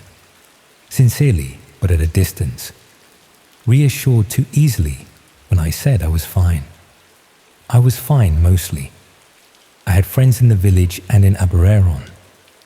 I walked the coastal path 3 mornings a week, regardless of weather. I kept a garden that Gerald would have approved of and read more than I ever had when life had been fuller. I managed. But managing and flourishing are different things, and I was under no illusion about which one I was doing. The laptop was Stacey's idea. She set it up during a visit in the autumn after Gerald died, walked me through the basics, installed things she said I'd find useful, and left me with a printed sheet of instructions I consulted for months. I was not a natural with it. I'd used computers at the primary school, where I'd taught for 30 years, but that was different, purposeful, bounded, nothing like the open endlessness of the internet approached without a specific task in mind. I used it cautiously at first. News, recipes, video calls with the grandchildren on Sunday evenings that became one of the fixed points of my week. Somewhere in the second year, I found a forum for people who'd been bereaved later in life. I stumbled onto it via an article I'd been reading, and I lurked for weeks before I posted anything, reading other people's accounts of loss with the particular relief of recognizing your own experience in someone else's words. When I did post, it was tentatively. A few sentences about Gerald, about the garden, about the way certain times of day were harder than others. The responses were kind, genuinely kind, in the way that strangers sometimes manage more readily than people who know you and are frightened by the proximity of your grief. I became a regular. I found people I looked forward to hearing from, whose situations I'd followed over months and whose small recoveries felt like shared victories. It was a measured and appropriate thing, that forum. It gave me something to look forward to in the evenings. It was good for me. I want to say that clearly, because what happened later has a way of casting everything before it in a suspicious light, and the forum was not suspicious. The forum was just a group of older people being honest about loss. That was where I first encountered the person who called himself David. He had been on the forum for a few months before he wrote to me directly. He was, according to his profile, 64, widowed 2 years previously, living in Shropshire, retired from a career in civil engineering. He had a way of writing that was measured and thoughtful, never performatively emotional, which I appreciated. Some people on the forum used it almost competitively, each post an escalation of suffering, and David was not like that. He was restrained, interested in others. He'd replied to several of my posts with observations that suggested he'd actually read what I'd written, rather than simply waiting for a space to respond. When he wrote to me privately, it was to share a piece by a Welsh poet he thought I might appreciate, given something I'd mentioned about walking the coastal path. He was right that I'd appreciate it. I did. I said so, and we began corresponding separately from the forum, through the messaging system it provided, and it was pleasant in a way I hadn't expected. A genuine exchange of ideas between two people at similar stages of life with overlapping sensibilities. We talked about books and about landscape and about the strange mathematics of grief, the way certain days ambushed you and others were unexpectedly bearable. Gerald would have liked the way the garden looks in October. The roses are finished, but the sedums have gone that deep bronze color he always loved. And the light in the afternoons falls across the back wall in a way that has not changed in 31 years. And sometimes I stand at the kitchen window, and the ordinary beauty of it is so acute I have to look away. I stood at that window on the morning I first felt properly uneasy about David. I couldn't have told you exactly why. It was the accumulation of small things, in the way that these recognitions usually are. By January, we had been corresponding for about 4 months. He had, at some point in November, suggested moving our conversations to a different platform, a messaging application I hadn't used before, which he explained allowed longer messages and was easier to navigate than the forum system. I downloaded it with Stacy's help during a phone call in which I mentioned I'd been chatting with someone from the forum, and in which she said that was lovely, Mum, in the tone of someone who is reassured and not paying quite enough attention. The new platform was easier, as he'd said. The conversations became more frequent, sometimes daily. David was good company. He was funny in a dry, understated way, and he was curious about my life in a manner that felt like interest rather than interrogation.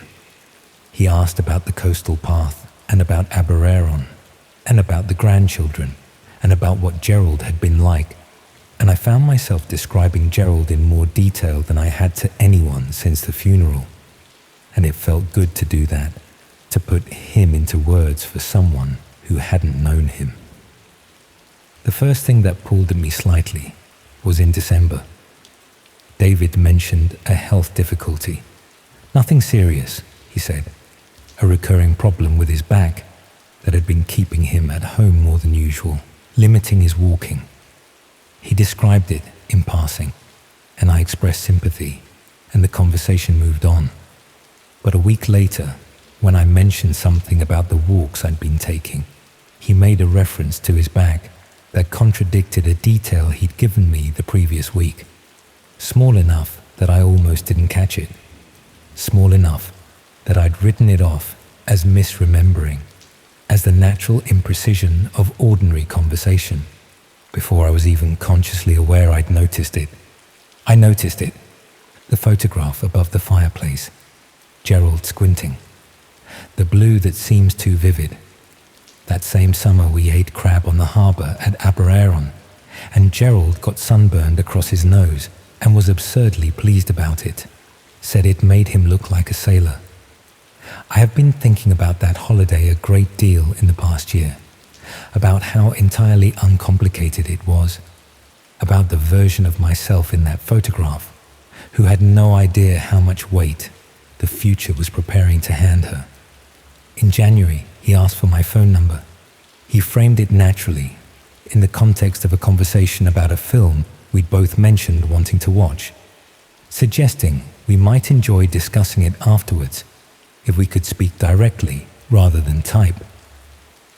It was a reasonable request, and I had no concrete reason to refuse it, and I sat with my hands over the keyboard for longer than I should have before I typed a response. I didn't give him my number. I said I preferred to keep things written for now, that I found it easier, which was true as far as it went. He accepted it without apparent difficulty, said of course he understood completely, and we moved on. But the question had shifted something, and in the days after I found myself looking back over our conversations with a different quality of attention, what I noticed, working backwards through the months, was a pattern of accumulation I hadn't seen while I was inside it. He knew, by January, a very complete picture of my life. He knew the layout of my cottage, described across multiple conversations. He knew my routine, the morning walks, the village shop on Thursdays, the Sunday video calls with the grandchildren. He knew the names of my children and where they lived, and roughly when they visited. He knew I lived alone. He knew the nearest town and could, if he'd wanted to, have identified the cottage from the details I'd given about its position above the estuary. He had never, I realized, told me anything of comparable specificity about himself. I'd asked over the months, and he'd answered, but the answers had always been slightly general, slightly unverifiable. A town in Shropshire, a career in an industry I knew nothing about, a house he described only in the vaguest terms. He'd given me enough to feel like reciprocity without giving me anything I could confirm or locate. I thought about the detail that had contradicted itself in December. I thought about the slight precision with which he had catalogued my life while keeping his own behind gauze. I told Stacy. I rang her on a Tuesday evening, and I told her all of it and I heard the quality of her silence as she listened. Stacy's husband worked in financial services and had a colleague with a background in online fraud investigation. And through that connection, which moved quickly once Stacy understood what I was describing, someone looked at what they could find about the account David had been using on the forum. The account was 14 months old. It had no online presence before the forum. The email address connected to it resolved to an account created a week before the forum registration. The profile photograph: a pleasant-faced man in his 60s in a garden setting, the kind of unremarkable image that registers as genuine precisely because it is so unremarkable, was a stock photograph available through an image library. Not a real person, not anyone's actual face. The investigator found something else, working through a connection I don't fully understand and won't try to explain. The messaging application David had asked me to download, the one that was easier than the forum system that allowed longer messages, had been used from an account linked by an IP address to a cluster of similar accounts, all created within a short window of time, all used to contact women over 60 living alone. Not in Wales specifically, across the UK. Some of the accounts had been active for over 2 years. There was a thread on a part of the internet that required specific access to reach, in which those accounts were discussed. A community organized around the targeted approach and manipulation of elderly women living alone, sharing methods, recording successes, exchanging the personal details they had extracted, discussing the most effective pace of escalation, the most productive questions, the tells that indicated a target was becoming isolated enough to approach more directly. My name was in one of the threads.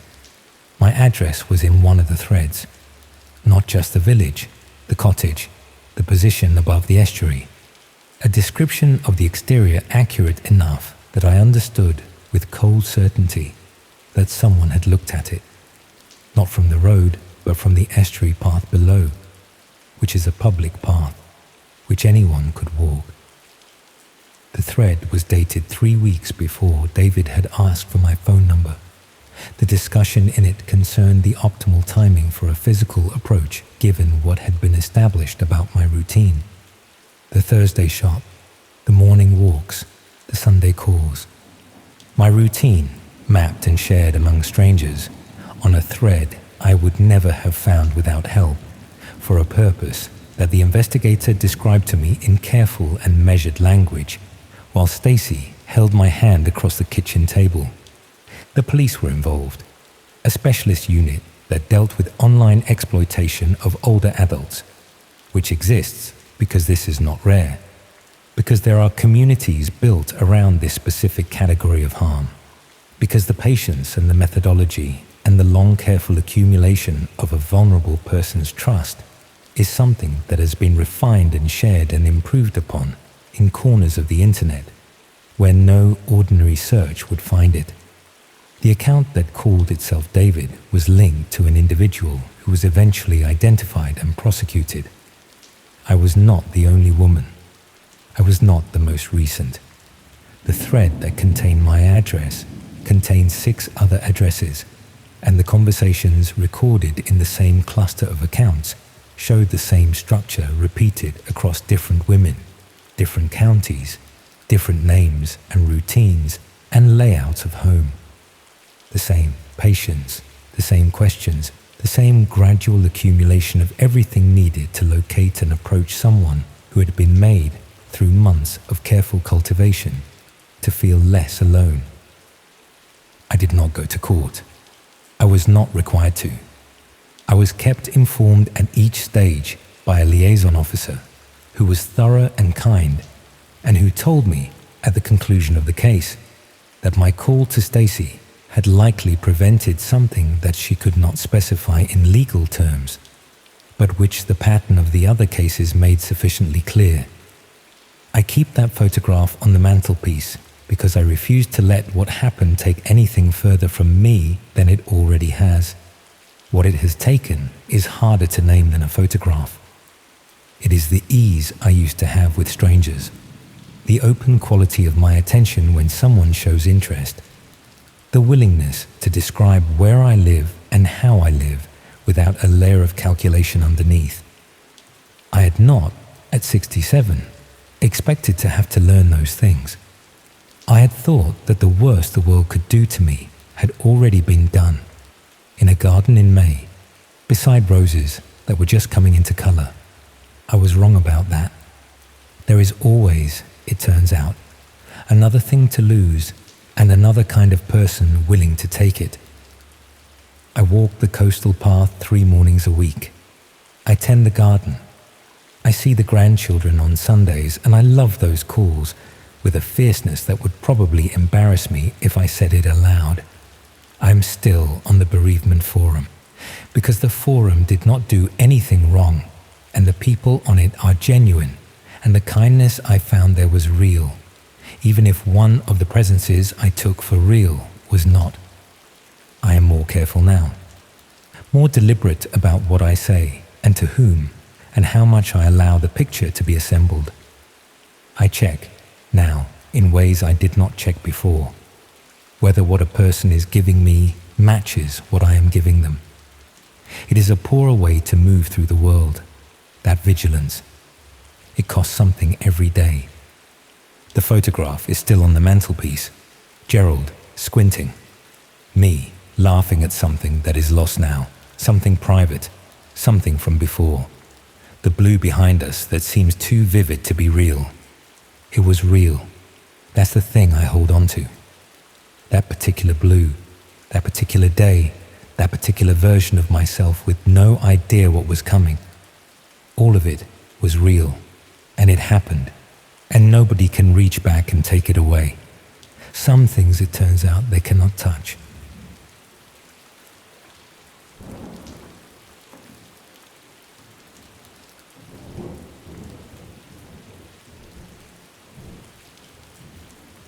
The weight loss supplement I'd been testing for a product review company turned out to contain something that definitely wasn't meant for dieting. It seemed like easy money when I first saw the advert on a freelance job site. TestSmart Solutions needed people to try various health and wellness products, then write honest reviews about their experiences. Each review pays £30, with flexible deadlines and the option to work from home. Perfect for someone juggling university coursework with mounting student debt. My first assignment was straightforward enough.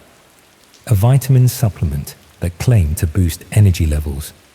I took it for 2 weeks, documented any effects I noticed, and submitted a detailed review covering everything from packaging to results. The process was professional and the payment arrived promptly. The second assignment was where things started getting odd. I noticed another supplement, this time marketed for weight loss, but its packaging looked different from anything I had seen in regular stores. No brand name I recognized, minimal labeling, and ingredients listed in ways that seemed deliberately vague.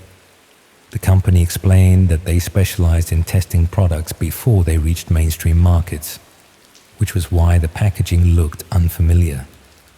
Early-stage supplements often had basic labeling, while manufacturers finalized their branding and regulatory approvals. I started taking the weight loss pills as instructed, documenting everything from appetite changes to energy levels. The effects were immediate and dramatic, much more significant than you'd expect from any legitimate dietary supplement. Within days, I was experiencing symptoms that seemed excessive for something meant to support healthy weight management. Severe appetite suppression, irregular heartbeat, difficulty sleeping, and mood changes that felt chemically induced rather than natural responses to dietary changes. These side effects are more commonly associated with prescription medications than with over-the-counter wellness products. When I reported these concerning symptoms to TestSmart Solutions, They assured me that strong effects were normal for concentrated supplements and that documenting adverse reactions was actually valuable data for their client companies. They encouraged me to continue the testing period and record detailed information about all symptoms I experienced. But the symptoms were becoming serious enough to affect my daily functioning. I was losing weight rapidly, struggling to concentrate during lectures, and experiencing physical reactions that suggested the supplement contained much more than basic dietary ingredients. I decided to research the specific compounds listed on the packaging, hoping to understand what was causing such extreme effects. Most ingredients were listed using chemical names rather than common terms, making it difficult to identify what I was actually consuming. When I finally managed to trace some of the chemical references, I found that several weren't approved dietary supplements at all. Some appeared to be pharmaceutical compounds that required prescriptions, while others seemed to be industrial chemicals with no legitimate use in nutrition products.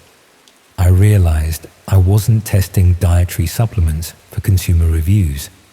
I was unknowingly participating in illegal drug trials, consuming experimental compounds that hadn't been approved for human consumption. The dramatic weight loss effects weren't from legitimate dietary ingredients, but from potentially dangerous chemicals that were being tested on unsuspecting volunteers who thought they were trying normal wellness products. When I tried to stop taking the supplements and withdraw from the testing program, TestMart Solutions expressed concern about incomplete data collection and offered premium payments for continuing the full testing protocol. They emphasized that partial testing periods weren't useful for their research purposes and that discontinuing treatments abruptly could be medically risky after the physiological changes I'd already experienced. The pressure to continue felt excessive for what should have been voluntary product testing. It seemed more like concern about losing test subjects from medical experiments that required systematic data collection to be scientifically valid. I attempted to research TestMart Solutions more thoroughly and found that while they maintained professional business registration, there was minimal information about their actual operations or the companies they claimed to represent. Most legitimate product testing services had clear connections to recognized manufacturers and transparent processes for ensuring participants' safety. TestMart operated with much less oversight than would be expected for a company handling potentially harmful substances. More troubling was evidence that some of the compounds I'd been consuming had been connected to serious health problems in other contexts. Industrial chemicals that had caused organ damage, pharmaceutical ingredients that had been banned due to dangerous side effects, even substances that were known to be addictive or psychologically harmful. The product testing wasn't evaluating consumer wellness supplements.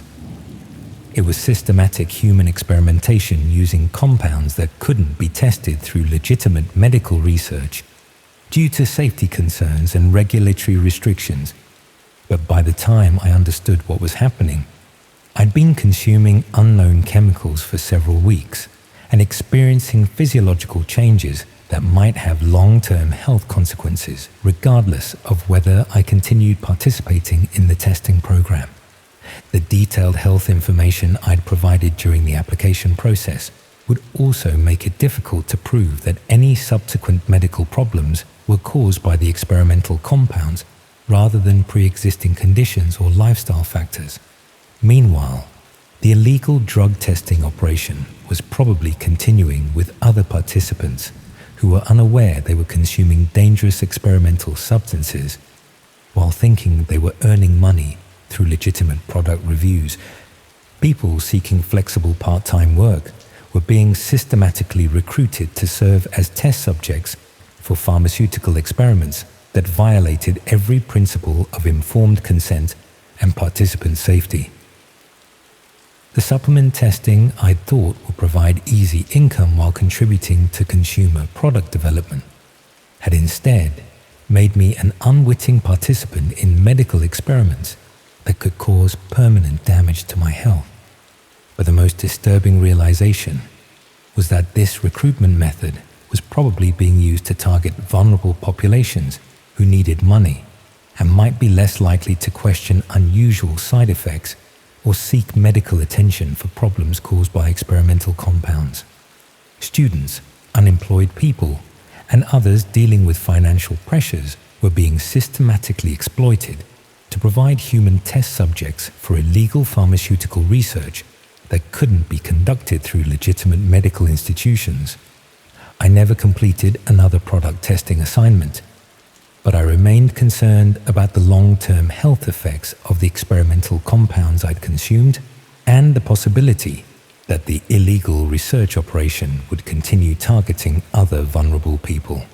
The casual way Testmart Solutions had recruited participants and administered potentially dangerous substances suggested that illegal human experimentation was being conducted on a significant scale by people who understood how to exploit financial desperation while maintaining plausible deniability about their activities.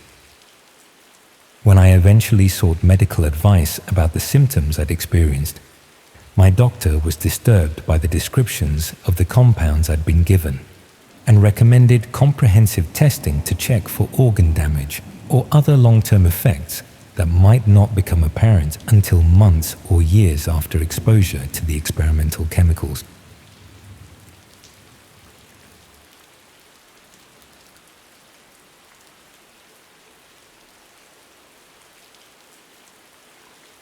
Let me tell you about my friend John Paul and why he'll never feel safe on land again. He wasn't the sort of person you'd expect to end up living on a yacht. He'd been a history teacher at a comprehensive in Glasgow for the better part of 20 years. The kind of steady, reliable guy who marked papers on Sunday evenings and took the same 2 weeks off every summer. Then everything changed when he won a raffle. It wasn't a huge win, mind you, but enough to transform his life. After all of the arrangements were sorted, he found himself the proud owner of a beautiful 45-foot motor yacht. She was a proper luxury vessel with polished wood fittings, a spacious salon, comfortable sleeping quarters, and all the modern amenities including satellite internet. He discovered he could teach online from anywhere with a stable connection, and the freedom of waking up to different horizons each morning was intoxicating. He'd been living aboard for about 18 months when I first visited him. The yacht was moored in a quiet bay off the Dorset coast, far enough from shore that the lights of the nearest village were just pinpricks in the darkness. He seemed genuinely happy for the first time since I'd known him, tanned from the sun and relaxed in a way that years of classroom management had never allowed. The boat was immaculate, well maintained and loved, with comfortable furnishings and enough space to feel like a proper home. Though when I mentioned how peaceful it must be, he glanced toward the shore with an expression I couldn't quite read. We spent the evening catching up over a few drinks, and as the conversation wound down, he mentioned something that stayed with me. He'd been exploring parts of the internet he'd never bothered with before, partly out of boredom during the long evenings at Anchor, partly from curiosity about what existed beyond the usual websites everyone used. He wasn't particularly technical, but he taught himself just enough networking to be dangerous. The hidden networks beneath the surface web fascinated him. The anonymity appealed to him, the sense of being able to observe without being observed. But over the past few weeks, he'd stumbled across something that unsettled him. A series of linked sites offering live streaming services, but not the kind you'd find on mainstream platforms. These streams showed real people in real situations, often without their knowledge, sometimes against their will. He described it as a network of interconnected feeds, some showing seemingly innocent content like people in their homes or workplaces, others displaying scenarios orchestrated for the viewer's entertainment. The most disturbing aspect was the interactive element. Viewers could influence what happened on screen through various means, turning passive observation into active participation. What bothered him most was how professional the operation appeared. This wasn't some amateur setup run by a handful of perverts in their spare time. The streaming quality was excellent, the user interface sophisticated, and the whole system seemed designed to handle thousands of concurrent viewers. Someone was running this with serious resources and technical expertise. The conversation moved on to other topics, but I could tell the subject was weighing on his mind. He had always been the sort of person who felt responsible for fixing problems, even when they weren't his to solve. I suspected he was wrestling with whether to report what he'd found, though to whom and with what evidence, I couldn't say. I left the next morning, returning to my own routine in London, and didn't think much more about our conversation until he called me a few weeks later. His voice was different, strained in a way I'd never heard before. The streaming network had evolved since our last conversation. New sections had appeared, offering more extreme content, and more people were watching. But the change that terrified him was personal. He'd recognized one of the locations being streamed. It was his yacht. The feed showed his main cabin from an impossible angle, as if the camera was positioned inside the paneling itself. He could see his comfortable seating area, his navigation station, even the books he'd left open on the polished dining table. The image quality was crystal clear, updating in real time, showing every detail of his private space. At first, he thought it might be some kind of technical error or coincidence, but when he moved around the spacious cabin, his actions reflected on the stream with no delay. Someone had somehow placed surveillance equipment inside his beautiful yacht without his knowledge. Thousands of strangers were watching his every move. The chat beside the stream was filled with comments about him, discussions of his daily routine, speculation about his background and personal life. Some viewers seemed to know details about his past that weren't publicly available, suggesting they'd researched him extensively. Others were making suggestions about what should happen next, treating his situation like entertainment. He had immediately started searching his vessel for hidden cameras, but found nothing obvious.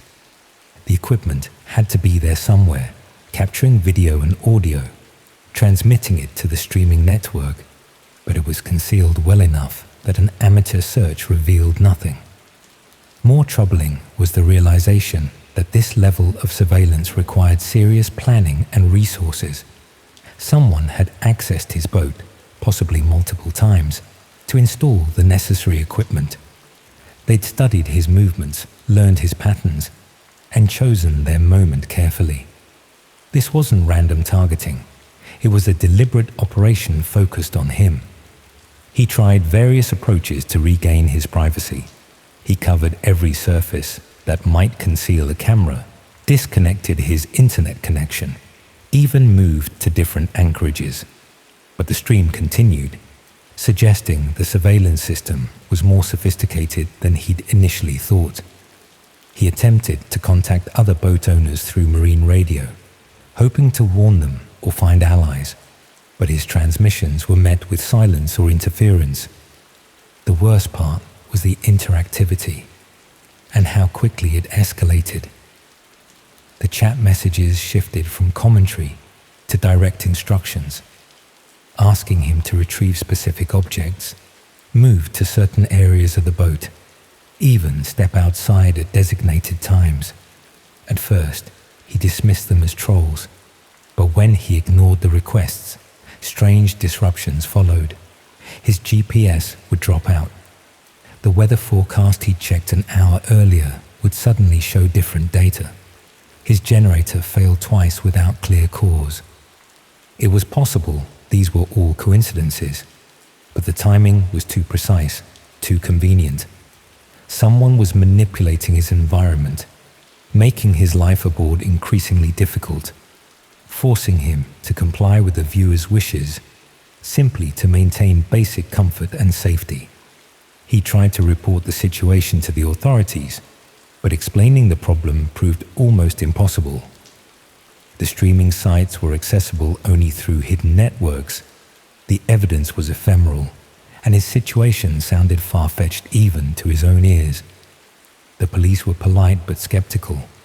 The Coast Guard suggested he might be suffering from isolation-induced paranoia, and his internet service provider insisted their systems were secure.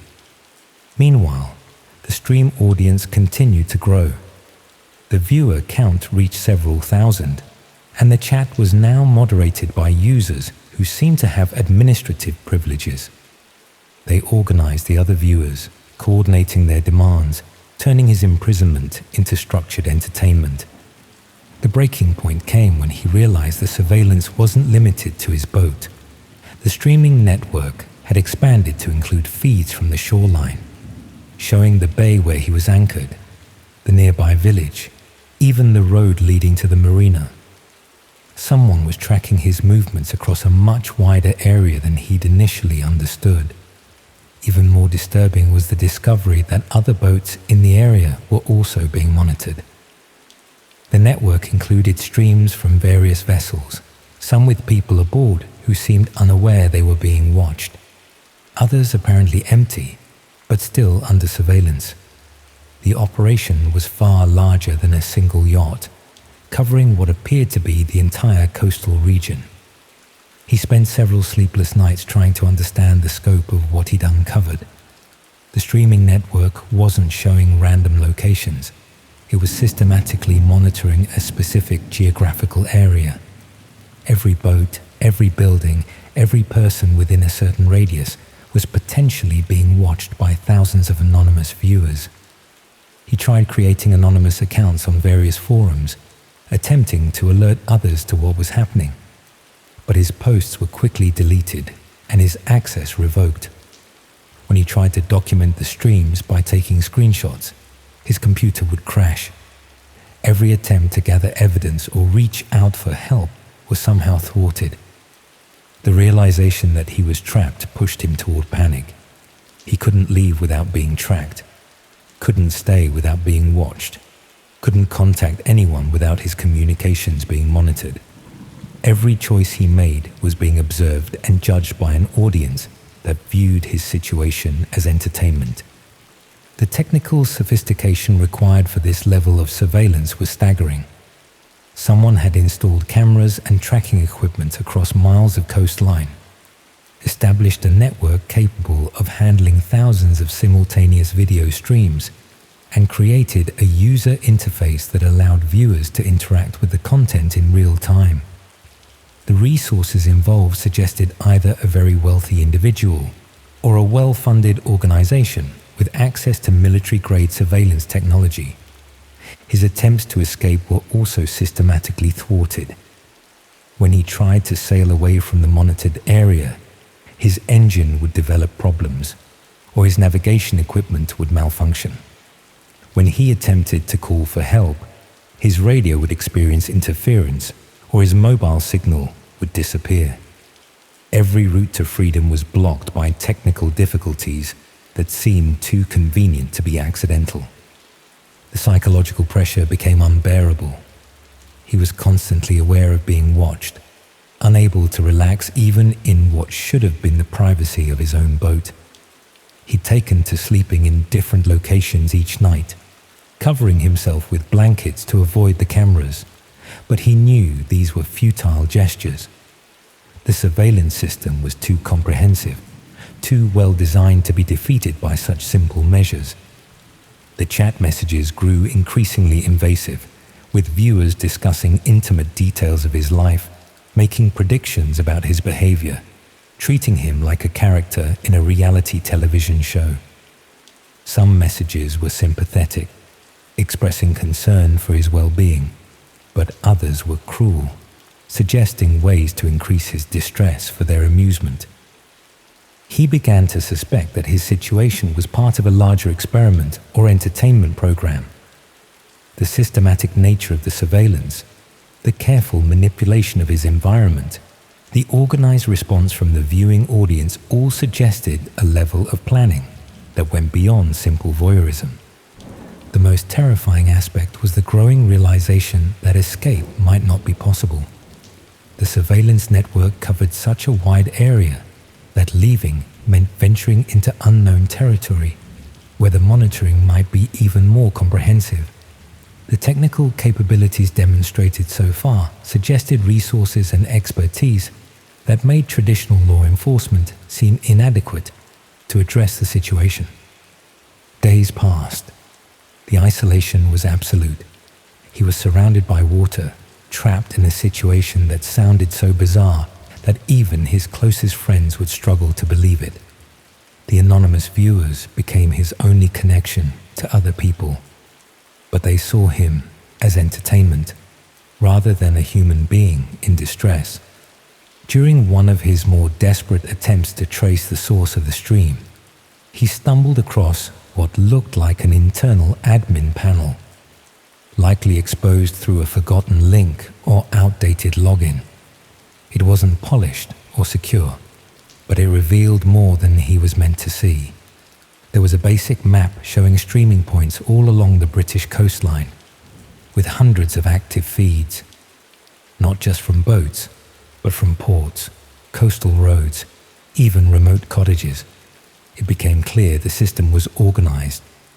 Different regions were broken up into sections, each apparently managed by separate user groups who shared data between them. The layout, the consistency, the scale of it all. This wasn't just some underground voyeur ring. The coordination and resources involved made it feel like something far more serious. He started to wonder if what he'd uncovered wasn't just a criminal enterprise, but part of a larger commercial or even state-run operation. The viewer numbers were staggering, reaching into the hundreds of thousands during peak times, with users paying substantial fees for access to different levels of content. The interactive elements allowed viewers to influence events in real time, creating a form of reality entertainment that generated enormous revenues for the operators. He said he found evidence suggesting that the operation had been running for several years, expanding gradually as the technology improved and the audience grew.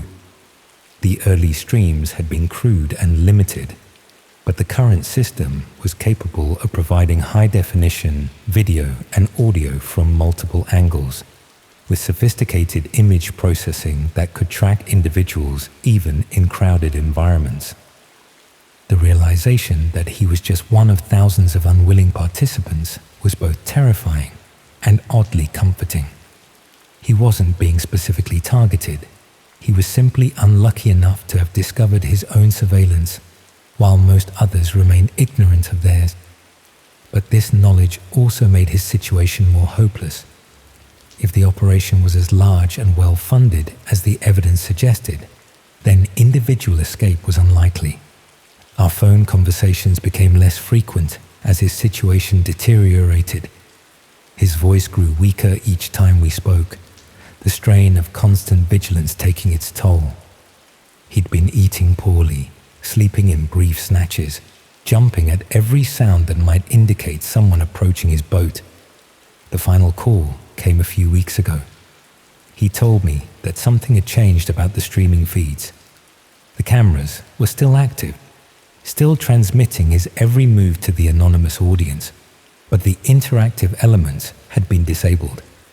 The viewers could watch, but no longer influence what happened to him. He interpreted this as a warning. His discovery of the administrative sections, his knowledge of the operation's scope, had marked him as a security risk. The psychological effect was devastating. Being watched for entertainment was horrible, but being watched as a potential threat was worse. He knew that any action he took, any attempt to contact authorities or escape his situation, would be immediately detected and countered. One morning, something changed. He woke to find his internet connection severed, his satellite communication system disabled, and his radio producing only static. For the first time in months, He was truly alone. The silence was both terrifying and liberating. Without the constant awareness of being watched, he felt a freedom he'd almost forgotten existed. But he also knew that this isolation was probably temporary, a prelude to something more permanent. The radio on his yacht crackled to life several days later. His hands shook as he reached for the handset, having heard nothing but static for so long that he'd almost forgotten what human voices sounded like. The transmission was clear and official, identifying itself as Falmouth Coast Guard. They were responding to reports of a vessel in distress, requesting his current position and status. His heart raced as he realized this might be his chance, his opportunity to finally escape the surveillance network that held him prisoner for so long. But as he prepared to respond, he noticed something that made his blood freeze. The radio display showed an incoming frequency that wasn't used by the Coast Guard, and the voice, while professional, had an undertone he recognized from his months of captivity. His finger hovered over the transmit button as he considered his options. He could share his exact position and hope for genuine rescue, or he could remain silent and maintain his current status as a managed prisoner. Either choice might be wrong, but only one offered the possibility of freedom. The voice repeated its request, growing more insistent, demanding his immediate response. He closed his eyes, made his decision, and pressed the button to share his coordinates.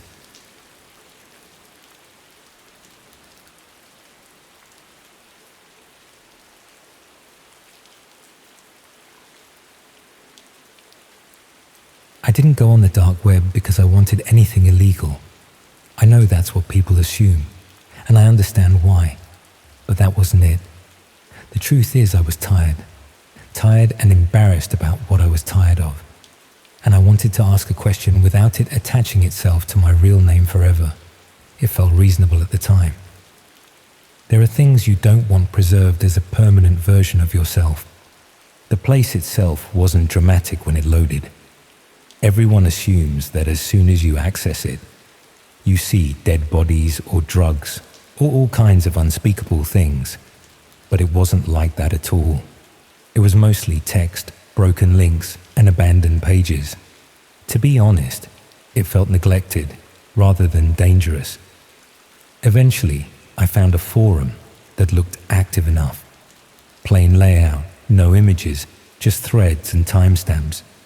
People talking about money, loneliness, family problems. Ordinary things written carefully. I made a username without thinking about it and posted my question. It was personal, but not extreme. Something about my relationship that I couldn't ask anywhere else without people I knew seeing it. I closed everything down and made a cup of tea, expecting nothing to come of it. When I came back, there was already a reply. It was calm and thoughtful, which was a relief. What unsettled me was that it quoted a sentence I was certain I'd deleted before posting. I went back to check my message. The sentence wasn't there. I assumed I'd misremembered. That was the simplest explanation. I replied politely and left it alone. The next morning, there was a private message waiting. It said, "You didn't need to explain that part. I already knew what you meant. It shouldn't have bothered me, but it did." The tone felt familiar, as though it was continuing a conversation I didn't remember having. I didn't reply and logged out. A few days later, I went back to the forum out of idle curiosity. There was another message from the same account. "You're not good at leaving things alone.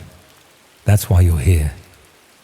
I blocked the account, annoyed more than frightened, and told myself that was the end of it. A week later, a message arrived from a different username, then another, and another. Different accounts, same tone. Sometimes the messages referenced drafts I'd never submitted, phrases that existed only briefly on my screen before I thought better of them. I kept telling myself there had to be a technical explanation, something I didn't understand about how the site worked. But that became harder to believe when one message arrived late one evening saying, "You always pause before you put the key in the lock. You look up first." I had never written that anywhere. That was just something I did, a habit I developed after watching too many crime documentaries. I stopped using the forum after that, but the messages followed me. My anonymous email began receiving parts of text that matched things I'd written privately and deleted. A half-finished paragraph from a document I'd started and abandoned. A sentence typed into my notes app and deleted minutes later. I changed passwords obsessively, enabled every security setting I could find, deleted the email account and created a new one. The messages arrived there too, within hours. After that, I stopped writing things down. No drafts, no notes, no half-formed thoughts on my phone. It sounds absurd, but it reached a point where typing felt like feeding something. The tone of the messages shifted. They became less curious and more assured. Less about what I'd already done, more about what I would do next. You'll go to the shop at 7:15 because you'll realize you have nothing for breakfast. I'd read messages like that 10 minutes beforehand, heart racing, trying to decide whether to obey or resist. Some nights I stayed in out of spite.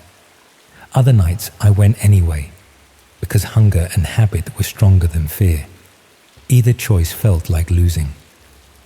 I began checking my inbox before making decisions, the way people check the weather. I replayed my days looking for patterns, trying to work out how I'd made myself predictable. Gradually, my routine stopped feeling like choices at all. I thought about going to the police, but I couldn't imagine explaining it without sounding unwell. Someone sending anonymous messages from obscure forums isn't a story people take seriously unless it comes with something visible and violent, so I tried to solve it privately. I moved. I didn't go far, just across town to a different area, but I told almost no one the new address. I stayed off social media. I paid cash where I could. For nearly 2 weeks, nothing happened. I slept again, cautiously, and started to believe I'd escaped whatever had latched onto me. Then a message arrived at the new email address. "You unpacked the kitchen first because you can't stand not knowing where the mugs are. You left one box in the hallway because you liked the idea of leaving quickly." I sat on the kitchen floor staring at my phone because there was no explanation that made sense anymore. If this was digital, moving hadn't helped. If it was physical, moving hadn't helped either. The messages became more frequent after that, and more unsettling in how calmly they described my thinking. I'd begun second-guessing small things constantly, whether I'd locked the door, whether I'd closed a window, whether I'd actually done something, or just thought about doing it. I did look for cameras. Spent an entire afternoon checking every corner of my flat, every smoke detector, every electrical socket. Found nothing, which somehow made it worse. Then the messages started including other people. "Your neighbor in 4B leaves for work at 7:40. She doesn't lock her door properly. The person you saw at the bus stop this morning will be there again tomorrow, same time. He noticed you noticing him." I started seeing the world the way the messages described it. Started noticing the same people in the same places. Started wondering if they were noticing me back. Started feeling watched in a way that had nothing to do with cameras. The message that finally made me understand came 3 months after I'd first posted that question. "You think you're the only one I'm talking to?" I'd assumed, stupidly, that this was personal, that whoever was doing this had fixated on me specifically for some reason. But that message made me realize it wasn't personal at all. It was systematic. I was just one of many people being watched. The forum wasn't a support space. It was a sorting mechanism. Post a question, reveal yourself, become interesting enough to track. I changed everything again. New email, new phone number, new flat in a different city entirely. Started over completely. And for almost 6 months, nothing happened. I began to think I'd finally escaped. Then one evening, I came home to find my door unlocked. Not broken into, not forced, just unlocked, as though I'd left it that way myself, though I knew I hadn't. Nothing was missing, nothing was moved, but there was something new. A piece of paper on my kitchen table, printed text, single sentence. I'm sorry, I didn't mean for you to become interesting. I moved out that night, stayed with a friend, didn't go back for my belongings for nearly a week. When I finally did, escorted by my friend who thought I was overreacting, everything looked normal. The note was gone, but my laptop was open. I'd left it closed. I was certain of that. I took it to someone who knew about these things, paid them to check it for malware, spyware, anything that might explain how someone had been reading my deleted drafts and tracking my movements. They found nothing, said the laptop was clean, said I was probably just stressed and imagining patterns that weren't there. I stopped trying to explain it to people after that. The messages have been less frequent since then, but they haven't stopped. They arrive every few weeks, sometimes months apart, always to whatever new email I'm using, always knowing details they shouldn't know. You still write things and delete them. You're reading this now wondering if I'll know. That last one arrived 2 days ago, the day after I started writing this account down, trying to make sense of it all, trying to create some kind of record that proves I'm not imagining this. I keep thinking there will be a final message, something that ends it or explains it, or gives me a clear action to take. But I don't think that's how this works. Yesterday, I came home to find my door unlocked again. This time, there was no note. But my laptop was open to a document I'd been working on. This document, this account of everything that's happened. Except there were additions. Sentences I didn't write, inserted between my own words. Small changes to what I'd written, making it slightly different, more accurate, if I'm honest. I don't know if I'm supposed to be frightened or if this is just what happens now. I asked one private question in a place that promised anonymity, and instead of being answered, I was noticed. And being noticed, it turns out, means someone has a key to wherever you go. I'm going to post this somewhere public, not the dark web, somewhere normal, where it might actually matter, where someone might see it and understand.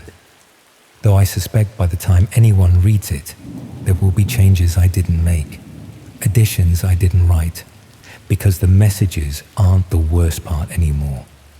The worst part is knowing that someone can get in whenever they want, that they've been in, that they might be in now while I'm out, reading whatever I've written, leaving traces of themselves that I'll only notice later. That's what stays with me. Not the messages themselves, but what they represent. Not surveillance from a distance, but proximity. Not watching, but entering. I asked a question I was embarrassed about, and the answer, it turns out, is that some places don't just remember what you say. They remember where you live.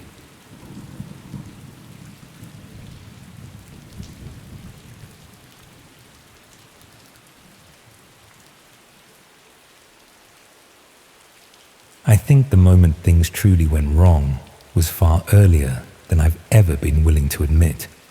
I kept trying to pin it on some later decision, some point where everything supposedly shifted, but deep down I knew from the beginning that the work was warped.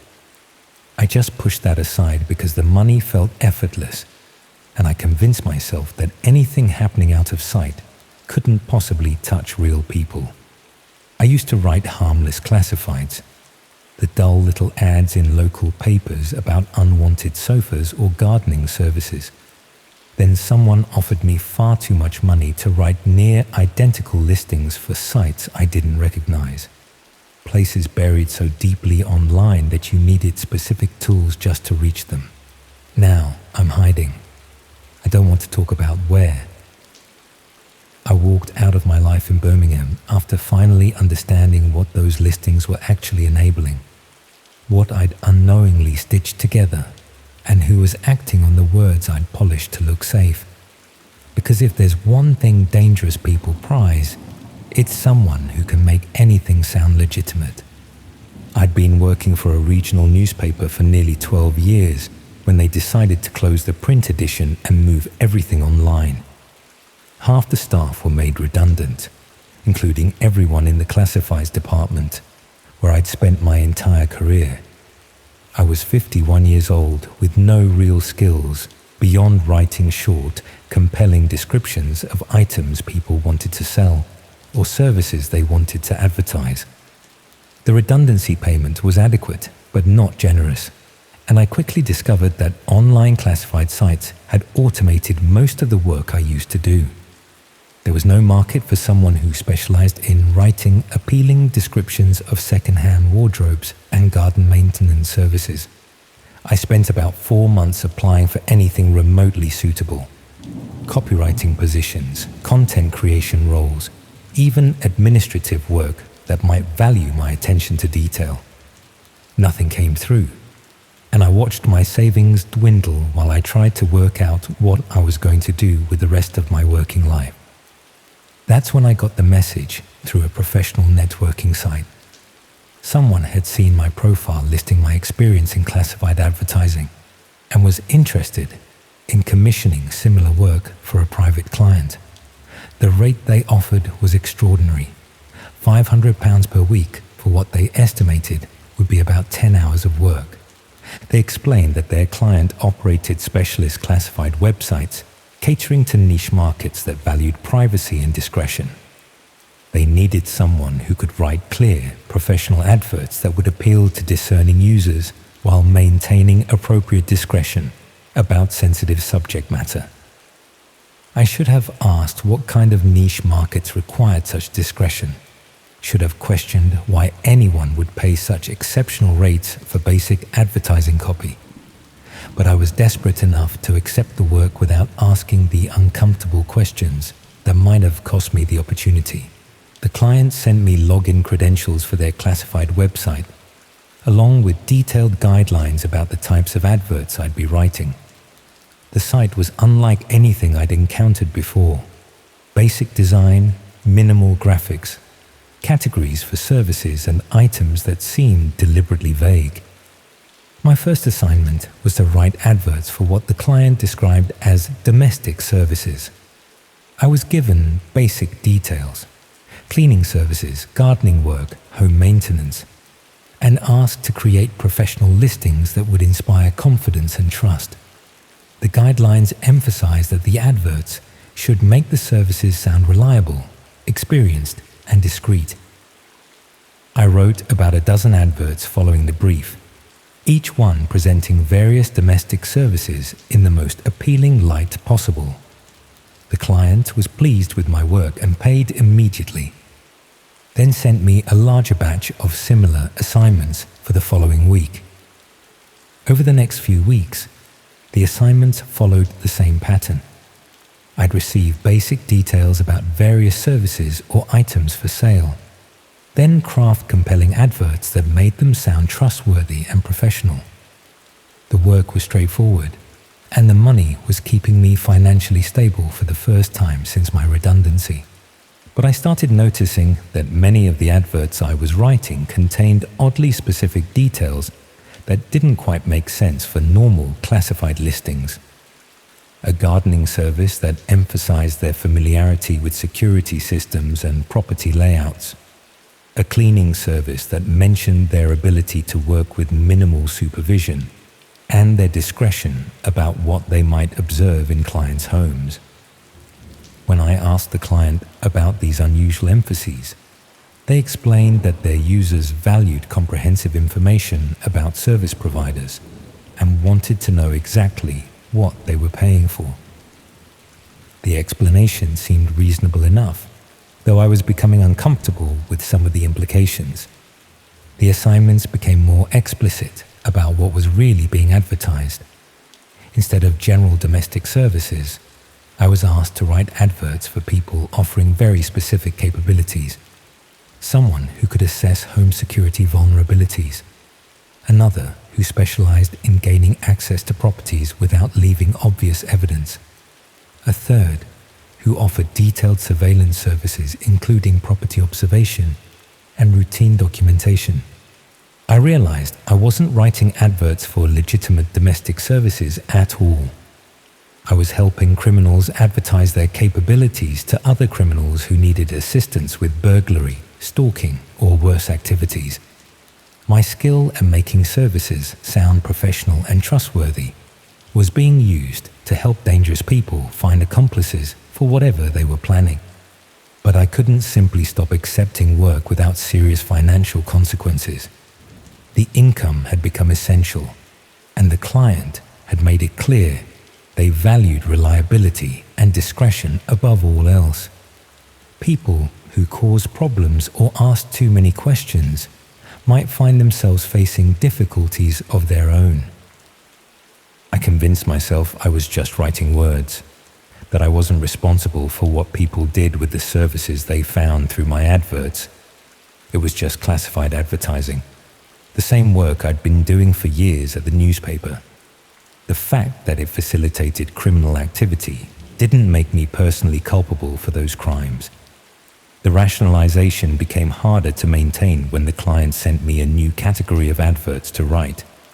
These weren't for services at all, but for specific opportunities. Someone looking for assistance with a particular project in Manchester. Another seeking collaborators for work in Leeds.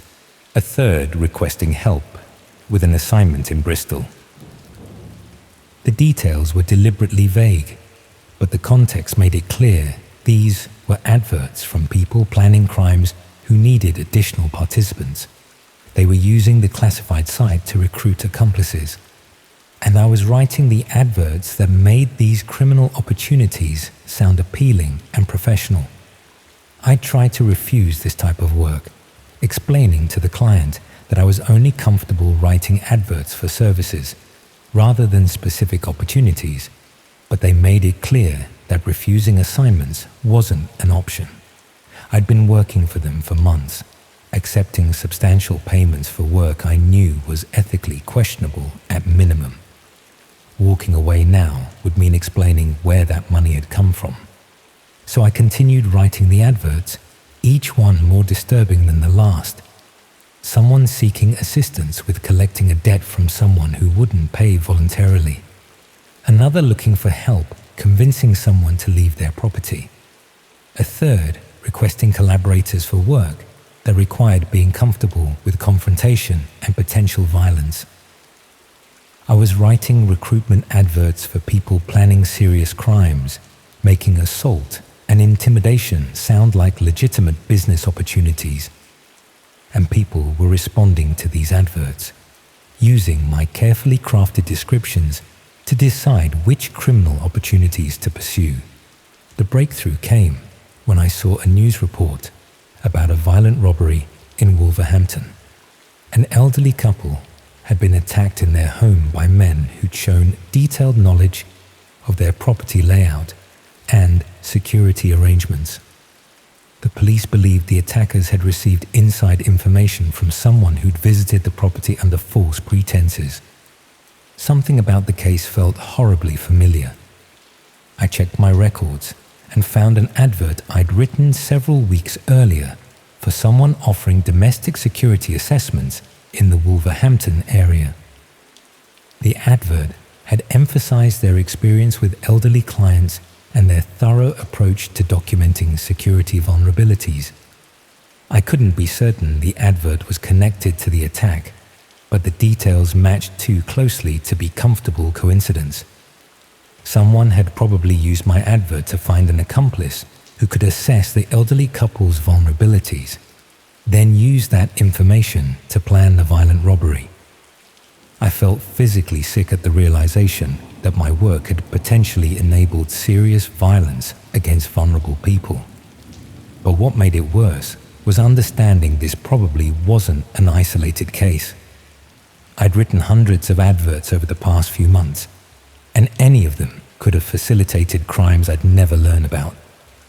I started researching news reports from areas where I'd written adverts, looking for crimes that might be connected to the services or opportunities I'd advertised. What I found was a depressing pattern of burglaries, assaults, and harassment campaigns that seemed to correlate with the classified listings I'd created. A home invasion in Manchester that matched an opportunity advert I'd written seeking collaborators for work requiring speed and aggression. A stalking case in Leeds involving someone who'd been under professional surveillance before their harassment escalated. A burglary in Bristol where the thieves had demonstrated intimate knowledge of the property's security arrangements. I was looking at evidence that my adverts were facilitating serious crimes across the country. Every professionally written description I'd created, every trustworthy tone I'd crafted, had helped criminals find accomplices and coordinate activities that destroyed people's lives and safety. But it was discovering the full scope of the classified site that made me understand how systematically evil the whole operation was. Using the login credentials I'd been given for posting adverts, I explored other sections of the site beyond the categories I'd been writing for.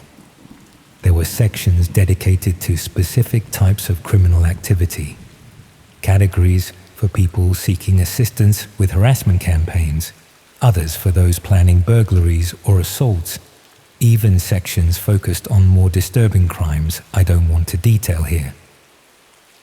The site operated as a comprehensive marketplace for criminal services and opportunities. People could advertise their capabilities, seek collaborators for specific projects, even arrange payment and coordination for complex multi-person operations. And all of it was presented in the professional, trustworthy language I'd been crafting. My adverts were scattered throughout the site, making violence and exploitation sound like legitimate business opportunities that reasonable people might consider. I found discussion sections where users reviewed the services they'd hired through the classified adverts. They rated providers on professionalism, reliability, and effectiveness. They shared techniques and recommendations just like people might review plumbers or electricians on normal classified sites. Except they were reviewing people who'd helped them stalk vulnerable individuals, burgle occupied homes, even commit assaults against people who'd apparently done nothing except exist in a way that offended someone enough to pay for violence against them. One review discussed a service provider who'd been particularly effective at documenting a target's daily routine without being detected. The reviewer praised their thoroughness and professional presentation of intelligence, noting that the surveillance had enabled a successful harassment campaign that had driven the target from their home. I recognized the language from an advert I'd written for a surveillance service, remembered crafting descriptions that emphasized discretion and comprehensive documentation. Someone had used my professionally written advert to find a stalker who terrorized someone into relocating. The realization that I'd facilitated systematic harassment was devastating, but what made it unbearable was understanding the scale of it. There were hundreds of reviews discussing services found through adverts I'd written. Each one represented crimes against real people who'd been targeted by individuals using my carefully crafted descriptions to identify suitable accomplices. I tried to contact the police to report what I'd discovered, but explaining my role without implicating myself proved impossible. I'd been knowingly writing adverts for a criminal marketplace for months. Accepting substantial payment for work I understood was facilitating serious crimes. The officer I spoke to was professional but frank about the legal position I was in. Cooperation might reduce potential charges, but I'd been an active participant in a criminal enterprise and couldn't expect immunity from prosecution simply because I decided to come forward. I was advised to consult with a solicitor before providing detailed information, but I couldn't afford legal representation on my limited savings. I was trapped between guilt about what I'd enabled and fear of facing criminal charges for my role in the operation. That's when I decided to stop writing adverts entirely and distance myself from the whole enterprise. I told the client I could no longer continue the work due to health problems, deleted all the software they'd provided, and tried to convince myself I could move on from what I'd done. But the client wasn't prepared to let me simply walk away. I started receiving messages asking when I'd be available to resume work, reminding me that I'd signed agreements about ongoing availability and discretion. The tone was polite, but contained implicit threats about what might happen if I refused to continue. When I didn't respond to these messages, the harassment became more explicit. I received packages containing printouts of adverts I'd written, with annotations showing which crimes they'd facilitated. The implication was clear. They had detailed documentation of my complicity in serious criminal activity, and they'd use it against me if I caused problems. I realized I was being blackmailed with evidence of my own criminal participation, even though I'd been an unwitting participant initially. The documentation showed months of knowing cooperation with a criminal marketplace. They could destroy my life simply by providing authorities with evidence of my role in facilitating hundreds of serious crimes. The threats escalated when I still refused to resume writing adverts. I found evidence that someone had been through my flat while I was out, looking through my belongings and leaving subtle signs of their intrusion. They were demonstrating they could access my home whenever they chose, that my security meant nothing against people with professional expertise in circumventing such protections. The final threat came in the form of an advert posted on their own classified site. It was written in my characteristic style, advertising my personal details along with a description of my role in the operation. The advert was presented as an opportunity for anyone who wanted to ensure I remained silent about what I'd discovered. I understood immediately what they were doing. They turned me into a target on their own marketplace, advertising my vulnerability to anyone who might want to intimidate or harm someone who knew too much about criminal operations. I was now listed alongside the victims I'd helped criminals target through my professionally written adverts. That's when I realized I had to leave Birmingham immediately. I withdrew what money I could access, packed essential belongings, and drove to Wales hoping I could disappear long enough to work out what to do next. I've been moving between small coastal towns, staying in places that don't require extensive identification or keep detailed guest records. But I know running away doesn't protect the people who continue to be targeted through adverts on that classified site. Other writers have probably been recruited to replace me, creating the same professional, trustworthy descriptions that make criminal services sound like legitimate business opportunities. The marketplace is probably still active, still facilitating crimes across the country, still enabling violence and exploitation through carefully worded adverts that make destruction of lives sound like reasonable commercial transactions. I keep thinking about that elderly couple in Wolverhampton, about all the other victims whose suffering was enabled by adverts I wrote for a few £100s per week. They trusted that their homes were safe, that strangers wouldn't have access to detailed intelligence about their vulnerabilities. But I helped destroy that trust by making criminal intelligence gathering sound like a professional domestic service. Every carefully chosen word, every reassuring phrase I crafted to inspire confidence. It was all weaponized against innocent people who had no idea they were being targeted by criminals using professionally written advertisements. The classified site taught me that language itself can be a weapon, that the ability to make things sound trustworthy and professional can be exploited to facilitate terrible harm. My skills as an advertising copywriter, developed over decades of legitimate work, were perfectly suited to helping criminals find accomplices and coordinate attacks against vulnerable people. And the worst part is knowing I can't undo any of it. Can't warn the people who are still being targeted through adverts I wrote months ago. Can't protect future victims from writers who've replaced me in crafting professional descriptions of criminal services. All I can do is hide in anonymous bed and breakfasts and hope the people I've angered will eventually decide I'm not worth the trouble of tracking down.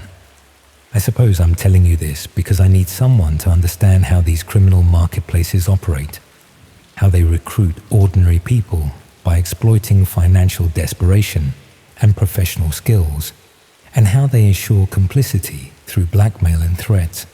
If anyone approaches you with writing work that seems overly generous or requires accessing unusual websites, please question what you're really being asked to do. Please consider why someone would pay exceptional rates for basic writing that could be done more cheaply elsewhere. Because the victims of these marketplaces can't protect themselves from criminals who've industrialized violence and exploitation. They rely on people like me making ethical choices, recognizing warning signs, and refusing to participate in operations that facilitate harm. And I failed them completely, choosing financial security over moral responsibility until it was too late to prevent the consequences of my choices. Now, I live with that guilt every day, knowing that my professionally written words helped coordinate crimes against people I'll never meet, but will always remember.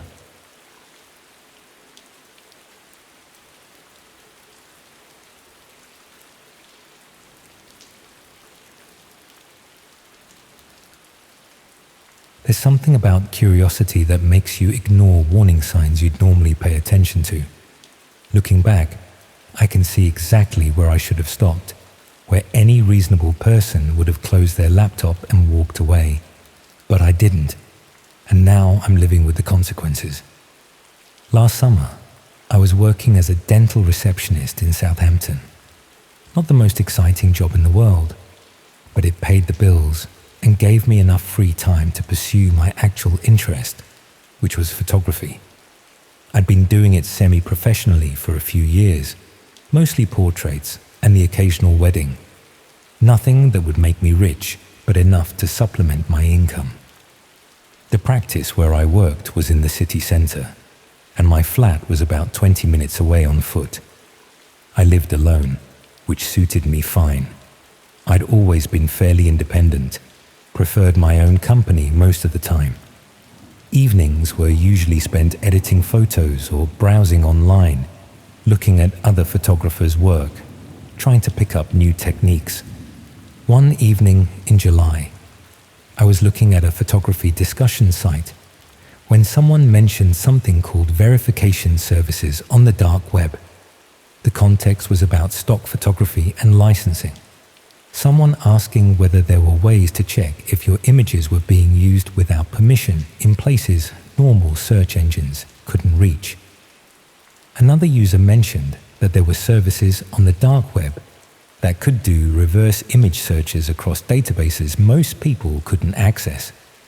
I'd heard of the dark web before, obviously. Everyone has. But like most people, I'd assumed it was either completely inaccessible or exclusively used for illegal things. The discussion made it sound more mundane than that.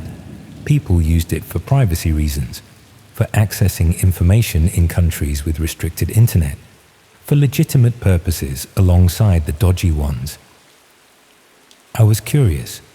I had hundreds of photos online across various platforms, and I'd always wondered if people were using them without permission. The standard reverse image search tools only showed you what was publicly indexed.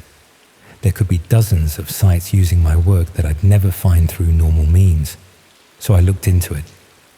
Getting access was easier than I'd expected. Within half an hour, I was browsing this completely different version of the internet. Most of it was disappointing. Broken links, sites that looked ancient, pages that loaded incredibly slowly or not at all. I spent maybe an hour clicking around before I found what I was looking for. The site was called Image Trace. Simple name, simple design. The homepage explained that it was a reverse image search service that could scan databases and repositories most search engines couldn't reach. Upload an image, wait for the results, see where it appeared online. There was a fee structure listed, but it also mentioned you could earn credits by contributing to their verification system. That caught my attention. I didn't particularly want to pay for a service I was just experimenting with, but earning credits sounded reasonable. There was a link. Become a verifier. I clicked through. The page explained that the service needed human verification for certain types of image matching. Their automated system could find potential matches, but humans were better at confirming whether two images were actually the same or just similar. Verifiers would be shown pairs of images and asked to rate how closely they matched. Each verification earned a small number of credits. Accumulate enough credits, and you could use the service to search for your own images. It seemed straightforward enough. Look at some images, say whether they match, earn credits. Use those credits to search for my photographs. A fair exchange. I signed up using a temporary email address. The registration process asked for some basic information: general location, languages spoken, areas of expertise. I put down Southampton, English, and photography. Then I confirmed my registration and was taken to a dashboard. The interface was clean and functional. At the top was my credit balance, 0. Below that was a button, Begin Verification Tasks. I clicked it. The first task appeared immediately. 2 photographs side by side. On the left was a picture of a street scene, clearly taken in some European city. On the right was a similar but not identical image of what looked like the same street from a slightly different angle. Below each image was a question. Are these images of the same location? There were 5 options. Definitely yes, probably yes, uncertain, probably no, definitely no. I looked at both images carefully. The buildings matched. The street layout was the same. The angles were different, suggesting they'd been taken from different positions, but they were definitely the same location. I clicked definitely yes and submitted my answer. A new pair of images appeared, this time 2 portraits of different people. The question was the same. Are these images of the same person? They clearly weren't. Different facial features, different ages, different everything. I clicked definitely no. Another pair appeared, then another, then another. Most were easy to judge. Landscapes that were obviously the same place or obviously different. Portraits of the same person taken years apart versus portraits of completely different people. Buildings, cars, objects.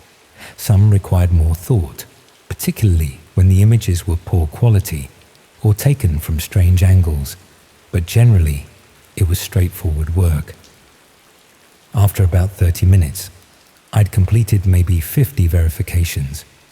My credit balance had increased accordingly. Each verification earned a fractional credit, and I needed roughly 100 credits to run a basic image search.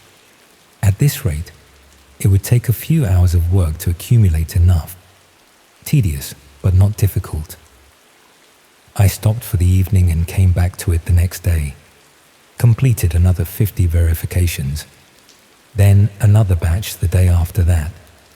Within a week, I had enough credits to run my first search.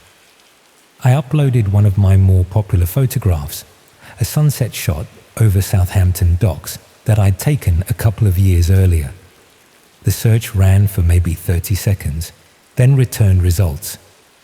It found the image on my own website, obviously, on my social media accounts, on a few photography sharing sites where I'd posted it, all expected.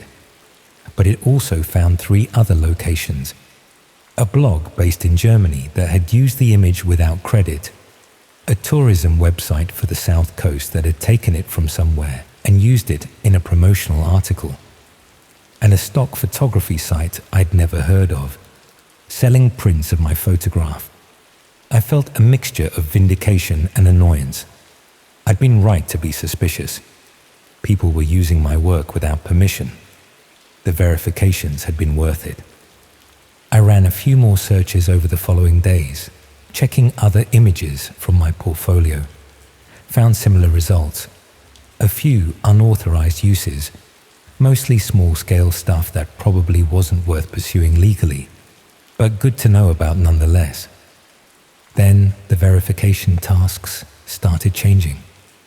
I'd been working through them one evening, mindlessly clicking through pairs of images, when something made me pause. The images weren't photographs anymore. They were screenshots.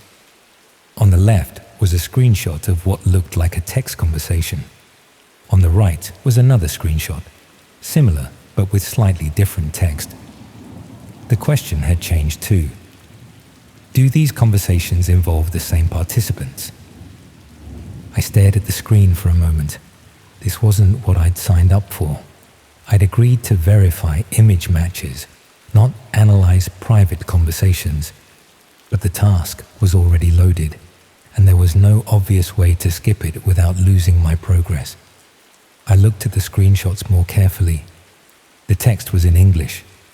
The conversation on the left appeared to be between 2 people discussing meeting up somewhere.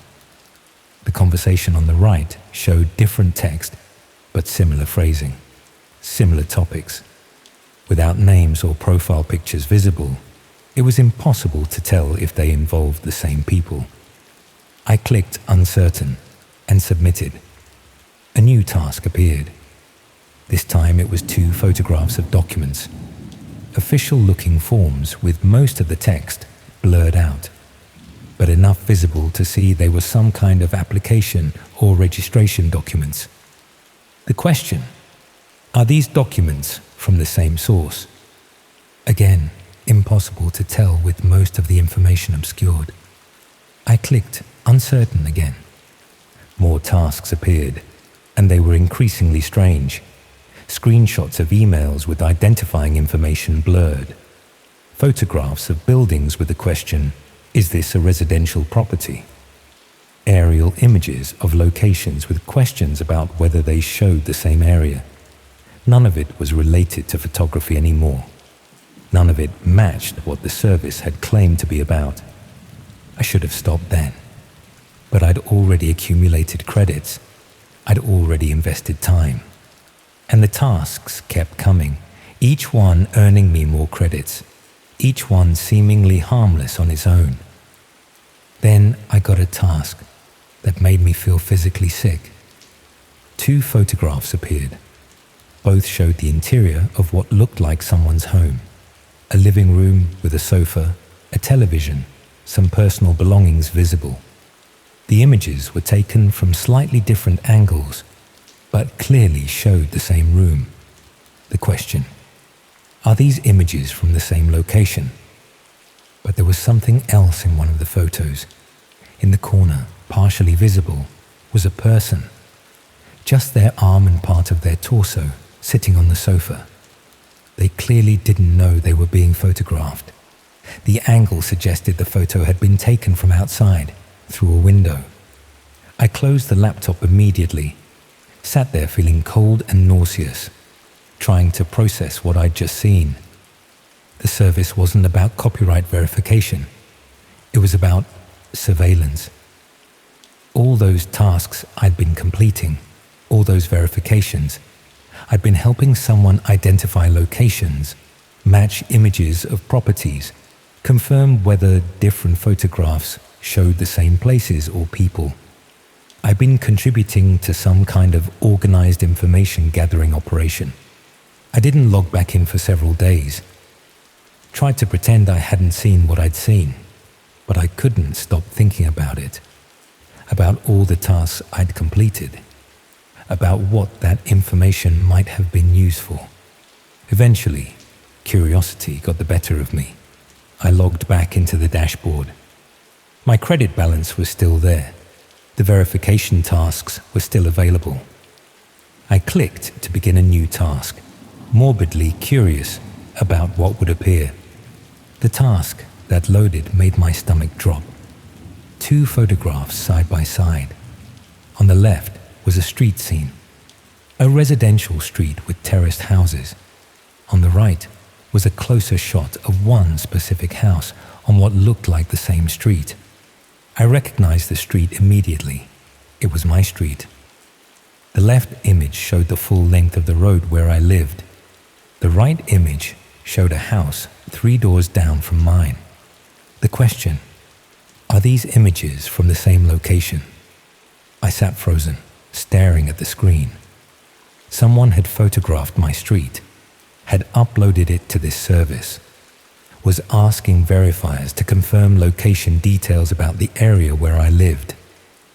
I clicked definitely yes without thinking, submitted the answer, immediately regretted it. A new task appeared. This time the left image showed the same street from a different angle. The right image showed another house. 2 doors down from mine, same question. I closed the laptop. This wasn't coincidence. Someone was systematically documenting my street, breaking it down into individual properties, having each one verified by people like me who had no idea what they were contributing to. I checked the dashboard again the next day. My task history was visible in a section I hadn't noticed before. It showed every verification I'd completed, going back to my first day. Hundreds of them now, and next to each one was a status indicator. Verified, pending, or confirmed. The tasks showing my street were marked as confirmed. Multiple verifiers had looked at those images and confirmed the locations matched. Not just me. Others had seen the same tasks and provided the same answers. I scrolled through my task history, looking at everything I'd verified over the past few weeks. Most of it seemed innocuous in isolation. 2 images of the same building, 2 portraits of the same person, 2 screenshots of similar conversations. But seeing them all listed together, I started noticing patterns. Certain locations appeared multiple times. The same street photographed from different angles.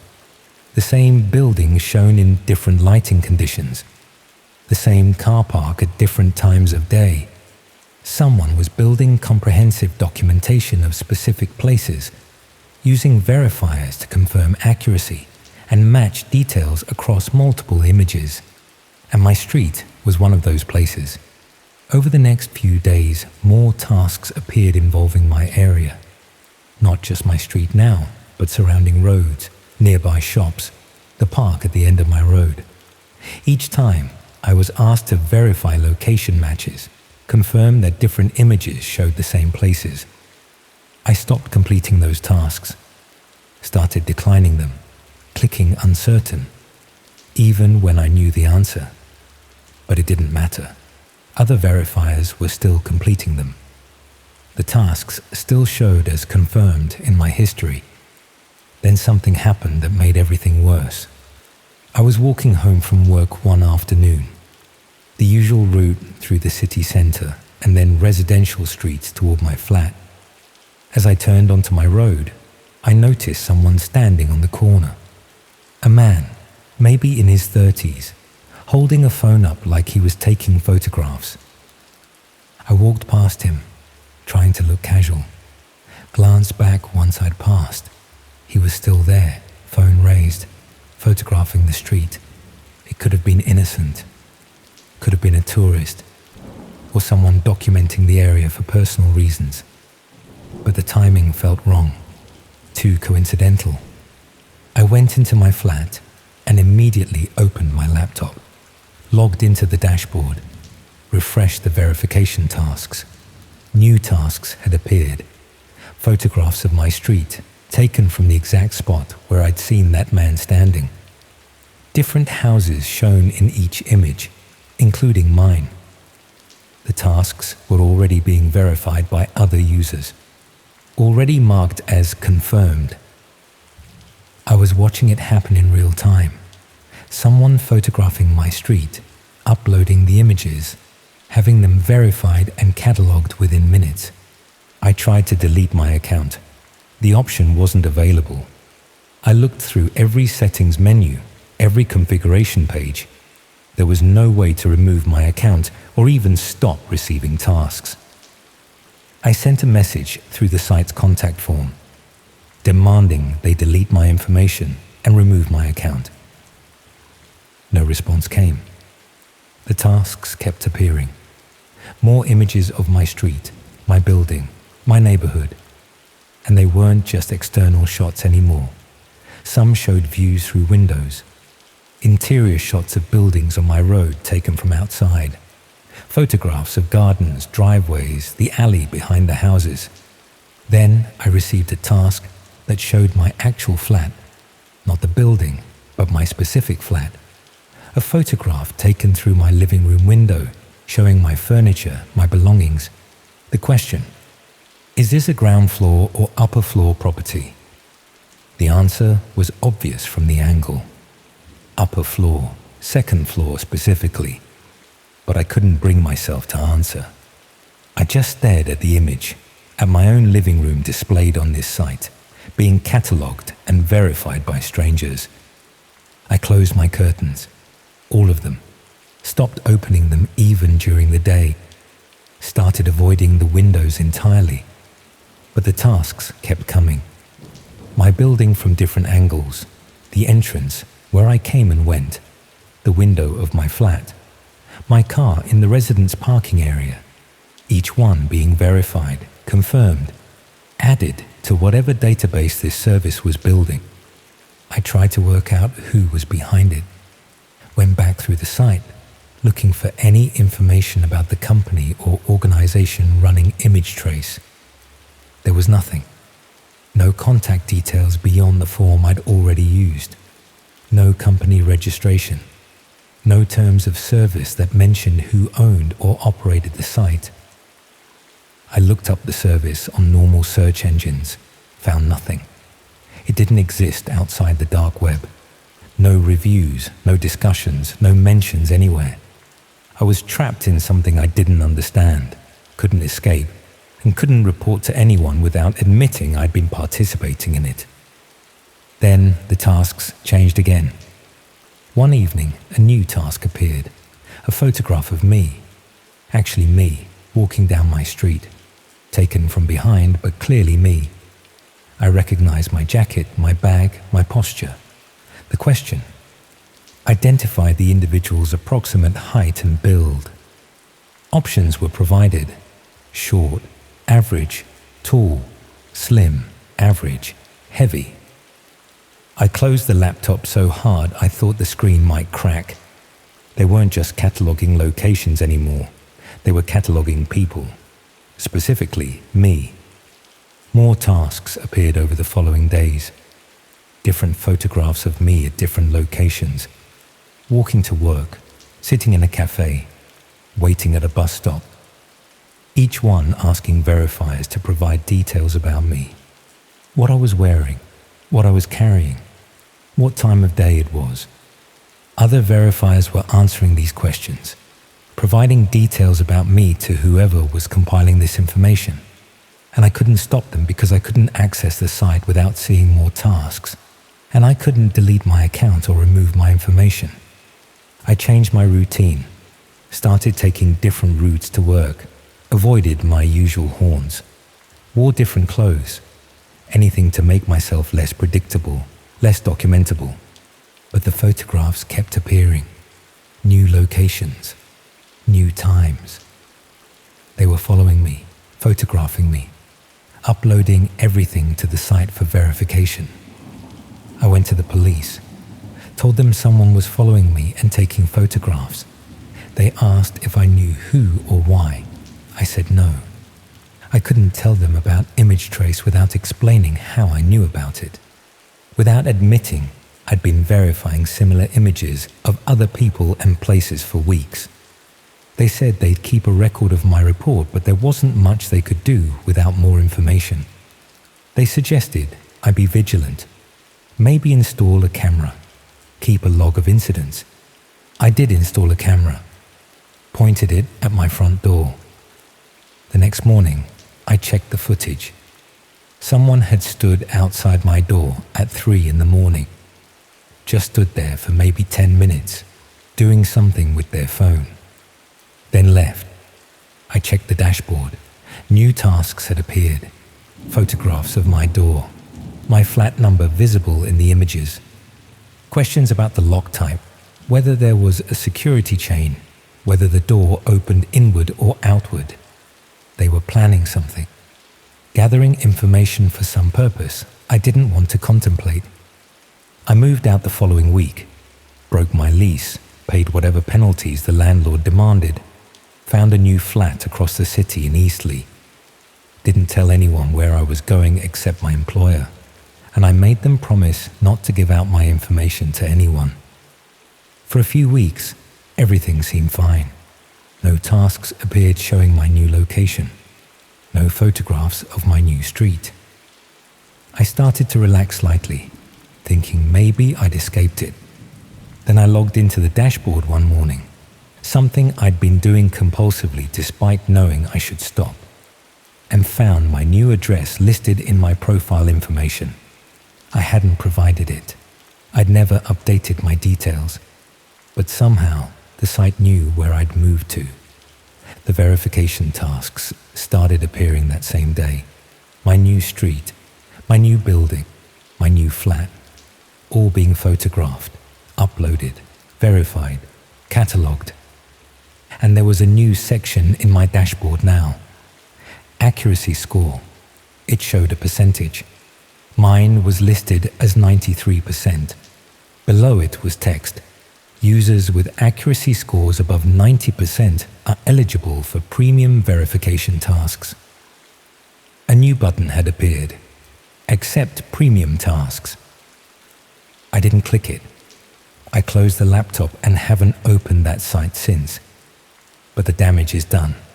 My information is in their system. My locations, my routines, my details. All verified by strangers who have no idea what they're contributing to.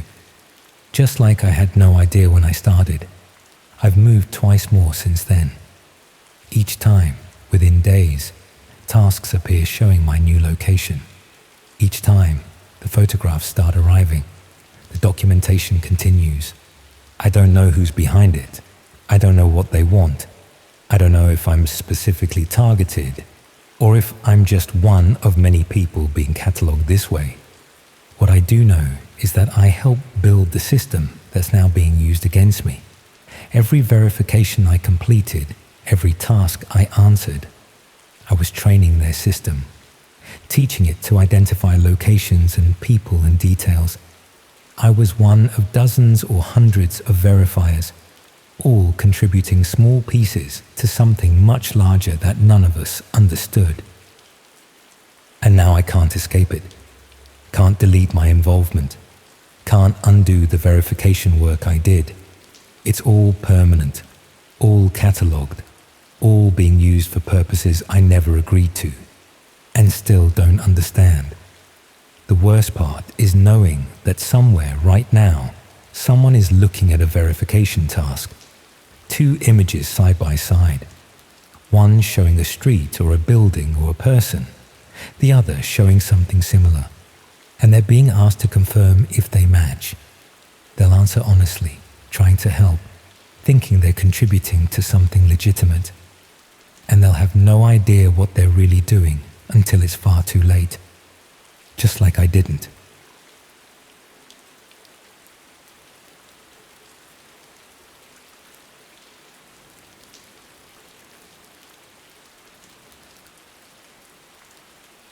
There's a coffee shop across the street from this hotel in Preston, where I've been spending most of my afternoons, just sitting by the window watching people go about their ordinary lives. They look so normal, so unconcerned, and I find myself wondering if any of them have ever done something they can't take back. Something that keeps them awake at 3 a.m, going over every decision they made. I used to be a video editor, corporate videos mostly, the sort of promotional content that companies use for their websites and training materials.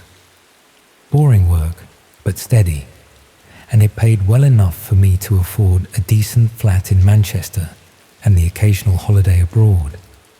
Then I lost that contract when the company moved their marketing department in-house, and I spent a few desperate months taking whatever freelance work I could find.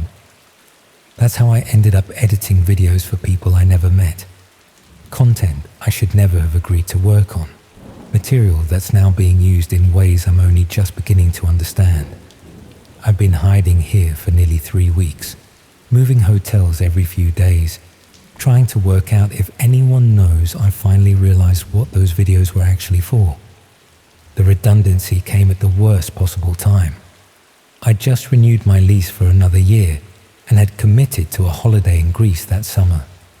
I was 46 years old with nearly 20 years of editing experience, but the market was saturated with younger people who'd work for half what I charged and knew software I'd never bothered learning.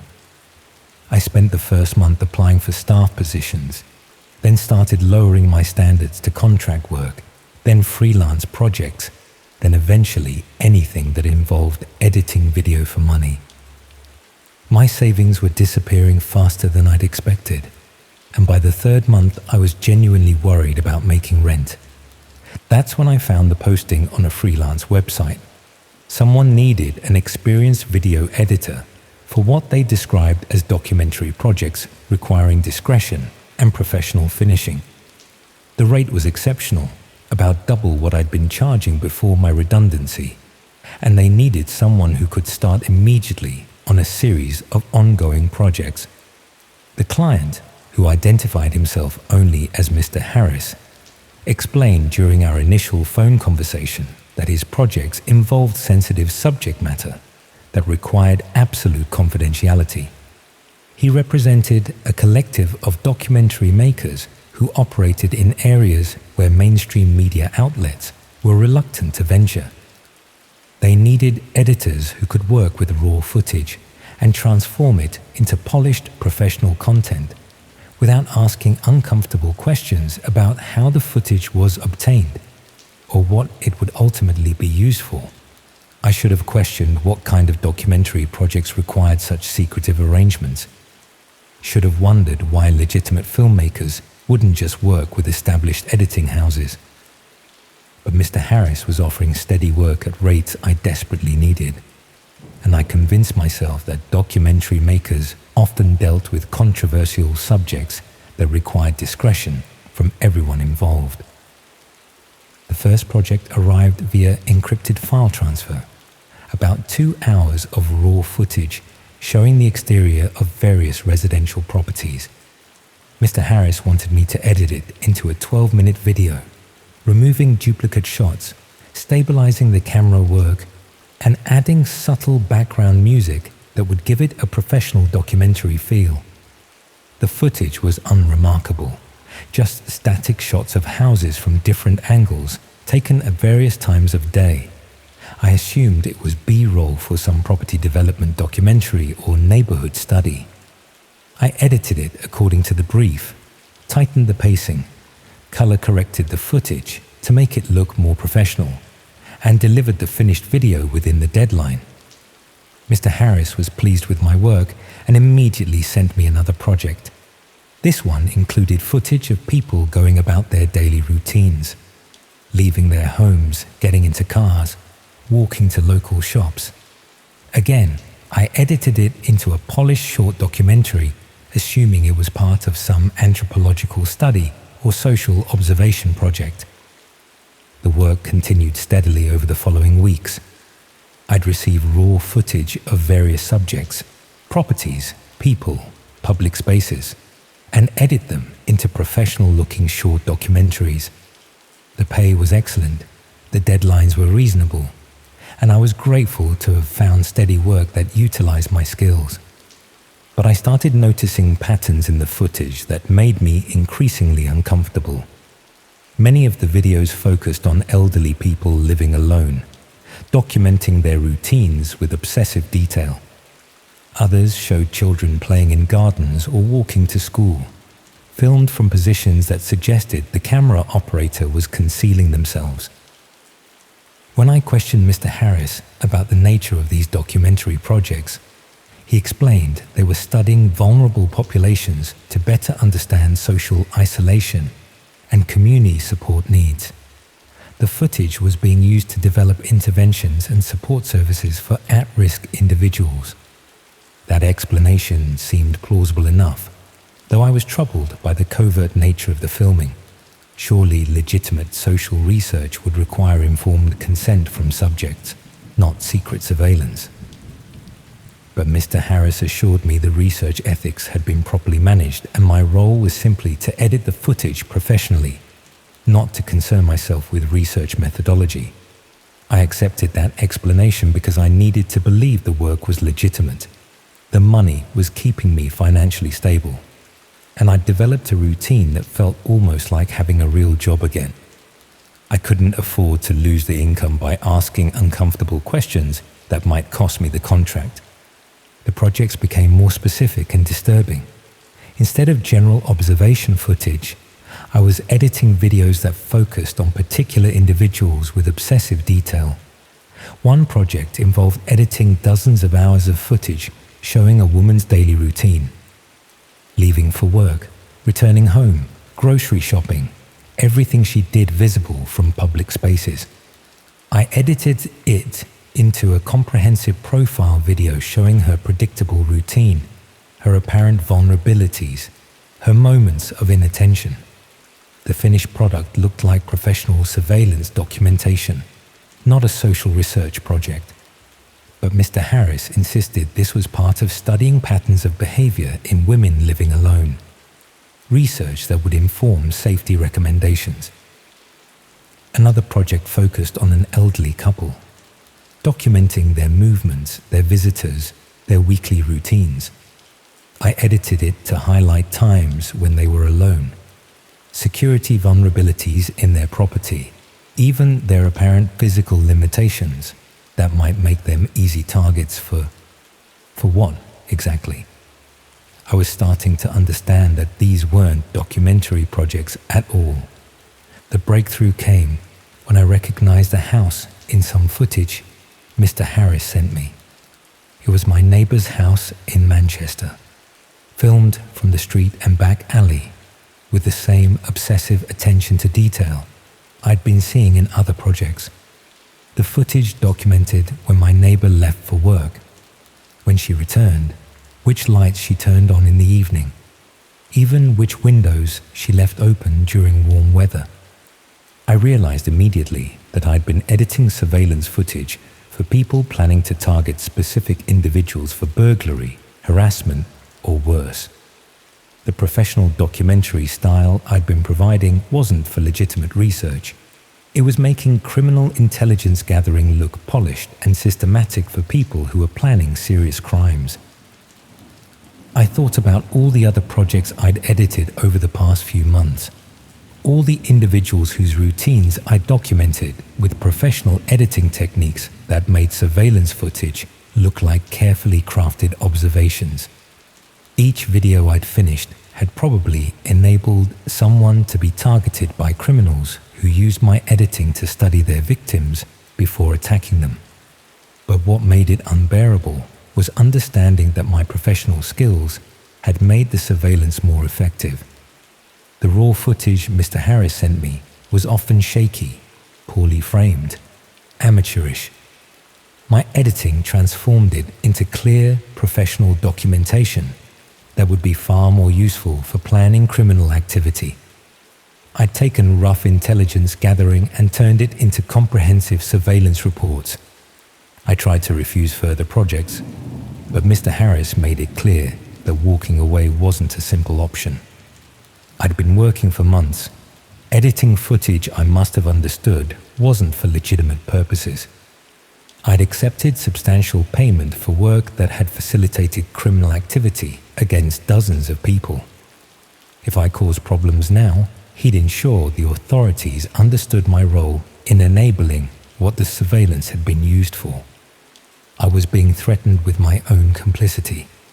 The evidence of my editing work showed months of professional collaboration with people conducting criminal surveillance, even though I hadn't fully understood what I was doing initially. The pattern was clear enough that claiming ignorance wouldn't protect me from prosecution.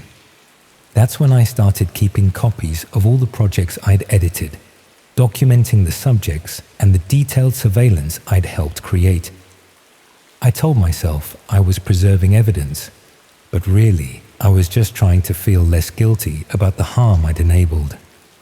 The videos I'd edited weren't just being used for immediate criminal purposes.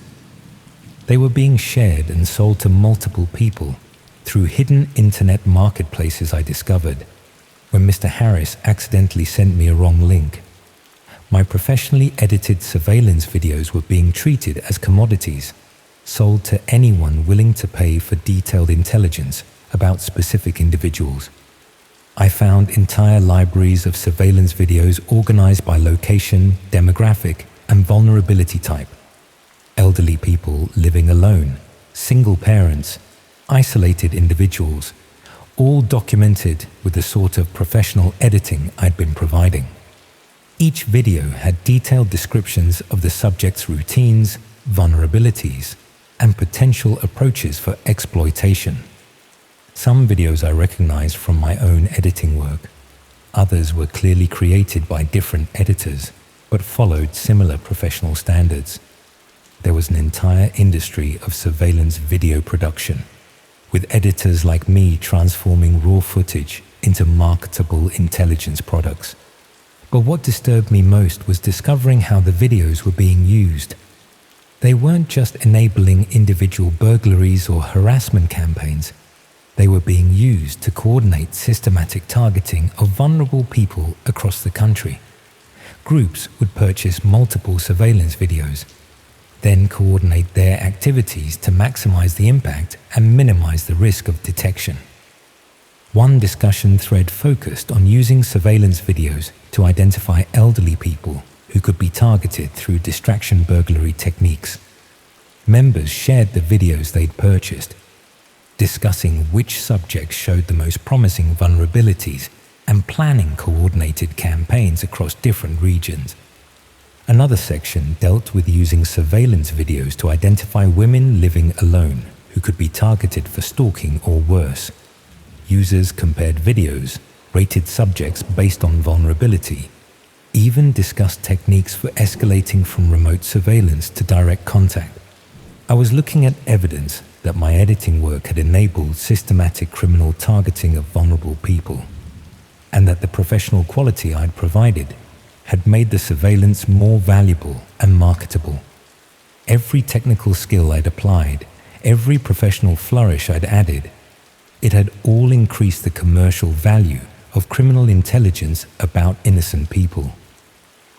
The woman whose daily routine I'd edited into that comprehensive profile had subsequently been stalked for months by someone who'd purchased the video through the marketplace.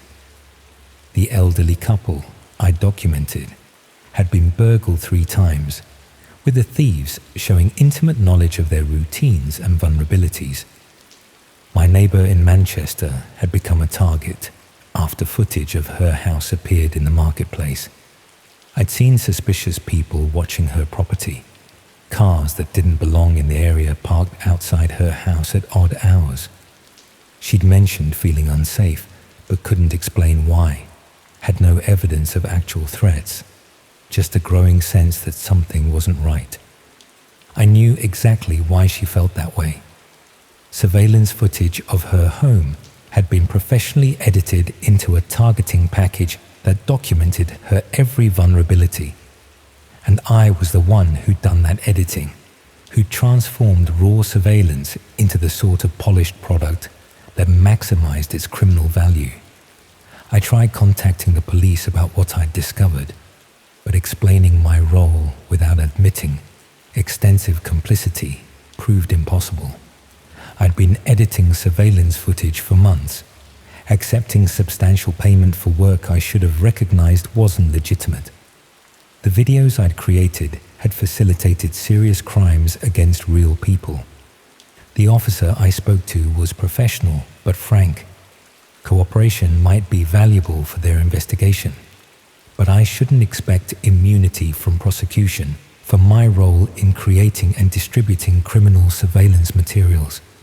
I'd been an active participant in an operation that had enabled serious harm to vulnerable people. I was advised to stop accepting editing work immediately and refuse further contact with Mr. Harris. But he'd already anticipated that possibility. I started receiving messages reminding me of our confidentiality agreement, emphasizing the documentation they had of my editing work, suggesting that creating problems would result in both legal consequences and more personal difficulties. The harassment escalated when I didn't respond. I received packages containing screenshots from the marketplace showing videos I'd edited, with annotations detailing crimes those videos had enabled. They were documenting my complicity systematically, building a case that would destroy my life if I tried to report their operations. Then I found my own address listed in the marketplace. Someone had created surveillance footage of my flat in Manchester, professionally edited in the same style I'd been using for months.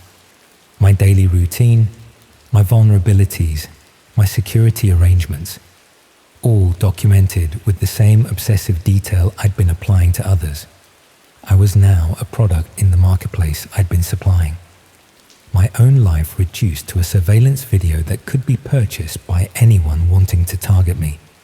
The professional editing standards I'd established were being applied to my own surveillance, ensuring the footage would be maximally useful for anyone who bought it. That's when I left Manchester entirely, abandoning my flat and most of my possessions to hide in hotels across the north. I've been moving every few days, paying cash where possible, avoiding any digital traces that might help them track my location. But I know the surveillance videos I edited are still being sold and used. Other editors have probably been recruited to replace me.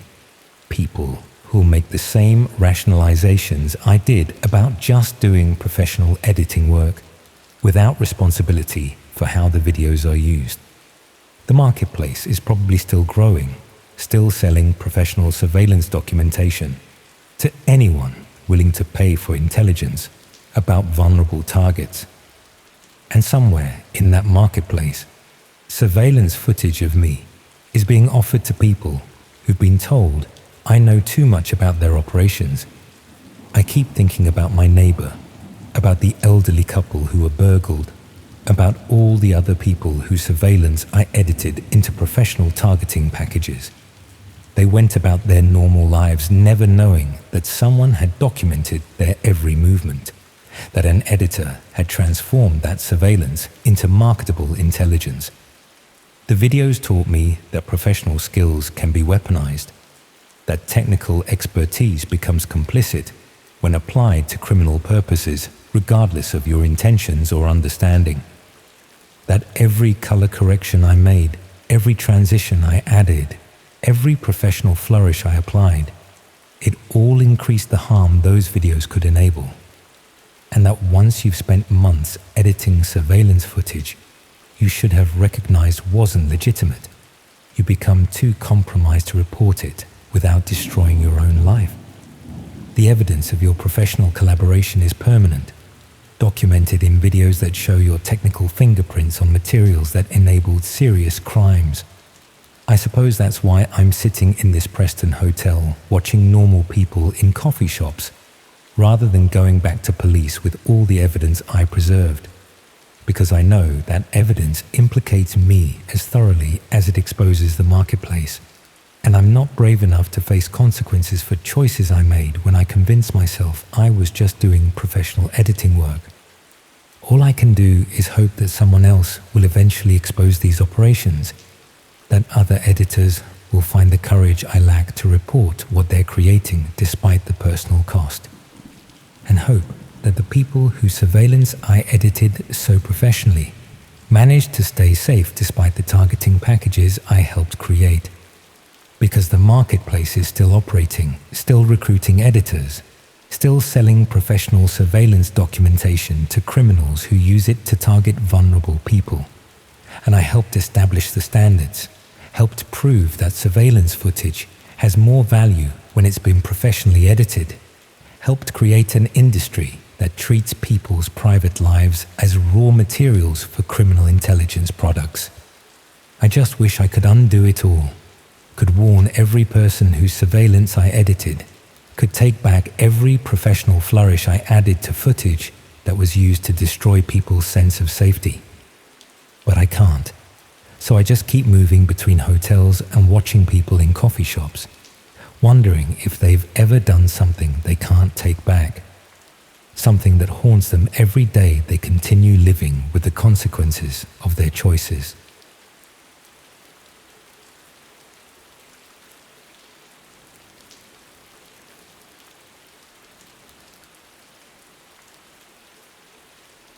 There's something about being a creature of habit that feels comforting, isn't there? Knowing what you'll be doing on any given day, following the same routes, stopping at the same places, the predictability of it all. I used to think that made life easier, more manageable. I'd wake up at the same time each morning, take the same walk before breakfast, go through the same routines that had developed naturally over years of living alone. It felt safe, I suppose, structured. The kind of life where you don't have to think too hard about what comes next, because you've done it all 100 times before. I'm an occupational therapist, working with elderly clients at their homes across Hull and the surrounding areas. It's rewarding work, helping people maintain independence in their daily lives, adapting their environments to make things easier as mobility or cognitive function declines.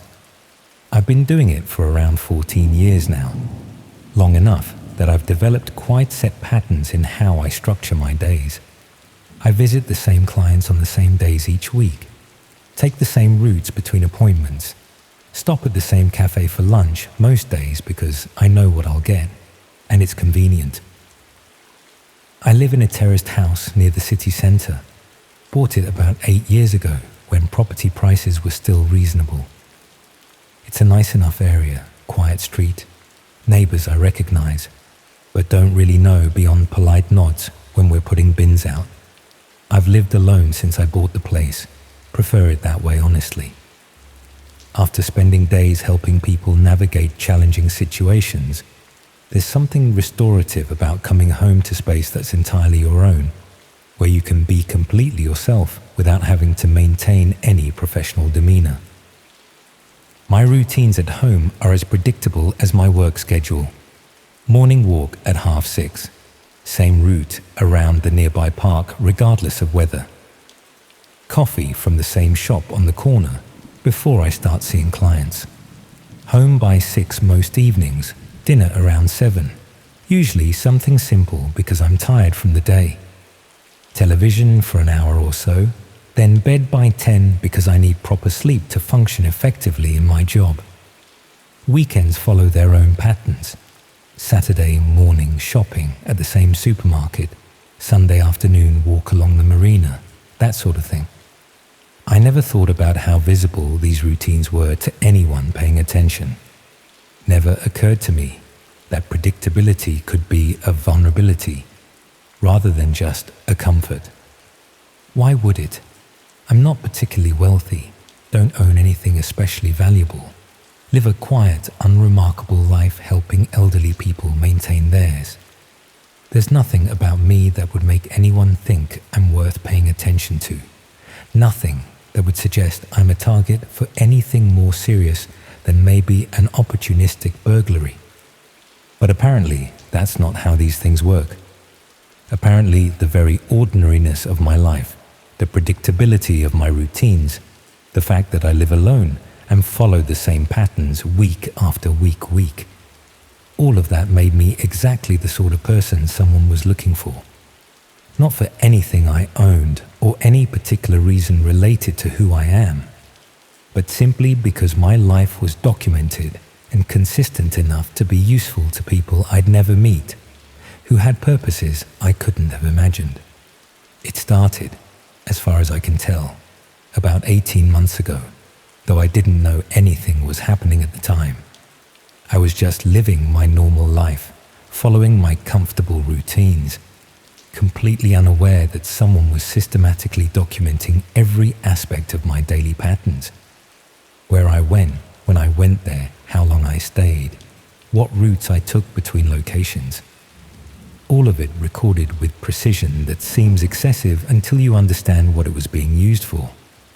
I first became aware something might be wrong when a colleague mentioned she'd seen me in a part of town I don't usually visit.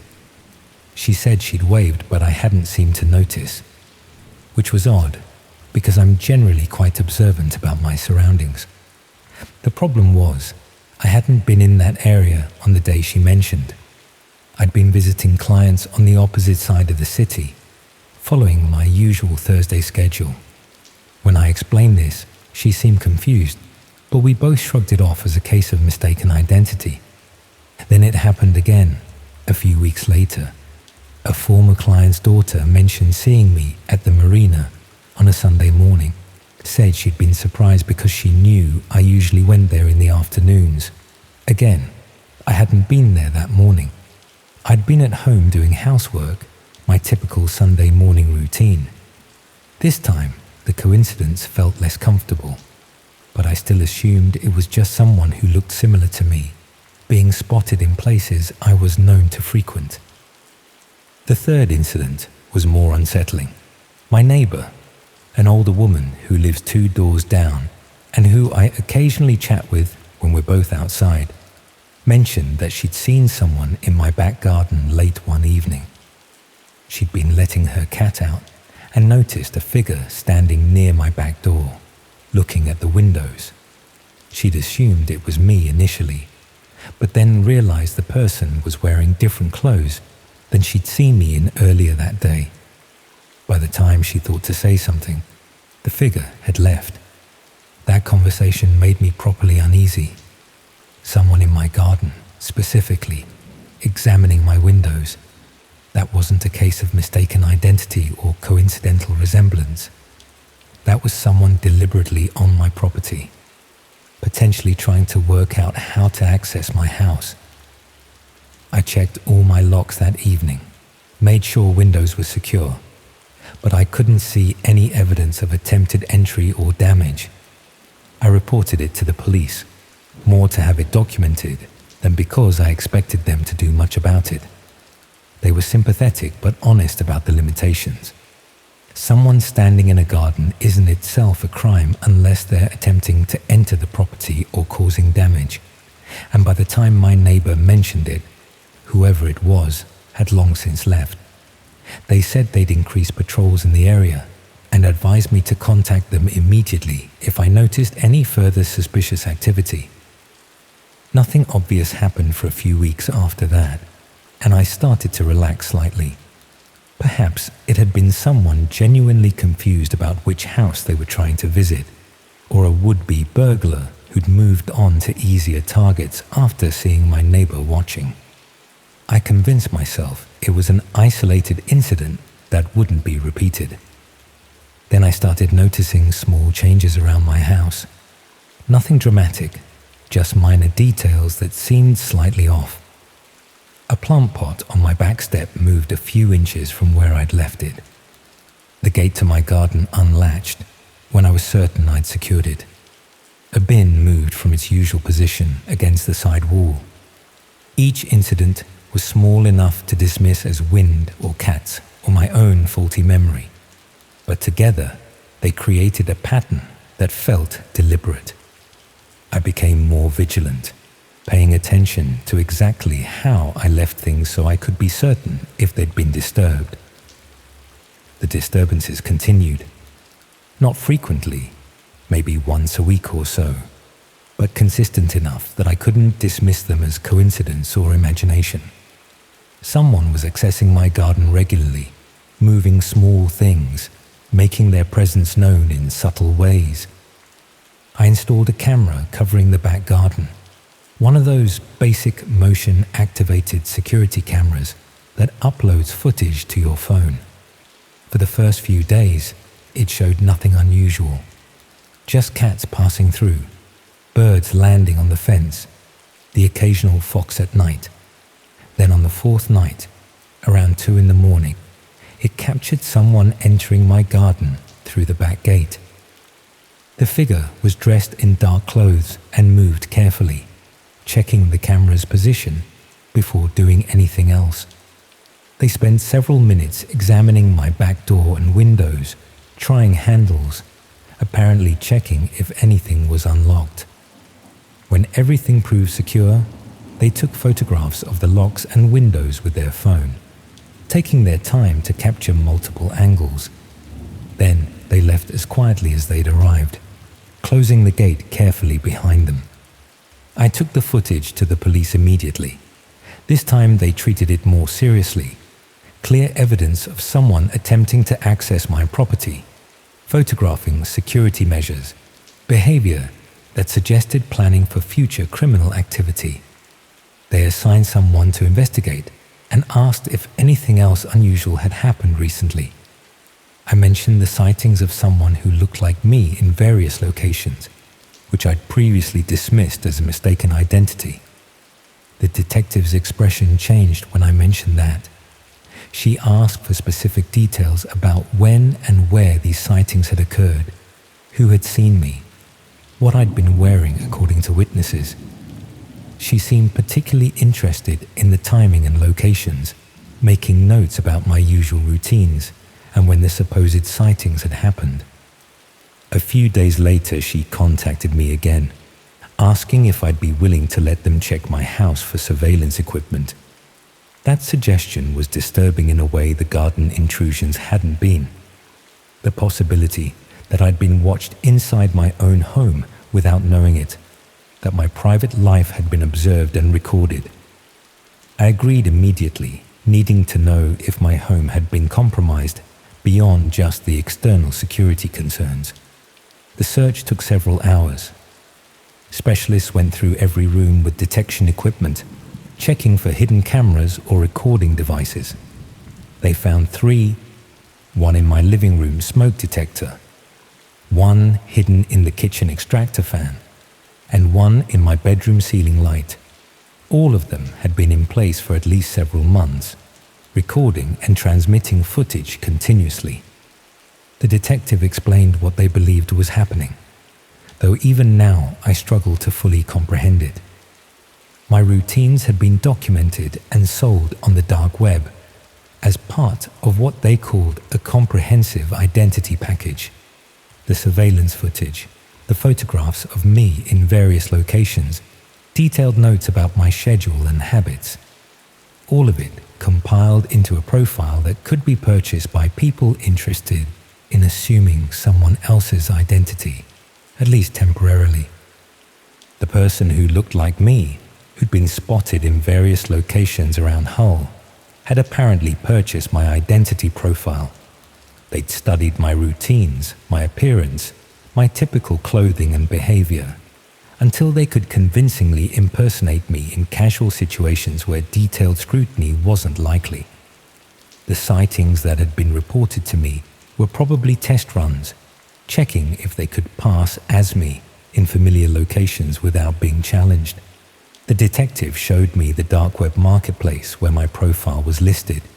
It was organized like a professional service database, with categories for different types of identity profiles. People with established routines, predictable schedules, lives that could be temporarily borrowed for various purposes. My listing was categorized under solitary professionals with consistent patterns and minimal social oversight. The profile included everything someone would need to impersonate me convincingly in non-intimate situations. Photographs showing my appearance from multiple angles, including shots taken from the surveillance footage in my home. Detailed documentation of my daily routines, what I wore on different occasions, where I went and when. Notes about my mannerisms and behavior patterns based on analysis of the surveillance footage. Even information about my clients and work schedule, apparently gathered from observing my comings and goings over several months. The listing emphasized the stability and predictability of my routines, marketing that as valuable for buyers who needed to assume someone's identity for extended periods. It mentioned that I lived alone with minimal family contact, making me less likely to be immediately missed if someone was using my identity elsewhere. It noted that my work involved visiting clients independently, providing legitimate reasons for my presence in various locations at different times. The purchase history showed my profile had been bought by 4 different accounts. The detective explained that these profiles were valuable for various criminal purposes, creating alibis, accessing locations under false pretenses, evading law enforcement by using another person's identity and routine. Someone who looked reasonably similar to me could use my identity profile to be seen in places whilst crimes were being committed elsewhere, or to access locations they'd otherwise have no legitimate reason to visit. She walked me through what they'd learned about the impersonations that had occurred. The person my colleague had seen wasn't me, but someone using my profile who'd been establishing that they could pass as me in public. The sighting at the marina had been another test, checking if they could match my routine closely enough that people who knew me casually would mistake them for me. These weren't random acts. They were systematic preparation for using my identity for purposes I still don't fully understand. The investigation revealed a substantial operation. Hundreds of people had their routines documented and identity profiles created without their knowledge. Surveillance equipment installed during legitimate service visits or through other forms of access. Detailed observation of daily patterns over months or years. All of it compiled into profiles sold to people who needed to borrow someone else's identity temporarily for criminal purposes. The person caught in my garden on camera had been updating my profile with current information about my security measures. The marketplace offered profile refreshes as an additional service. Buyers could pay for updated intelligence if they needed current information, rather than potentially outdated details from when the profile was first created. The cameras in my house had been providing ongoing footage that kept my profile current and valuable. Several arrests were made, including the person who'd been caught on camera in my garden. But the identity profiles themselves had been widely distributed before law enforcement discovered the operation.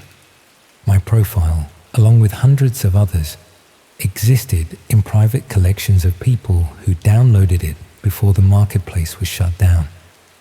The detective couldn't tell me who the 4 buyers were or what they'd use my identity for, only that investigations were ongoing. I had all the surveillance equipment removed and upgraded every security measure I could afford. Changed my locks, installed proper cameras covering all approaches to my house, started varying my routines deliberately to avoid being as predictable as I'd been. But the psychological damage was deeper than any physical security measure could address. Someone had been living as me, at least partially, walking through places I usually went, being seen by people who knew me, using my identity and routine for purposes I'd never know.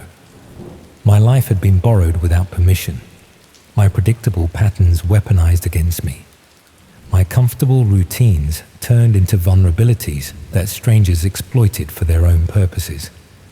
I moved house 6 months after discovering the identity profile, not just because of what had happened, but because I couldn't shake the feeling that someone still knew too much about my life there, my routines, my habits, my patterns, all of it documented in profiles that existed somewhere beyond my ability to control or delete. Even in a new location with deliberately varied patterns, I can't escape the knowledge that for months, someone studied me closely enough to impersonate me, that strangers borrowed my identity for purposes I'll never fully understand. The detective mentioned that this type of identity theft was increasingly common. Not financial identity theft, where someone uses your personal details to access accounts, but physical identity theft where someone becomes you in the real world for short periods. The dark web marketplaces facilitated this by providing detailed profiles of people with predictable, documented lives that could be temporarily borrowed. She explained that buyers often purchase multiple profiles, testing different identities in low-risk situations before using them for more serious purposes. My profile had been bought by 4 different accounts, meaning 4 separate people or groups had paid for detailed information about how to convincingly be me for limited periods, what they'd used it for, whether crimes had been committed under my identity, whether anyone had been harmed by someone pretending to be me. Those questions remained unanswered. I think about those 4 unknown buyers constantly. Who were they? Why did they need to borrow my identity specifically?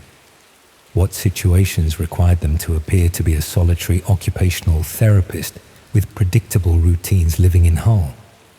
Were they local, people I might have encountered without knowing they'd studied footage of me sleeping and going about my private life?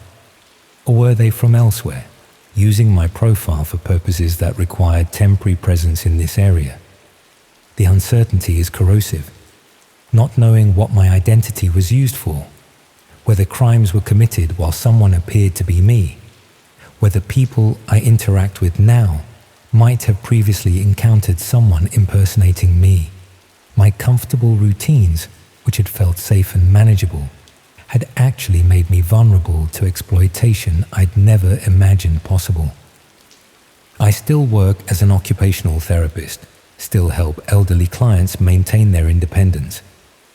But I've learned that the independence I valued in my own life, the solitary routines, the predictable patterns, the life structured around familiar habits, created vulnerabilities that sophisticated criminals could exploit systematically.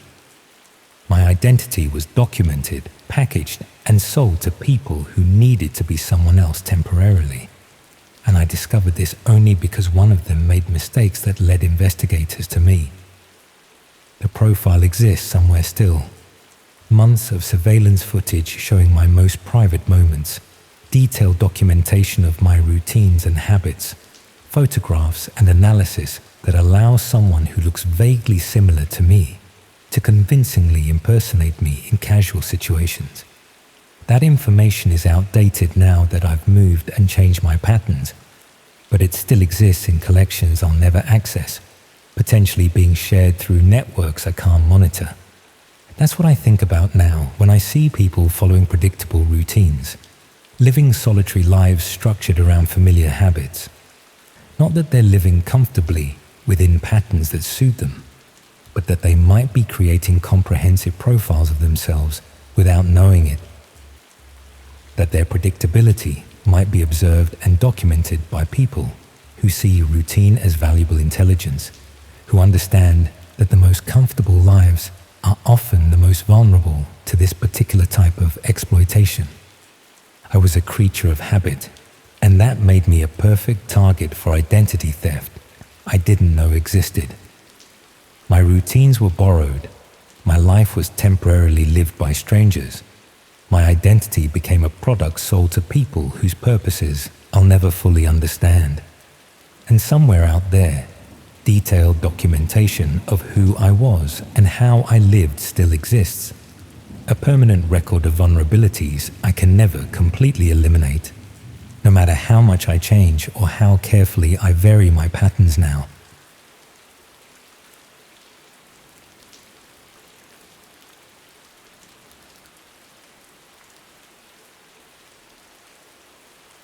The blue light of my monitor painted my face in stark relief, a pale mask in the otherwise suffocating darkness of my bedroom.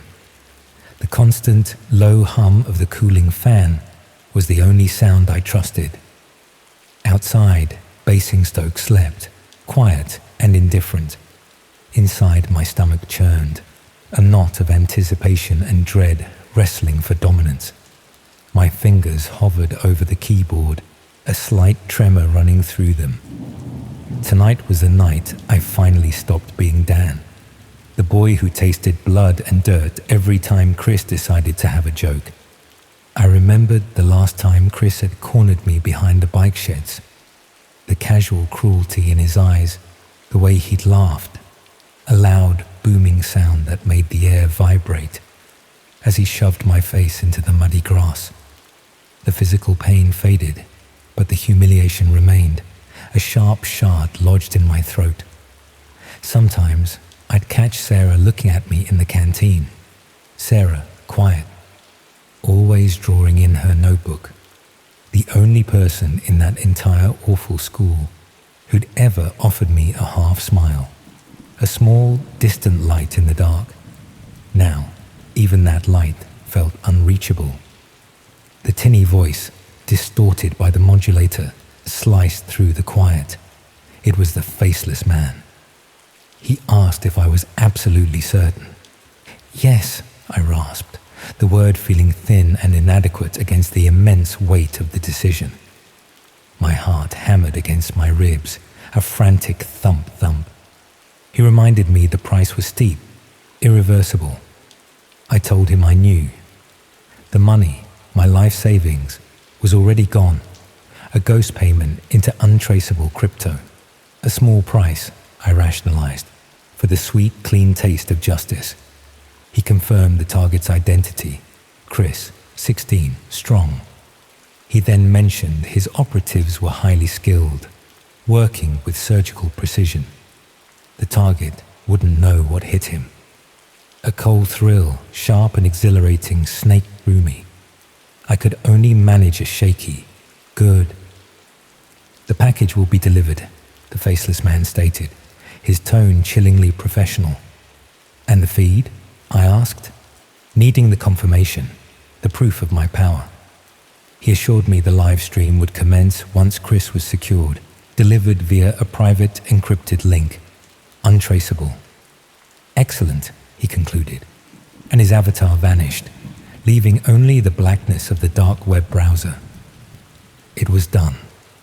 I leaned back, the plastic of the chair groaning under my weight. My hands shook so violently I had to clench them into fists.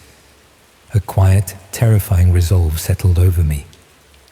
The next day at school, the world felt unreal. The noise of the corridors, the smell of stale chips and disinfectant.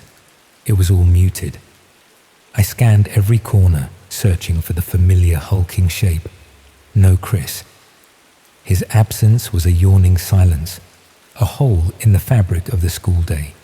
My initial panic, had they failed, was quickly replaced by a quiet, deep satisfaction. No booming laughter, no sneering remarks. The air felt lighter, cleaner. I kept my head down, terrified that my secret, the dark, monstrous thing I had commissioned, was visible to the world. That evening, the email arrived. A single, cryptic link. My hands trembled as I clicked. The screen resolved into a grainy, low-light image. A dark room. A single exposed bulb hung from the ceiling, casting harsh, unforgiving shadows. And there, in the center, tied to a sturdy wooden chair, was Chris. He was gagged. A strip of black cloth pulled tight across his mouth, his cheeks pushed out. His eyes, wide and bloodshot, darted around the room, filled with a primal, visceral terror. His struggles were weak, his wrists and ankles bound with thick industrial rope. He wore only jogging bottoms, his bare chest heaving with ragged, desperate breaths.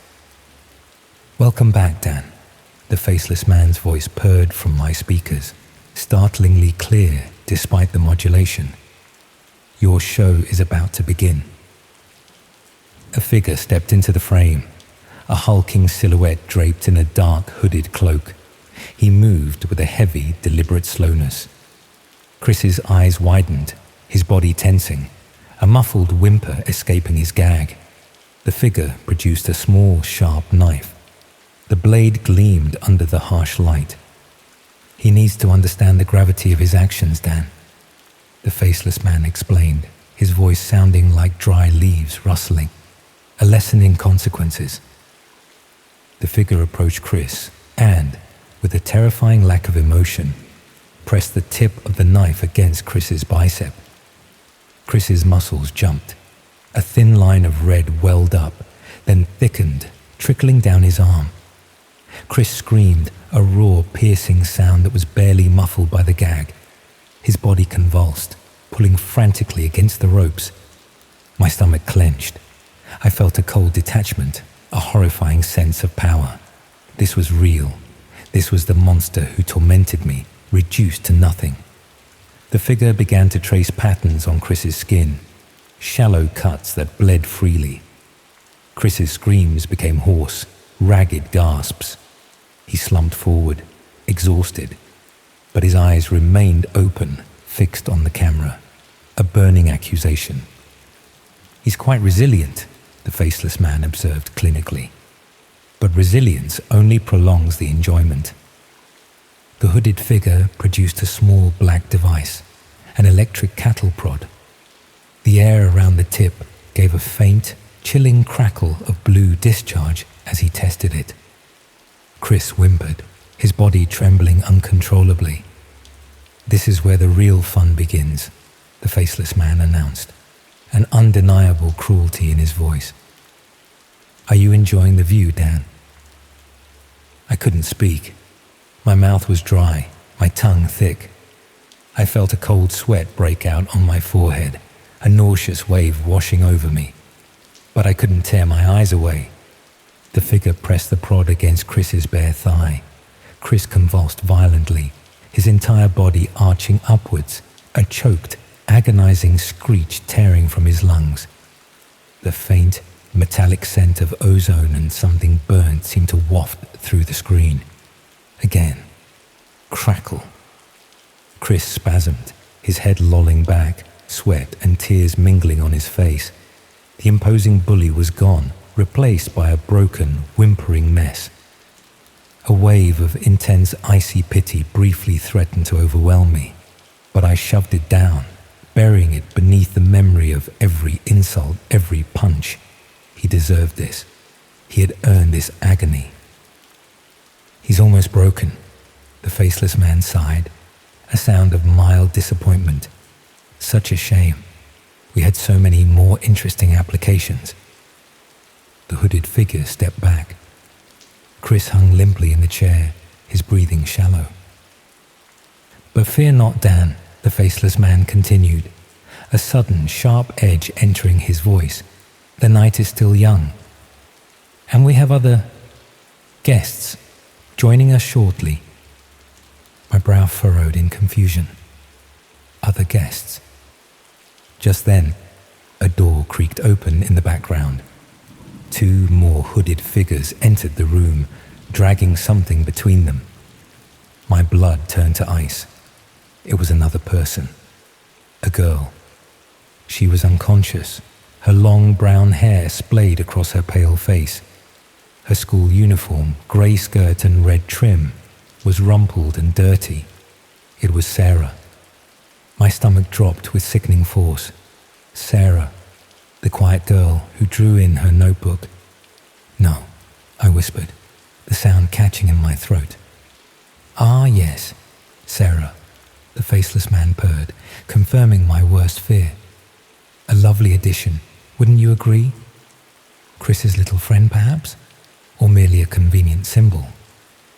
"She's not involved," I choked out, my voice rising in a desperate plea. "Leave her alone.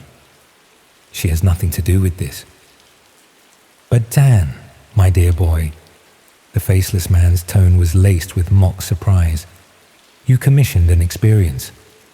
And what's an experience without a little emotional leverage?" The new figures tied Sarah to another chair, positioning her directly opposite Chris. Chris, despite his weakened state, stirred. His eyes flickered open, focusing on Sarah. A fresh wave of terror, mingled with something that looked like anguish and self-loathing, twisted his features. "We believe in a holistic approach, Dan," the faceless man explained, a pedagogical drone now. "Chris needs to understand the full outward impact of his life choices. And what better way than to involve those he cares about?" "He doesn't care about her," I screamed, my voice raw. "He barely knows her. She was just kind." "But I think he does now," the faceless man countered, a sinister chuckle. "Look at his face, Dan. That's not indifference. That's pure, beautiful despair." One of the new figures produced a syringe. He approached Sarah. "What are you doing?" I demanded, my hand slamming uselessly against my desk. "Just a little something to ensure she's awake for the grand finale," the faceless man said, dripping with malice. "We wouldn't want her to miss out." The figure injected Sarah. Her body twitched, her eyelids fluttering open briefly, revealing glazed, confused eyes before she went limp again. "No, stop it." I was sobbing now, hot, stinging tears blurring my vision. This wasn't revenge. This was pure, indiscriminate malice. "The plan, Dan, was to provide you with a memorable experience," the faceless man corrected, impatience creeping in. "And we are delivering. Beyond your wildest, most pathetic dreams." The hooded figure who had tortured Chris now approached Sarah, holding the cattle prod. Chris thrashed in his chair, a strangled, desperate cry of protest escaping his gag. His eyes fixed on Sarah were pleading, begging. "The true torment isn't always physical, Dan," the faceless man lectured. "It's watching someone you value suffer, knowing you are powerless to stop it. That, my dear boy, is true agony." The figure pressed the cattle prod against Sarah's arm. She screamed, a raw, piercing sound that cut through the silence of my room. It wasn't the muffled scream of Chris. It was clean, sharp, and utterly devastating. Chris roared, a guttural, animalistic sound, his struggles renewed with terrifying ferocity. He pulled against the ropes, muscles straining, his chair scraping loudly. "Screech!" "No!" I screamed, my voice tearing. "Stop it! Leave her alone. Take me instead. I'm the one who paid you." "Oh, Dan," the faceless man sighed, a sound of feigned disappointment. "Such chivalry. But alas, the show must go on, and you, my friend, are the audience of honor." The figure continued to torment Sarah, each jolt sending her into spasms.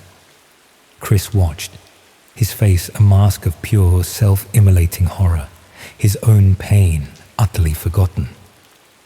"What do you want?" I choked out, sinking in my chair. "Just stop." "We want entertainment," the faceless man replied.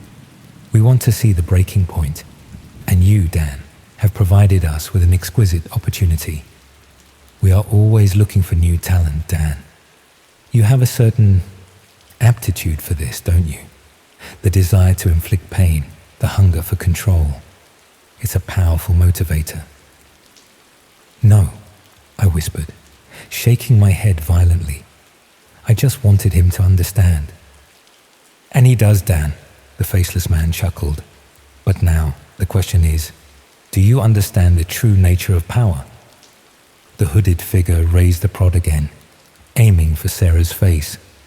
"No, stop," I shrieked, my throat raw. "I'll do it. I'll join you. Just don't hurt her. I'll be one of yours."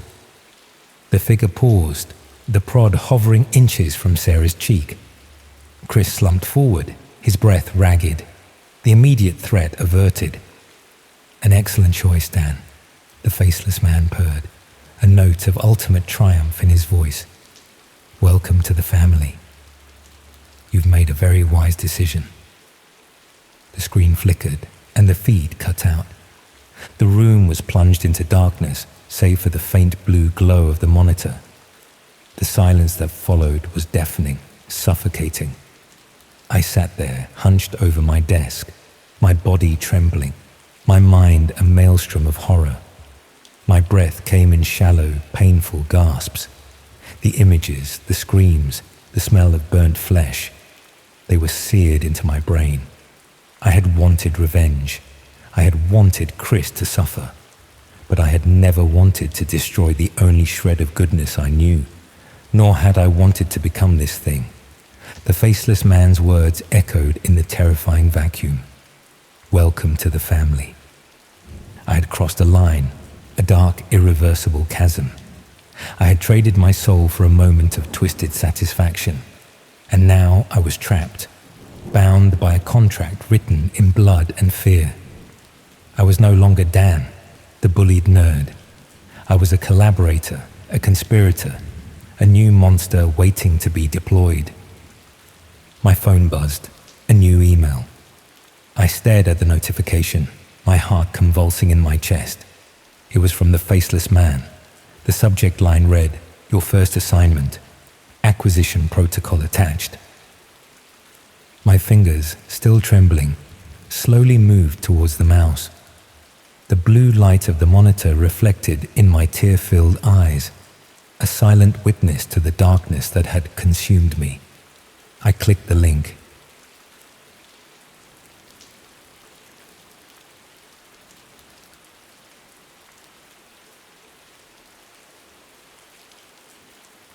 I don't really know how to start this without it sounding strange, so I'm just going to start where it actually began, which is a lot more boring than you'd expect.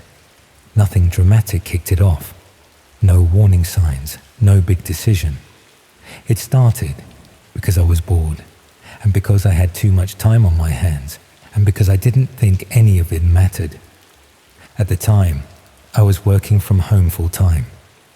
I'd been doing that for a while, long enough that the days had started to blur together in a way that's hard to notice until it's already happened. I'd wake up around 9, sometimes later, make coffee in the same mug I'd used the day before, still sitting unwashed by the sink, sit at my desk in yesterday's t-shirt and the joggers I'd slept in, write words I didn't care about for people I'd never meet about products I'd never use, close the laptop around 6, eat something microwaved while watching whatever Netflix suggested, go to bed, do it all again. Sometimes I'd realize it was Thursday and I still felt like the week hadn't properly started. Sometimes I'd go 3 days without speaking to another person out loud, and only notice when my voice came out strange and croaky when I finally answered a work call. I worked in marketing, copywriting mostly, product descriptions, emails, landing pages, the kind of work that sounds creative until you're actually doing it. And then you realize it's just filling in the same template over and over with slightly different words. I wrote about kitchen appliances for a living, blenders, air fryers, coffee machines. There's only so many ways you can describe a blender before your brain starts to rot a little, before you catch yourself staring at the screen, trying to think of a synonym for powerful that you haven't already used twice in the same paragraph. I've been doing it for about 3 years, living alone in a 1-bedroom flat in Bristol that I'd stopped decorating after the first month. The walls were still that builder's beige. I had a sofa I'd bought second-hand that smelled faintly of someone else's life, a bed, a desk, a television. That was about it. I kept meaning to hang pictures or buy a plant or do something to make it feel less temporary, but I never got around to it. After a while, I stopped noticing. I didn't really notice how empty things felt until there was nothing left to distract me from it. My girlfriend had left about 6 months earlier, Claire. We'd been together for 2 years, living together for 1. She'd tried talking to me about it several times before she actually went, said I'd become distant, Said I never wanted to do anything anymore. Said it felt like I'd checked out of my own life and was just waiting for something to happen. I remember nodding along, not really disagreeing, but not really doing anything about it either. When she finally packed her things, I helped her carry boxes down to her car. We hugged. She cried. I didn't. I went back upstairs and felt relieved that I didn't have to pretend to be present anymore. I told myself I'd feel worse about it eventually. I never did. One evening, sometime in late October, I was supposed to be finishing a deadline, a product launch for a new range of food processors. 1,500 words about 6 different models that were basically identical except for the color and the number of attachments. I'd written maybe 200 words in 4 hours. Instead, I was doing what I'd been doing more and more often, which was clicking around online without any real purpose. Articles, videos, forums, anything to avoid actually working. I'd start reading something about one topic and end up somewhere completely different 20 minutes later, without any clear memory of how I'd gotten there. Reddit threads about missing persons cases, YouTube videos about abandoned buildings, Wikipedia articles about cults, that sort of thing. Nothing out of the ordinary, just the usual internet rabbit hole. Somewhere along the line, I ended up reading an article about the dark web. I'd heard of it before, obviously, everyone had, but I'd never really thought about it beyond the vague sense that it was where illegal things happened, a digital underworld full of hitmen and hackers and things normal people didn't need to worry about. What struck me about this particular article was how unexciting it made the whole thing sound. It wasn't one of those sensational scare pieces you see shared on Facebook with headlines like, "What your kids are really doing online." It was technical, dry even. Written by someone who clearly knew what they were talking about and didn't feel the need to dress it up. It talked about privacy, about journalists in dangerous countries, about whistleblowers and activists and people who needed to communicate without being monitored. It mentioned the illegal marketplaces, the stuff everyone thinks about, but almost in passing, like they were an unfortunate side effect rather than the main attraction. The article kept stressing that most of it was dull. Forums full of technical discussions, lots of broken links, lots of text-heavy pages that looked like they'd been designed in 1998. I remember feeling oddly disappointed by that. I think I'd built it up in my head as this forbidden, dangerous place, all black screens and green text and shadowy figures doing shadowy things. Being told it was mostly boring felt like someone had taken the mystery out of it, like finding out that a magic trick was just mirrors and fishing wire. And instead of that putting me off, it did the opposite. It made me curious. I told myself I just wanted to see it. That was all. I wasn't looking for anything specific. I didn't have some secret interest I was hiding from myself. I just wanted to know what it actually looked like, the same way you might want to look at a building you'd only ever heard described. I'm not going to explain how I accessed it. Not because it was difficult, it wasn't, but because that's not really the point of this. The point is that within about 20 minutes of downloading the right browser and finding a working link, I was looking at a plain page full of links with vague names that didn't really tell you what you were clicking on. Free speech forum, library archive, privacy discussion, that sort of thing. At first, it was exactly as boring as the article had promised. Forums full of technical discussions about encryption and servers and things I barely understood. Long walls of text written by people who clearly spent a lot of time online and had strong opinions about things I'd never thought about. I clicked through a few, read a bit, clicked back, felt a bit stupid for expecting more, like I'd fallen for my own imagination. Then, almost by accident, I stumbled onto one of the marketplaces. If I hadn't known what it was, I genuinely might not have thought twice about it. It looked like a normal shopping site. Clean layout, white background, categories down the left side, a search bar at the top, little thumbnail images next to each listing. For a second, I thought I'd clicked on the wrong link and ended up back on the regular internet. Then I started reading the category names and the listings. I'm not going to describe what was on there in detail. I think you can imagine. Drugs, mainly. Pages and pages of them. Organized by type, with prices in Bitcoin and user reviews like it was Amazon.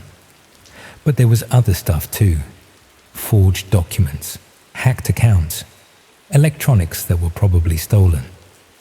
Even some things I didn't understand at all, coded in ways that seemed deliberately obscure. I didn't linger on any of it. I wasn't interested in buying anything. I wasn't even tempted. I was just looking, in the same detached way you look at something you know you shouldn't be paying attention to, like watching footage of an accident or reading about a crime. What stuck with me, though, weren't the obvious listings. It was the ones that didn't quite explain themselves. They were scattered throughout the site, easy to miss if you weren't paying attention, tucked in between the obvious stuff. Titles like Specialized Delivery or Discreet Service, UK Only, or No Questions Collection. The descriptions were short and careful. A few lines about professionalism, reliability, discretion. Satisfaction guaranteed. No prices listed. No clear explanation of what was actually being delivered or collected. I clicked on one. The page didn't say much more than the listing had. It talked about moving items that required no documentation or tracking. It stressed that questions weren't asked about contents, as long as things were properly packaged and the dimensions were provided in advance. At the bottom was a contact link and a note. Payment required upfront. Non-refundable, regardless of outcome. That phrase stuck with me. Regardless of outcome. I read it 3 times, trying to work out exactly what it meant. Did it mean they might fail to deliver? Or did it mean something else? I hovered my mouse over the contact link for longer than I meant to. Long enough to feel my heart rate pick up slightly. Long enough to tell myself it was probably a scam. That anyone offering something like this so openly couldn't be serious. That this was exactly the kind of thing designed to prey on curious idiots. Eventually, I closed the page, shut the browser, turned my laptop off, went and made tea I didn't drink. I remember thinking that was the end of it, but it wasn't. Over the next few days, it kept coming back to me at odd moments, when I was supposed to be working, when I was making coffee, when I was lying in bed trying to sleep. That phrase, specialized delivery. I kept wondering what people actually used a service like that for. What kind of items couldn't be sent through normal channels? Whether anyone really responded to those listings at all, or if they just sat there, digital storefronts for services nobody actually needed. I found myself thinking about it more than I should have, more than made sense. It wasn't that I wanted to use it. I didn't have anything to send, nothing that needed delivering secretly. But the fact that it existed, that someone was offering it, that there were probably people out there using it right now, kept nagging at me. About a week later, on a Tuesday evening when I should have been writing about the benefits of stainless steel mixing bowls, I went back. I told myself I was just going to look again, that I wouldn't click anything, that I'd just have another browse, satisfy my curiosity, and then leave it alone for good. But when I found that same listing, with the same vague description and the same contact link, I clicked it before I'd fully decided to. The messaging screen was blank. No name, no profile picture, no history, just an empty text box and a blinking cursor. I stared at it for a while, trying to work out what I could even say that wouldn't immediately make me sound either suspicious or stupid. In the end, I typed something neutral. Something like, "Hi, I saw your listing. Could you explain a bit more about what your service involves?" Kept it vague, non-committal. The kind of thing someone might genuinely ask if they were curious. I read it back 3 times before sending it, then immediately regretted it. I didn't expect a reply. Or maybe I expected one in a few hours, or the next day. But 10 minutes later, a message appeared. It was polite, professional even. The kind of tone you'd get from a customer service rep at a legitimate business. It explained that they provided courier services for items requiring discretion, that they operated mainly in the south of England and Wales, and that payment was required upfront via cryptocurrency and was non-refundable regardless of outcome. There it was again, that phrase. I stared at the message for a long time. My hands were shaking slightly, though I couldn't have told you why. I hadn't done anything wrong. I was just asking questions. But something about the calm professionalism of the response made it feel more real than I'd expected. I should have stopped there. I know that now. But instead, I asked another question. I asked what kind of items they usually handled. The response came faster this time. They said they didn't ask about contents, only size and weight. They said items had to be appropriately packaged, properly sealed, and ready for collection. That was it. Nothing more. I asked if there were restrictions on what could be sent. They replied, "As long as items are packaged appropriately and dimensions are provided, no questions are asked." I read that several times. No questions are asked. It was the kind of phrase that sounded reassuring, but felt wrong the more you thought about it. I told them I'd think about it and get back to them if I decided I needed their services. They said that was fine, to reach out anytime. And then the conversation ended. No pressure, no follow-up, no attempt to convince me. Just silence. I closed the laptop and sat in the dark for a while. I wish I'd left it there. Instead, over the next week, I started looking for more listings like it, and I found them. Not hundreds, but enough to make it clear this wasn't some one-off amateur operation. Different sellers, different regions, but all offering essentially the same thing: discreet collection and delivery. No questions asked. Some even had reviews, though they were always short and coded. Reliable service. Delivered as promised. No issues encountered. The kind of feedback that told you nothing and everything at the same time. I spent hours reading them, clicking through profiles, trying to piece together how it all worked. Who were these people? Were they just couriers willing to look the other way? Or something else? And who was using them? What were they moving that couldn't go through Royal Mail or DPD? I started imagining scenarios. Drugs seemed too obvious. Why would you need this when the whole marketplace was full of dealers who shipped things themselves? Stolen goods, maybe. Things too hot to fence normally. Or maybe it was legitimate things that people just wanted kept private. Documents, money. I didn't know. And then I did something I still struggle to explain properly. I created a listing of my own. If you'd asked me at the time why I was doing it, I don't think I could have given you a straight answer. Part of me wanted to see if anyone would actually respond. Part of me wanted to prove to myself it was all nonsense, that these were just scammers posting fake listings to steal Bitcoin from idiots like me. Mostly, I think I just liked the feeling of stepping into something different from my actual life, of doing something that felt like it mattered, even if it didn't. I spent almost an hour writing it, deleted it, rewrote it, tried to match the tone of the other listings I'd seen, vague but professional, enough detail to sound legitimate without actually saying anything concrete. In the end, I settled on something simple. Item collection required, Bristol area, Delivery to address provided after agreement.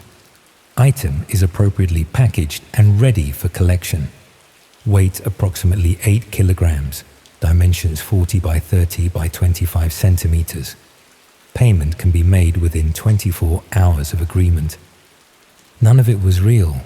I didn't have anything to send. There was no package, no address. I told myself that if anyone actually responded, I'd just ignore it or make up an excuse about it already being handled. I read it back one more time, cursor hovering over the post listing button. My stomach felt tight. My hands were definitely shaking now.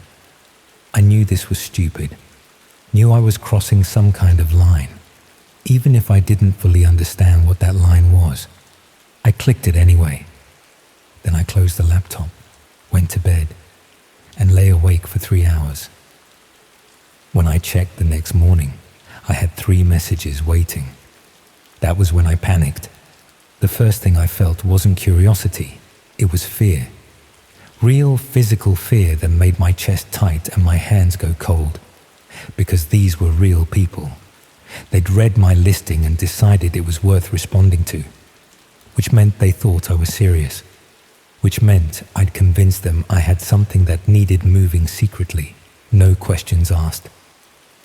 I didn't open the messages at first.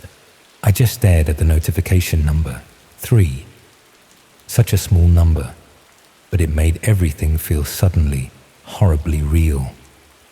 I stood up, walked away from the laptop, made coffee, sat back down. The messages were still there. Finally, I opened the first one. It was brief and professional.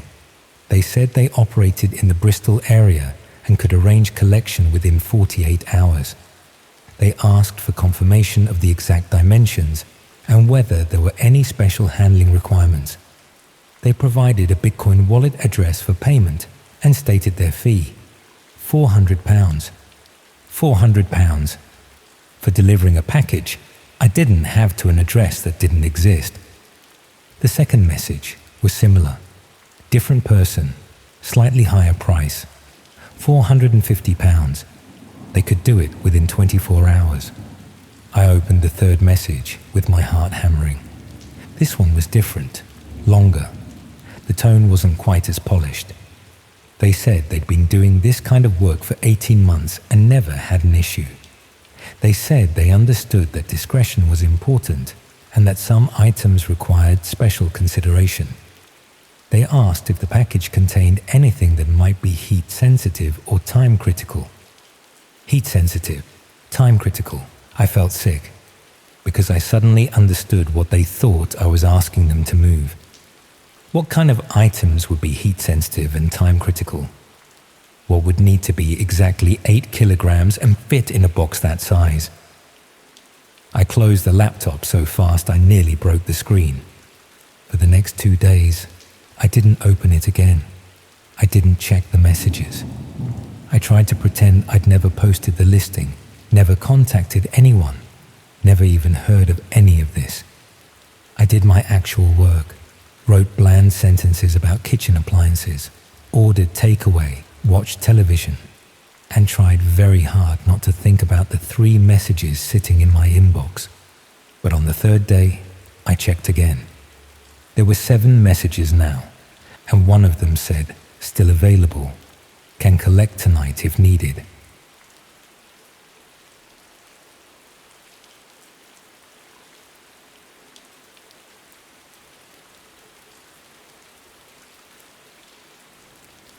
I shouldn't have gone. That's the thing I keep coming back to, lying awake at 3 in the morning with my heart doing that uneven flutter it's had ever since. I shouldn't have gone, but I'm getting a little ahead of myself. It started with accessing the dark web, not for anything extreme or twisted. I wasn't looking for any trouble. I just wanted some cannabis. My usual source had dried up after he'd had a scare with the police, and I'd been without for a couple of months. I wasn't gagging for it or anything, but I missed having something to help me sleep, to quiet my head down in the evenings. A bloke I vaguely knew mentioned sort of offhandedly, that you could buy practically anything on there these days. He made it sound mundane, like ordering from Amazon. So I looked into it, watched a few videos, read some guides. It was easier than I'd expected, if I'm being honest. Within an hour or so, I was browsing marketplaces that looked surprisingly ordinary. Product listings, star ratings, customer reviews. The whole thing had this weird legitimacy to it, like someone had built eBay for illegal goods. I found what I was looking for pretty quickly. The seller had decent feedback, hundreds of transactions, people saying the quality was good, and it arrived discreetly. The listing said postal delivery, which seemed ideal. Low risk. Just wait for a padded envelope to arrive, and that would be that. But there was another option at the bottom, one I almost scrolled past. Local collection available for buyers in certain areas. I clicked through out of curiosity more than anything else. There was a list of cities. Mine was on there. The price for collection was about 20 quid cheaper, which wasn't the main draw. What interested me was the speed. Delivery would take nearly a week, maybe longer. Collection could be arranged within a couple of days. And there was something appealing about the human element, strange as that sounds. It felt more real, less like I was doing something properly dodgy, just meeting someone, a quick exchange, then home. I think about that logic now and want to shake myself. I spent a day deliberating, kept opening the listing and staring at it, trying to decide. The rational part of my brain was saying to just go with postal delivery, that meeting a stranger was asking for trouble.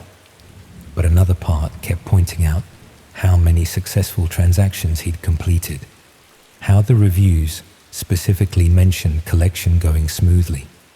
One person had written that the seller was professional and quick, in and out in under a minute. Another said they'd been nervous, but it was completely fine, nothing to worry about. I read through dozens of these reviews. Looking back, I was probably trying to convince myself, seeking validation for a decision I'd already made. The cheaper price and faster turnaround were factors, sure, but mostly, I think I just wanted to prove to myself that I could do it, that I wasn't as risk-averse and boring as I sometimes felt. Stupid reasoning. Really, genuinely stupid. The seller's username was something forgettable, just random letters and numbers. I sent a message through the site system saying I was interested in collection. The reply came back within a few hours, brief and businesslike. He asked what area I was in, and I told him.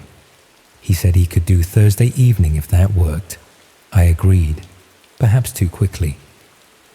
We arranged the specifics through a series of short messages over the next day. He suggested a car park behind a row of shops on the outskirts of town, the kind of area that's busy during the day but empties out after dark. I'd driven past it hundreds of times without really noticing it. 8 o'clock on a Thursday evening. He'd be driving a dark blue Vauxhall. I should approach the passenger side and he'd hand it over through the window. Simple enough. I'd been overthinking it, clearly. The days leading up to Thursday had this strange quality to them. I'd go about my normal routine, but my mind would drift to the meeting, running through different scenarios. Most of them were fine. A few were disasters, but I pushed those aside. I didn't tell anyone what I was doing. It felt like the kind of thing that would sound worse when said aloud, that would invite questions and judgment I didn't want to deal with. Thursday came around and I spent the whole day feeling slightly sick. Not scared exactly, just apprehensive. I kept telling myself it was fine. People did this sort of thing all the time. The reviews on his page were genuine. This was just a transaction. In and out in 2 minutes. I left the house around 7:30. Told myself I was just popping out.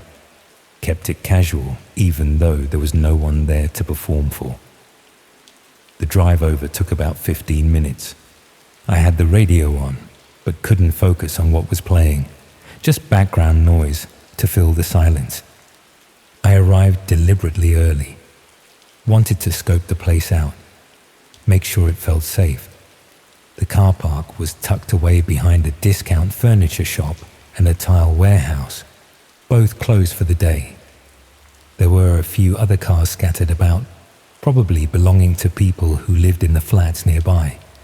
A white van with faded lettering on the side, a small red hatchback that had seen better days, a silver estate car that looked abandoned, one tire completely flat.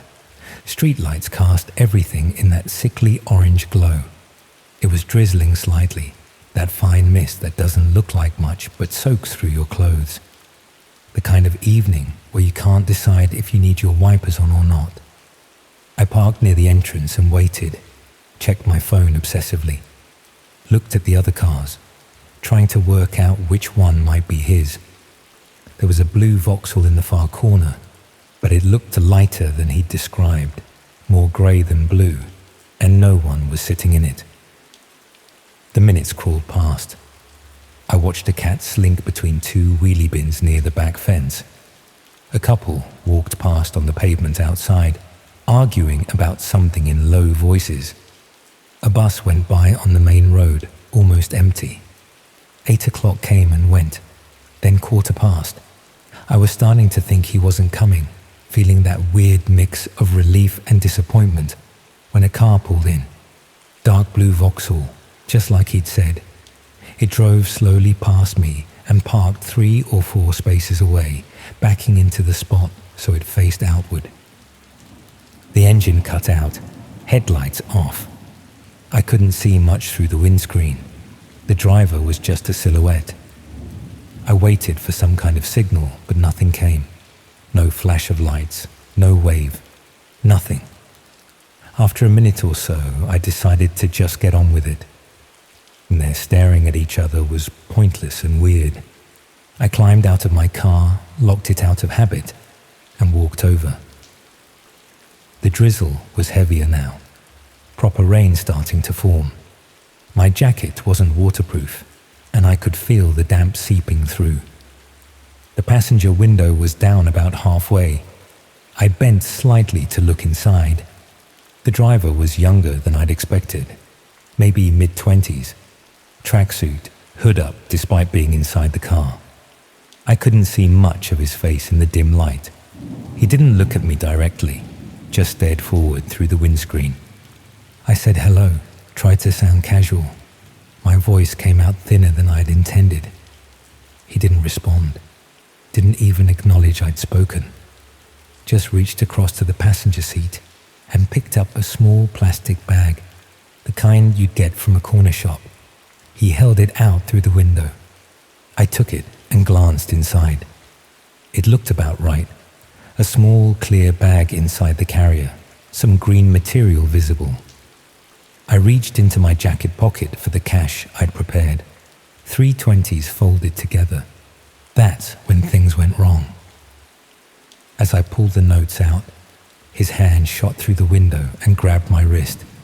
Not hard enough to hurt, but firm. Controlling. His other hand appeared holding something I couldn't quite make out in the darkness. My brain was trying to process what was happening, still a step behind.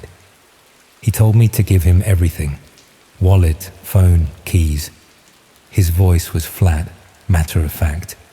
Like he'd done this before. Like it was routine. I just stood there for a moment, stupid with shock. Some part of me was still trying to make it make sense, like maybe this was some kind of test or misunderstanding. Maybe I'd misheard him. Maybe this was how these things worked, and I was being naive. But his grip tightened on my wrist, and he repeated himself, more insistent. Give him everything, now. The thing he was holding was a screwdriver. I could see it properly now, the metal shaft catching the streetlight. Long, maybe 8 inches, the kind you'd use for heavy-duty work. He wasn't waving it around or being theatrical about it, just holding it steady, pointed vaguely in my direction, making the threat clear. My first thought, bizarrely, was about the reviews. All those people saying it went smoothly, that he was professional. Were they lies? Part of the setup? Or was I just special, the unlucky one he decided to rob? I should have just complied, given him what he wanted. It was only stuff, nothing worth getting hurt over. My wallet had maybe 40 quid in it, some cards I could cancel. My phone was a year old, nothing special. The car keys were the biggest loss, but even that was just inconvenience, not disaster. But something in me panicked, and I yanked my arm back hard, twisting away from his grip. The plastic bag fell from my other hand and scattered on the wet tarmac. I stumbled backward, and his car door flew open, slamming into me and knocking me further off balance. He was out of the car fast, faster than I would have thought possible. I turned and ran. I don't remember deciding to run. My body just did it, pure instinct. I sprinted back toward my car, but he was between me and it now, cutting off that route. So I veered left, toward the back of the car park where a footpath led between two buildings. I could hear him behind me, not shouting, not saying anything, just footsteps slapping against wet pavement getting closer. That silence was worse somehow, more frightening than if he'd been yelling threats or demands. The path was narrow, barely wide enough for one person. Walls on both sides, brick on the left and wooden fencing on the right. It was darker here, away from the street lights, and I couldn't see properly. I was running on adrenaline and terror, my breathing already ragged. The path curved, and I nearly lost my footing on the slick ground. I put a hand out to steady myself against the wall, felt the rough brick scrape against my palm, and kept going. Behind me, his footsteps were still there, relentless and steady.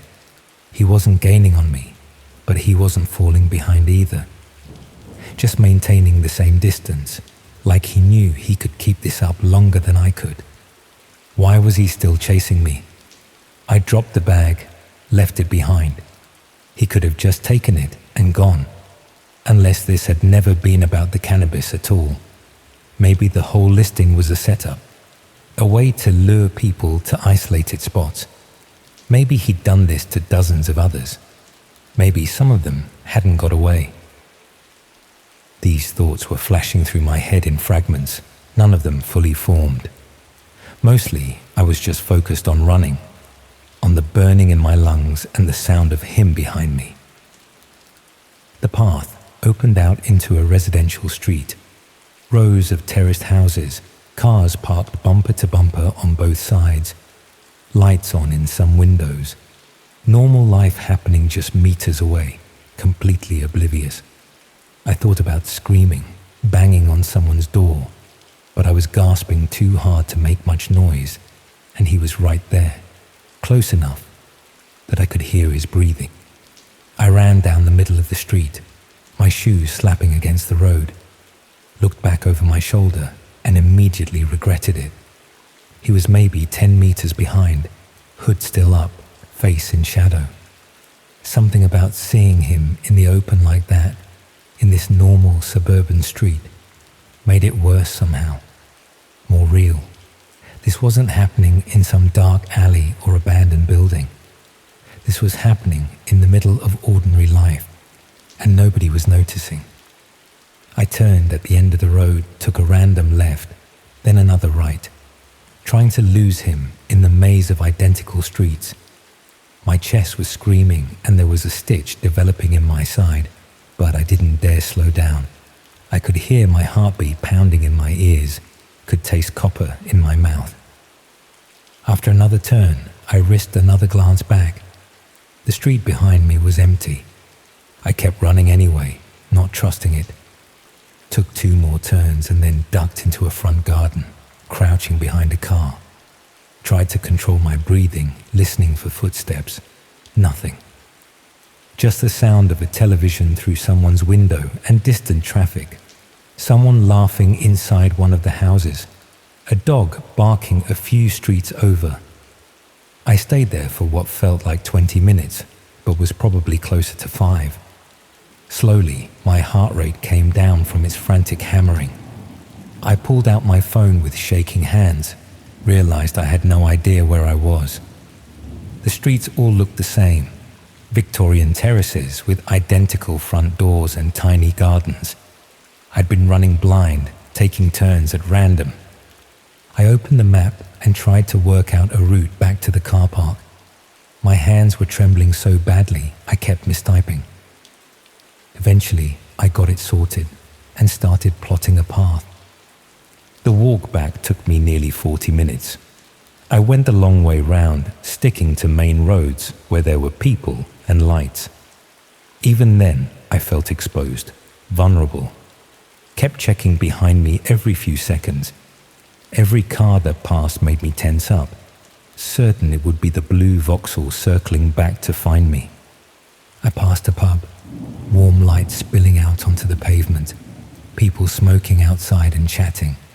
I thought about going in, hiding there for an hour or so, but the idea of being around people felt impossible. I couldn't imagine making small talk or pretending to be normal. So I walked past and kept going. My clothes were soaked through by now. The rain had picked up properly and I was shivering, though I couldn't tell if it was from cold or shock or both. My legs felt weak and unstable, like they might give out at any moment. When I finally made it back to the car park, his car was gone. So was mine. I stood there staring at the empty space where I'd parked, my brain struggling to process this final kick. Of course he'd taken it. I'd left the keys in my jacket pocket, and he'd had plenty of time while I was running in circles through the estate. Probably drove straight back here after I'd lost him, let himself in, and helped himself. The plastic bag was still there on the ground, dark and soggy with rain. I left it where it lay. I walked to the main road and called a taxi. Stood under the awning of the furniture shop while I waited, dripping and shaking. The driver who picked me up gave me a look, but didn't ask questions. I was grateful for that. I reported it to the police as stolen, left out the bit about the dark web, obviously. Said I'd parked up and someone must have taken it while I was walking around. They were polite but clearly not that bothered. Gave me a crime reference number and said they'd be in touch if it turned up. Asked if I'd seen anyone suspicious. I said no. It did turn up, about a week later. Burned out in a field just outside town. Completely gutted. The police said it was probably joyriders. I didn't correct them.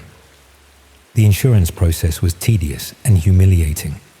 They asked all sorts of questions about where I'd been, why I'd left the keys in the car, whether I'd locked it properly. I stuck to my story. Eventually they paid out, minus the excess, and I bought a replacement. Nothing special, just something to get me from A to B.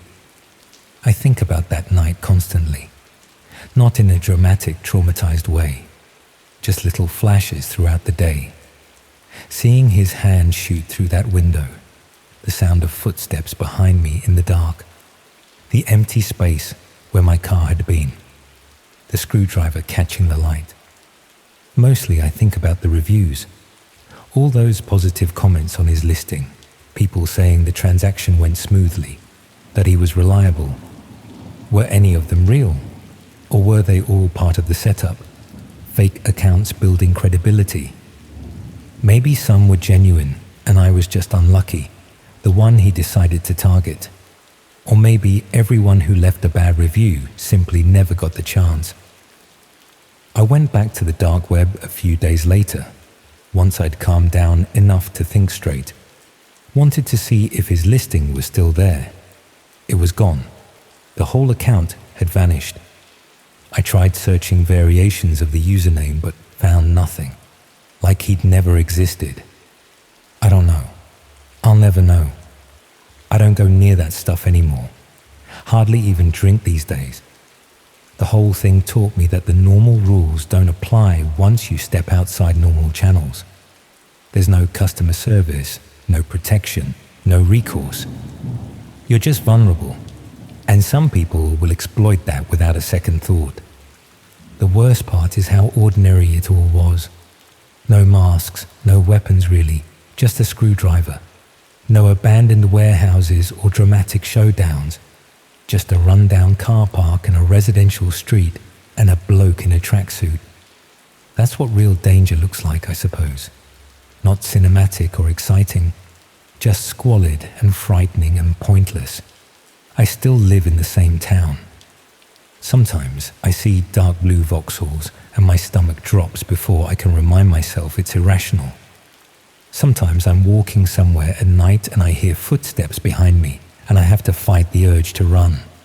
Sometimes I drive past that car park and feel my chest tighten, my breathing goes shallow.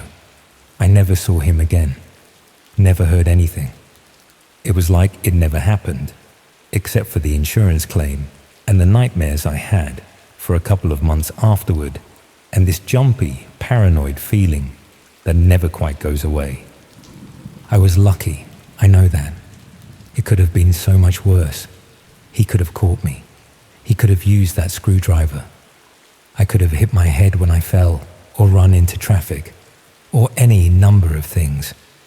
Sometimes I think about what would have happened if I'd tripped during that chase, if I'd gone down on that narrow path with him right behind me. I don't let myself think about it for long. But knowing you were lucky doesn't make it feel any better somehow. It just makes you realize how close you came to something terrible, and how easily it could happen again.